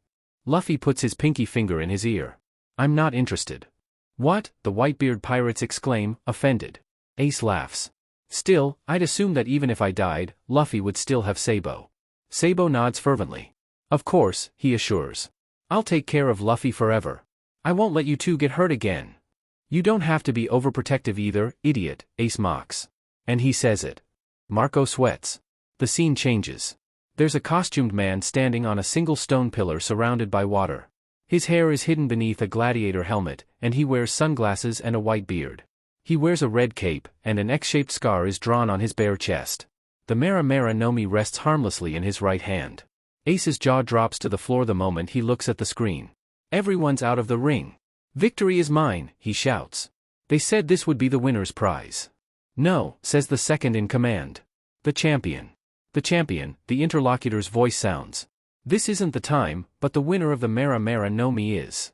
The surprise gladiator of this tournament, Lucy. Lucy? Koala blinks, frowning. Under the watchful eyes of the spectators, Lucy brings the orange-swirled fruit to her mouth, takes a bite, and swallows, grimacing in disgust at the end. She then jumps to save a pink-haired girl, leaving Bartolomeo to fall to his fate. The gladiator removes his disguise. No. Ace stares at his blonde brother, mouth agape. Traitor. Ace. Sabo raises his hands to defend himself from his brother's fury. Who exactly are you? Asks the girl, Rebecca. My name is Sabo, I'm part of the Revolutionary Army. Marco, let me go. I'm going to beat that JRK up. He's your brother, Ace. I don't care. So, the first Lucy too. Sabo shakes his head. He's a pirate with a bounty of 400 million and the man who will become the pirate king. Straw Hat Luffy, my little brother. You have no right to call Luffy your little brother. He's mine. You can take my fruit but not my brother. A worried Sabo looks at Luffy, who is calmly scratching his stomach. Izo gives the boy a sympathetic face. Don't worry, he also gets jealous when one of us receives too many compliments from Oyaji. That's not true. I'll attack again, so be careful, he warns. I'm coming out. Bartolomeo shouts, realizing for the first time. I'm going to meet my great Luffy senpai's brother in person. He raises his hand and fire bursts out of his fist. He is startled for a moment. Ah. It burns. I can make fire. After looking at the fire for a few seconds, he says, no, it's my imagination. It doesn't burn, now I am the fire. Idiot, Koala grins. Ace. Now I have your ability, he shouts. I don't want to go through that again. So I'll protect Luffy's life with yours. The older dark-haired man crosses his arms as he gives Sabo an annoyed look. You better. Luffy. Eliminate the enemies in front of you and become the Pirate King. I promise, I will never die. The Straw Hat Boy grimaces slightly for a moment, remembering that this is the same promise Ace made him when Sabo died. Then he shakes his head to erase the thought. Neither Ace nor Sabo will die, he'll take care of protecting them. Ace, we'll move forward in search of freedom. Here I come, he exclaims before throwing a fiery fist, living up to his brother's epithet. Well, Ace mutters grumpily. I guess I'd rather you have my ability if I ever die. He then points at his brothers. But I won't die. So find a more unique ability, idiot. Yeah, Sabo smiles, approaching Ace now that it's safe. It would be dangerous if the second in command of the revolutionaries had in his hand such a dangerous ability as the 𝖯RáldiL, sighs a marine. And isn't it more dangerous that his brother is alive? Another asks. I just want this family to disappear once and for all, Sengoku cries. The screen lights up one last time. A creepy laugh echoes in the plaza of Fishman Island. The 10 Straw Hat pirates stare at the perpetrator, unfazed. The Pirate King? Luffy asks in a low voice, his gaze hidden under the shadow of his hat. The fishman, Hody Jones, laughs again. Hody. King Neptune's eyes widen. What can 10 pathetic pirates like you do? There are 100,000 of us. 100,000? Many people gasp. 100,000. Sabo crosses his arms. Assuming this is Luffy's first visit to Fishman Island, it's his crew's first confrontation after 2 years of training. Let's see what they've achieved, Ace agrees. The fishmen supporting Hody Jones cheer. The civilians, on the other hand, have horrified expressions on their faces. There are too many enemies, says a fishman. The Mugiwara and Chief Jinbe are only 10, can they win? If they lose, Hody will take over the island. And we will be expelled from our home. Shirahoshi shrinks in fear. Finish them off, Mugiwara, Chief Jinbe. Mugiwara. Finish them off, new fishman pirates. Hody orders. Arlong smiles with satisfaction. Finally, someone was going to put things in order. Chopper screams. Here come the 100,000. How are we going to fight them all? This is crazy. We'd be crushed by the crowd before we could fight, Robin says, crossing his arms over his chest. Robin. Crushed? How scary. Usopp shouts. The red-haired pirates laugh at Yasopp's son. 100,000 enemies? Brook exclaims. I'm so shocked my eyes are popping out of my head. Even though I don't have eyes, yo-ho-ho-ho. Do you have to joke around at a time like this? Kid exclaims, bored. We've already seen that they're not normal. Killer murmurs. 100,000 is nothing, let's finish them off. Nami encourages, backing herself up between Usopp, Sanji, and Zoro. Da ha ha ha ha. She's funny. Shut up, Shanks. He's my nakama. Don't say that while you're taking cover with us, the sniper shouts. I was waiting for my turn, Frankie says, and a smaller hand emerges from his giant hands, inviting the fishmen to come closer. Super armored. Come on, come whenever you want. There are 10 of us, says Sanji. So we have to defeat 10,000 each. Just because there are a lot of them doesn't mean they're strong, Zoro mocks. They're not Marines, so stop trembling. Some Marines are satisfied that the fearsome swordsman puts them on a level above the fishman pirates. Even if they're not that strong, there's still too many. Thatch says. Who's shaking, DMN Marimo? The blonde asks as he turns to the swordsman. Come here, you DMN bleeding cook, says the green-haired man, butting his forehead against the cook's. Luffy's friends have a good relationship, Makino says with a smile. Dayton frowns. Luffy appears between them and silently separates them, surprising them both. When Luffy is that serious it doesn't mean anything good, Sabo says. Whitebeard narrows his eyes, realizing that his calm aura is similar to the one he had when he walked between Big Mom and Kaido. I think it will be interesting. Oi, Luffy. Luffy-kun, Jin's dice. The Straw Hat Captain walks calmly. The fishmen pirates rush toward him. I want the one with the 400 million reward. If he were weak enough to let an extra kill him, he wouldn't get that reward, Izo mocks. We're not extras, some people shout in the background. It's mine. Do not interfere. Matenlo, orders Hody. Luffy's head snaps up, his eyes narrow, and a wave of haki sweeps across the plaza. Countless pirates begin to drop like flies at the young captain's mere presence and will. Hody Jones sweats, mouth agape. Many of the remaining conscious fishman pirates take a step back. You can tell he's Shanks's brat, Marco snorts. Shanks gives the first commander a smug smile. He's not the captain's son, protest the red-haired pirates. Luffy senpai, the Bardo Club members shout. Amazing. Now all those fishmen will have to use our great Luffy senpai dog tags, says Bartolomeo, showing the aforementioned object. When the hell did they have time to make that? Asks a nearby marine. Boa Hancock unconsciously looks at the badge in the green-haired man's hand and blushes when she thinks she might get some. He did nothing but knock them out. Hey, hang in there guys. DMN. He defeated half of them in an instant. 50,000 in an instant? What the hell did he do? Ha! Usopp points to himself. He learned from the best, the great Captain Usopp. He actually learned from the Dark King Silver's Rayleigh, from what I've been able to gather over time, the archaeologist helpfully adds. The great Captain Usopp gives his grim friend a dirty look. This is hockey, says Robin. You achieved that in just 2 years? Jinbe asks in amazement. Conqueror's hockey? So that BSTRD can use it, Sanji sighs. Will I ever get used to that kind of abuse toward the captain? Asks one pirate. If I couldn't do it, I wouldn't be our captain, Zoro smiles. Obviously, Jinbe smiles. You're Hody, right? I'm here to kick your butt. You can become the king of any country you want. But there can only be one pirate king. Of course, Captain, Zoro says with a small smile. Looks like we're going to be in a lot of trouble, Nami sighs. At least I expect a big reward every time some danger threatens my life, she demands, thinking of sacks of berries piled up on the Thousand Sunny. A troublesome and gullible captain like Luffy couldn't survive without the help of the great warrior Usopp. TSK, I can't leave two beautiful ladies on a boat full of sweaty men. Sanji ignores Brook's complaint that, I don't sweat because I'm a skeleton, yo-ho-ho-ho, and lifts his chin proudly. I'll protect these pretty ladies. Everyone gets hurt so often, so I'll heal them. Chopper exclaims. A new family, Robin smiles. I'm really looking forward to all the adventures that await us. This all sounds so super exciting. I'll build Sunny as soon as possible so we can set sail soon. My skin crawls when we talk about adventures. Even though I don't have skin.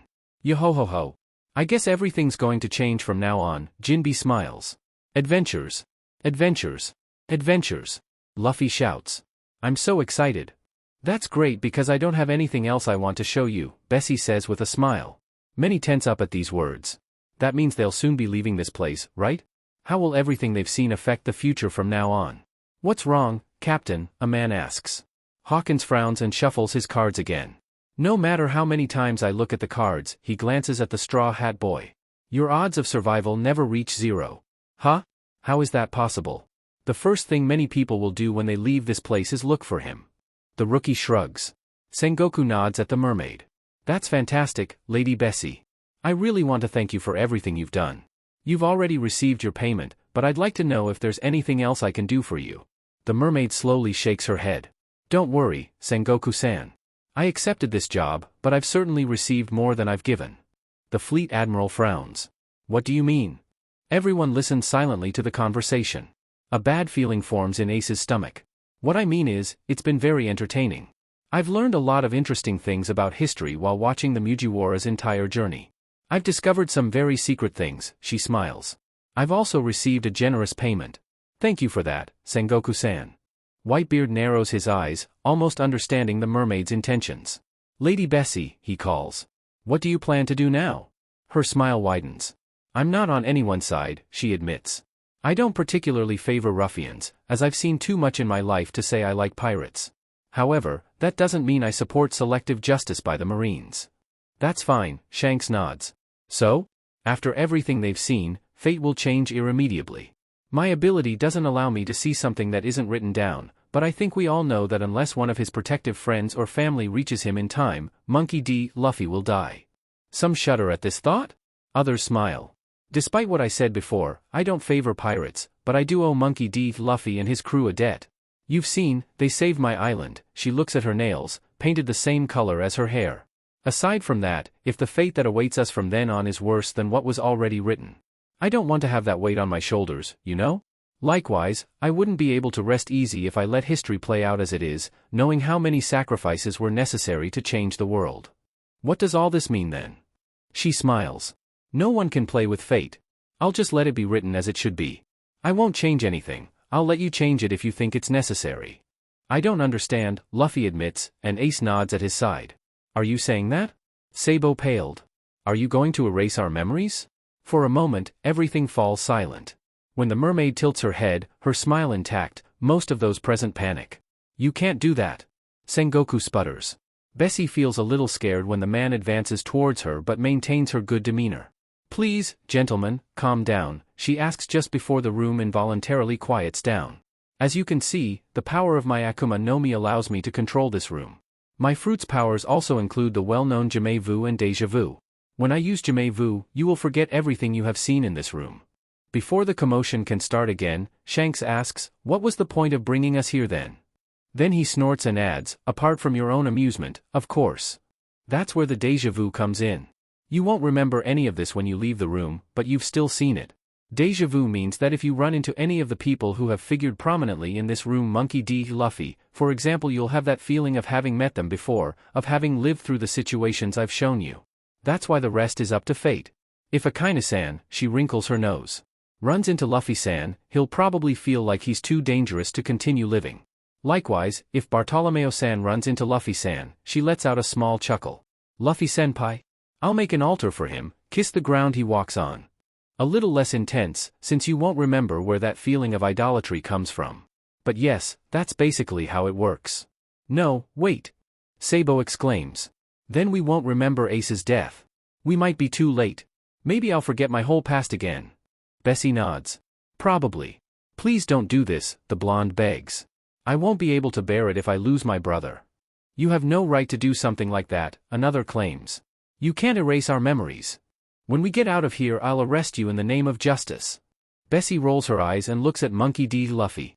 The boy's eyes are wide, filled with fear and anxiety. She knows the boy doesn't want to lose his memories of his brother's death so he can avoid it. However, that's unfair. I don't want to see my trip before I take it, a boy grumbles under his breath, and the people around him turn to look at him mockingly. But hey, I'll forget about it, he shrugs. She almost laughed at that moment. Almost. He shakes his head and looks only at the boy in the straw hat while he focuses on the rest of the room.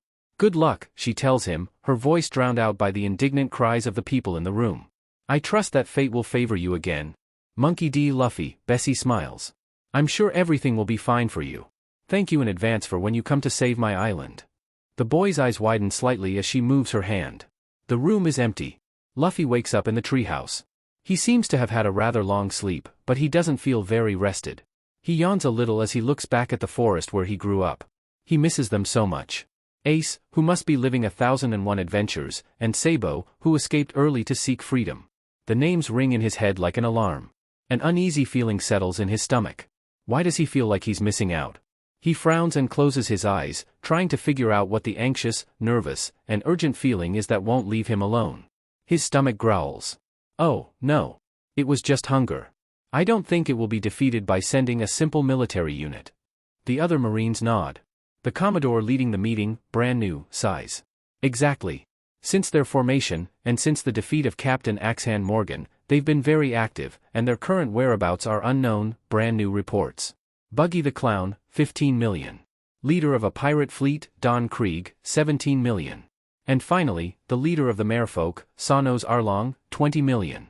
Considering the average bounty in the East Blue is 3 million, these are some serious pirates worth over 10 million.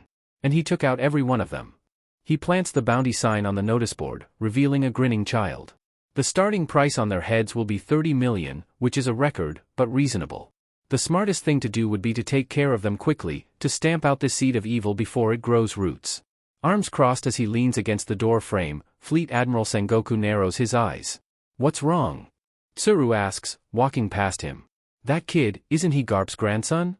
The woman looks at the boy in the straw hat and nods. Do you think that's a high reward for a child?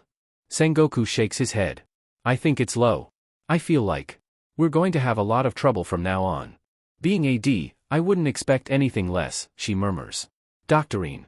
The woman lifts her sunglasses to look at the paper the little reindeer is holding out to her. She raises a questioning eyebrow when she sees the bounty poster for a rookie pirate. What's up with this, Chopper? Judging by his young assistant's face, it's obvious that even he doesn't know exactly what the problem is. He looks from the paper to the doctor with a frown and back at the poster. A feeling of affection blossoms in the reindeer's chest when he sees the smile of one Monkey D. Luffy. For a moment, he wonders if he'll ever meet that boy. Nothing, can I borrow a new book from your room? I want to learn more. Kureha snorts and dismissively gestures the reindeer out of her sight. She doesn't comment when Chopper surreptitiously pockets the bounty poster for the unknown rookie. Crocodile frowns at the woman. The bad feeling he's had for a year has only worsened since the newspaper came out. Nico Robin remains calm in front of him, even in the tense atmosphere. Abananawani wanders around the large office, but he doesn't intimidate her in the least. Do you know this man? He asks, dangling the reward poster from his grappling hook. I don't know if I'd call him man, Mr. O. I'd say he's more of a boy, she smiles with her perfect teeth. I'm sorry to say I haven't met him. He seems quite interesting. The Shichibukai narrows his eyes. He knows she's not lying, but he sees a small hesitation in her eyes. Crocodile is probably not wrong in assuming that Miss All Sunday feels exactly the same as he does when he sees the boy, curious, puzzled, irritated, expectant. You may leave, he finally tells her. She nods with her usual coldness. Her boss doesn't notice that, on one of the pieces of furniture, there's a disembodied eye staring at the poster still hanging from its hook. What's wrong, Aniki? Frankie clicks his teeth. This brat. This sign really pisses me off. Jamais looks completely bewildered by the cyborg's outburst. He looks at the rest of the Frankie family and shrugs. Why? You don't even know him. I should know him, he mumbles a little to himself as he looks at the poster boy's straw hat. Under the watchful eye of his family, Frankie runs to his magnificent creation, the dream boat he's been working on for the past year, the Thousand Sunny. In the ship's hold, he finds the sketches of the Jolly Roger he painted when he finished the ship. It's a grinning skull wearing a straw hat. That doesn't make sense, does it? Sunny, do you understand? He sighs as he strokes Sunny's head, speaking calmly to him as he usually does despite the prying eyes of Jamais and the others. This guy is a total enigma. He better come to Water 7 and explain to me who the hell he is. It's a big dream that seems hard to believe, but when he says it, you can see it will come true. The musician hums on the lonely boat. Today is the day. We're tired of waiting. Our excitement is so great that we don't need to sleep. Yo-ho-ho-ho. Where did the inspiration for this new song come from? The only answer that comes is the echo of his own voice in the dark Florian triangle. Jinbe smiles unconsciously at the sight of the brat on the poster. He's a little young, and reminds him of the foolish Ace the first time he met him. He briefly wonders if this kid is also stupid enough to challenge the great Whitebeard. Would it be? The 𝖯𝗍디તુ𝗂유투 is starting to think it could go much further than that. It's a strange feeling. And a comforting one. He feels that his life will soon be complete. 30 million. Bartolomeo just framed a novice pirate worth 30 million in his room. Why the hell would he do something like that? He tries to remove the poster from his wall and, when he gets a little closer to it, he starts crying again. What the hell is wrong with him? Monkey D. Luffy. The name echoes in his head over and over again. Who is that pirate? What does he mean to Bartolomeo? He sighs and leaves his house to stroll through the busy streets of Logtown. Monkey D. Luffy. Monkey D. Luffy. When, a couple of days later, Monkey D. Luffy screams out his dreams just before he is nearly executed by Buggy the Clown on the execution platform where the first Pirate King died, Bartolomeo orders a new copy of the bounty poster. One that is the size of your bedroom wall. Hebeheim? Gloriosa raises an eyebrow at the beautiful woman's slight blush. Are you sick? She stares at the paper intently, recording the rookie pirate's childlike features in her mind. She feels a kind of unfamiliar attraction to this person, probably driven by curiosity. Hancock nods, looking at the old woman. Yes, I think I'm sick. My heart has started beating very fast. Gloriosa stares at the pirate empress with her mouth open. Sabo Kuin, cries Koala. What happened? Hack asks, running towards them. I don't know. He was reading the newspaper and fainted, she cried through tears. And Dragon-san isn't here. What are we going to do? Hack glances at the newspaper, a reward poster sticking out of it. He shakes his head and points at the boy. Let's take him to the infirmary for now. Look Oyaji. He's my little brother. The giant man puts his sake jug aside and looks at the note his son is holding to please him. When he sees the sign, however, he feels a twinge of recognition. Ace's brother, Monkey D. Luffy, looks awfully familiar. He's obviously never seen the boy before, so perhaps it's the hat on his head that catches his attention. Laughter bubbles from her throat.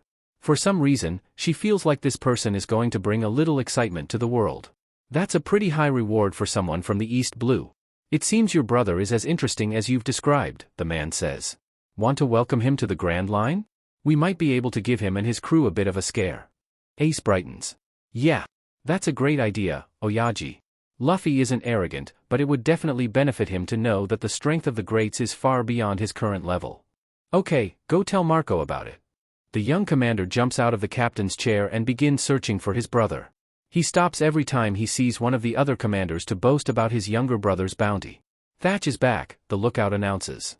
Ace momentarily forgets the sign in his hands and runs with the rest of his brothers to greet the head chef. Whitebeard also smiles with relief at seeing his son back. Thatch, you're back, the second in command exclaims happily. The head chef smiles and lifts a chest. Ace, look at the gem I found. Thatch opens the chest and takes out a purple, swirling fruit. The pirates stare at it curiously. Whitebeard, on the other hand, tenses for a moment. His gaze scans the faces of all his sons until it settles on one in particular, Marshall D. Teach. The chubby man only has eyes for the Yami no Mi. Beads of sweat form on his forehead, and a grim smile appears on his face. Oh, isn't that an Akuma no Mi? Ace asks. I don't know what ability it will give me yet, but... Thatch, son, Whitebeard's voice booms from the Moby D dash. I want you to get rid of that fruit as soon as possible. The pirates blink in confusion at the ship's captain. Ace and Thatch exchange a puzzled look. Marco, as always, is the only one who remains calm and cool. Do you know what this ability is, Oyaji? Newgate doesn't look at Teach, but his haki is focused solely on him. It's the Yami no Mi, the ability of darkness. For a second, the deck freezes. A chill runs through Ace, Marco runs up to Thatch, and Izo glances at Teach. Unconsciously, some commanders approach Ace, as if they need to protect him from imminent danger. Marco nudges 𝖯, who's staring at the fruit with wide eyes. Let's throw it. The cook nods fervently. We can't just throw it away, can we? We should put it in a chest and surround it with sea stone, that way we can make sure no animal consumes it. I'll get the sea stone. 𝖯 announces, already running into the boat. 𝖯's eyes widen, and he looks nervously at the commanders determined to get rid of the fruit he's been searching for his entire life. He opens his mouth and then immediately closes it, not knowing what to say to stop them. If he lets 𝖯 throw the fruit into the water, he won't be able to jump in after it. By the time he finds it, Whitebeard would have already sent 𝖸 to pull him out of the water. He visualizes all the pirates' positions on the ship and the nearest small boat. He must injure 𝖯 to distract them, consume the fruit to stop them, and disappear as quickly as possible. With the help of Izo and 𝖯, 𝖯 stores the fruit in the chest. When the other two commanders step back for a moment to grab the sea stone, 𝖯 lunges at 𝖯, wielding his knife. In a matter of seconds, all hell breaks loose. Long before 𝖯 can reach the cook, a wall of fire, a combination of fiery orange and the warmth of phoenix blue and gold, spreads between 𝖯 and his target. Ace and Marco glare at him, one wide-eyed, the other narrowed. 𝖯 can't study them any further before a gigantic hand grabs him by the throat. 𝖯. Whitebeard gritted his teeth in fury. What were you trying to do? The dark-haired man swallows and stutters. Did I trip? Whitebeard doesn't hesitate for a second before throwing the second division pirate to the ground before chopping his head off with his 𝖯cento. Some people gasp in surprise. The ship's captain looks around. If someone decides to judge him for what he just did, he'll accept it. It's not like a captain to jump to conclusions, much less murder one of his sons without sufficient evidence. However, the pirates' faces are relieved. Marco nods with a bored look, while Ace shrugs. Hey, 𝖯, have I ever told you about my little brother? Oyaji had an awesome idea. Adrenaline courses through Katakuri's body as he stares at the bounty poster. He suddenly feels weak. He feels an inexplicable need to train, to become stronger. Even though he knows there are few people in this world who can rival his skills, he can't help but feel like he's not enough. It's ridiculous. He sees the reward for a weaker sea rookie and suddenly feels scared. It would be almost pathetic if it weren't for the look of shock and horror on his mother's face when his younger siblings showed her the sign. His face remains expressionless as his mother makes an urgent call. Lin, what the hell do you want? Big Mom is silent for a few seconds. I'm not really sure.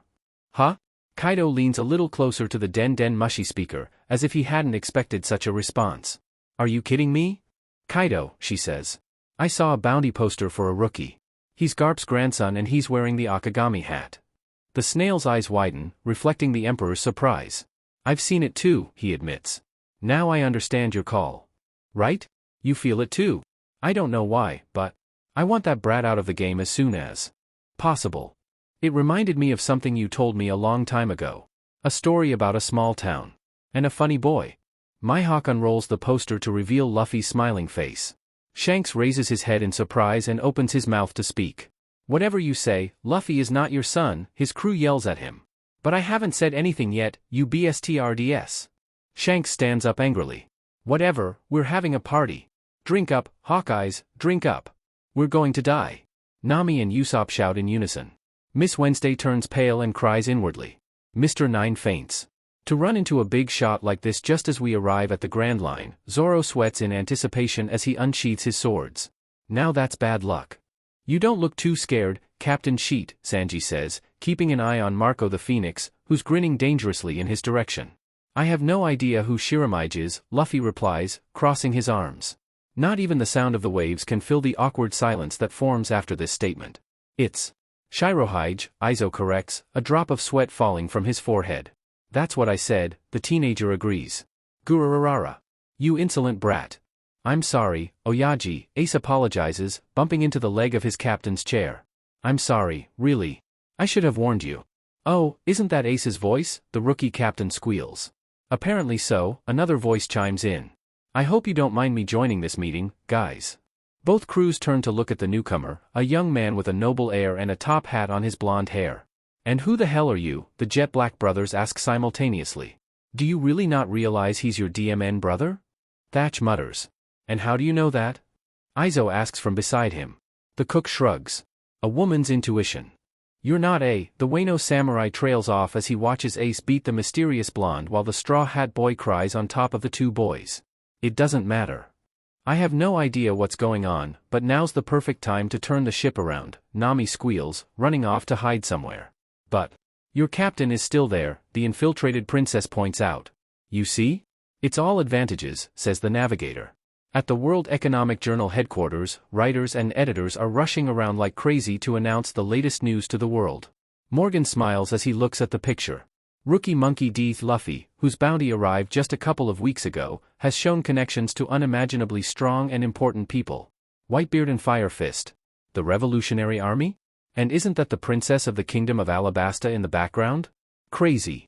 The printed photo of Fire Fist Ace, the Revolutionary's chief of staff, Sabo and the rookie pirate who conquered the East Blue, Straw Hat Luffy, toasting brotherhood with 3 cups of sake on the figurehead of the Moby D dash. I want a dazzling, eye-catching title, he says. One that blows readers' minds. His assistant nods as he painstakingly writes down the news that will soon shake the world. Morgans pauses, looking at the paper. He feels a little déjà vu, as if this isn't the first time he's written about this young pirate. Sir? Asks his editor. One moment. Morgans runs to his office. He opens one of his desk drawers and takes out his filing cabinet, where he keeps his unpublished drafts. His heart pounding, he tosses the useless papers aside. He stops when he finds a stack of papers he doesn't recognize. Panic room, says the first page. The following pages say, the Pirate King's helmsman, Jinbe. The Pirate King's swordsman, Roronoa Zoro. When he moves a little further, he freezes. The notes are completely jumbled but easily understandable. His eyes widen when he sees the name on the last page. King of the Pirates, Monkey D. Luffy. Okay, sadly the chapter is over. And if you enjoyed the video, just leave a like and subscribe with post notification, so when the next chapter is ready, you will be notified. Okay, see you in the next video. Bye.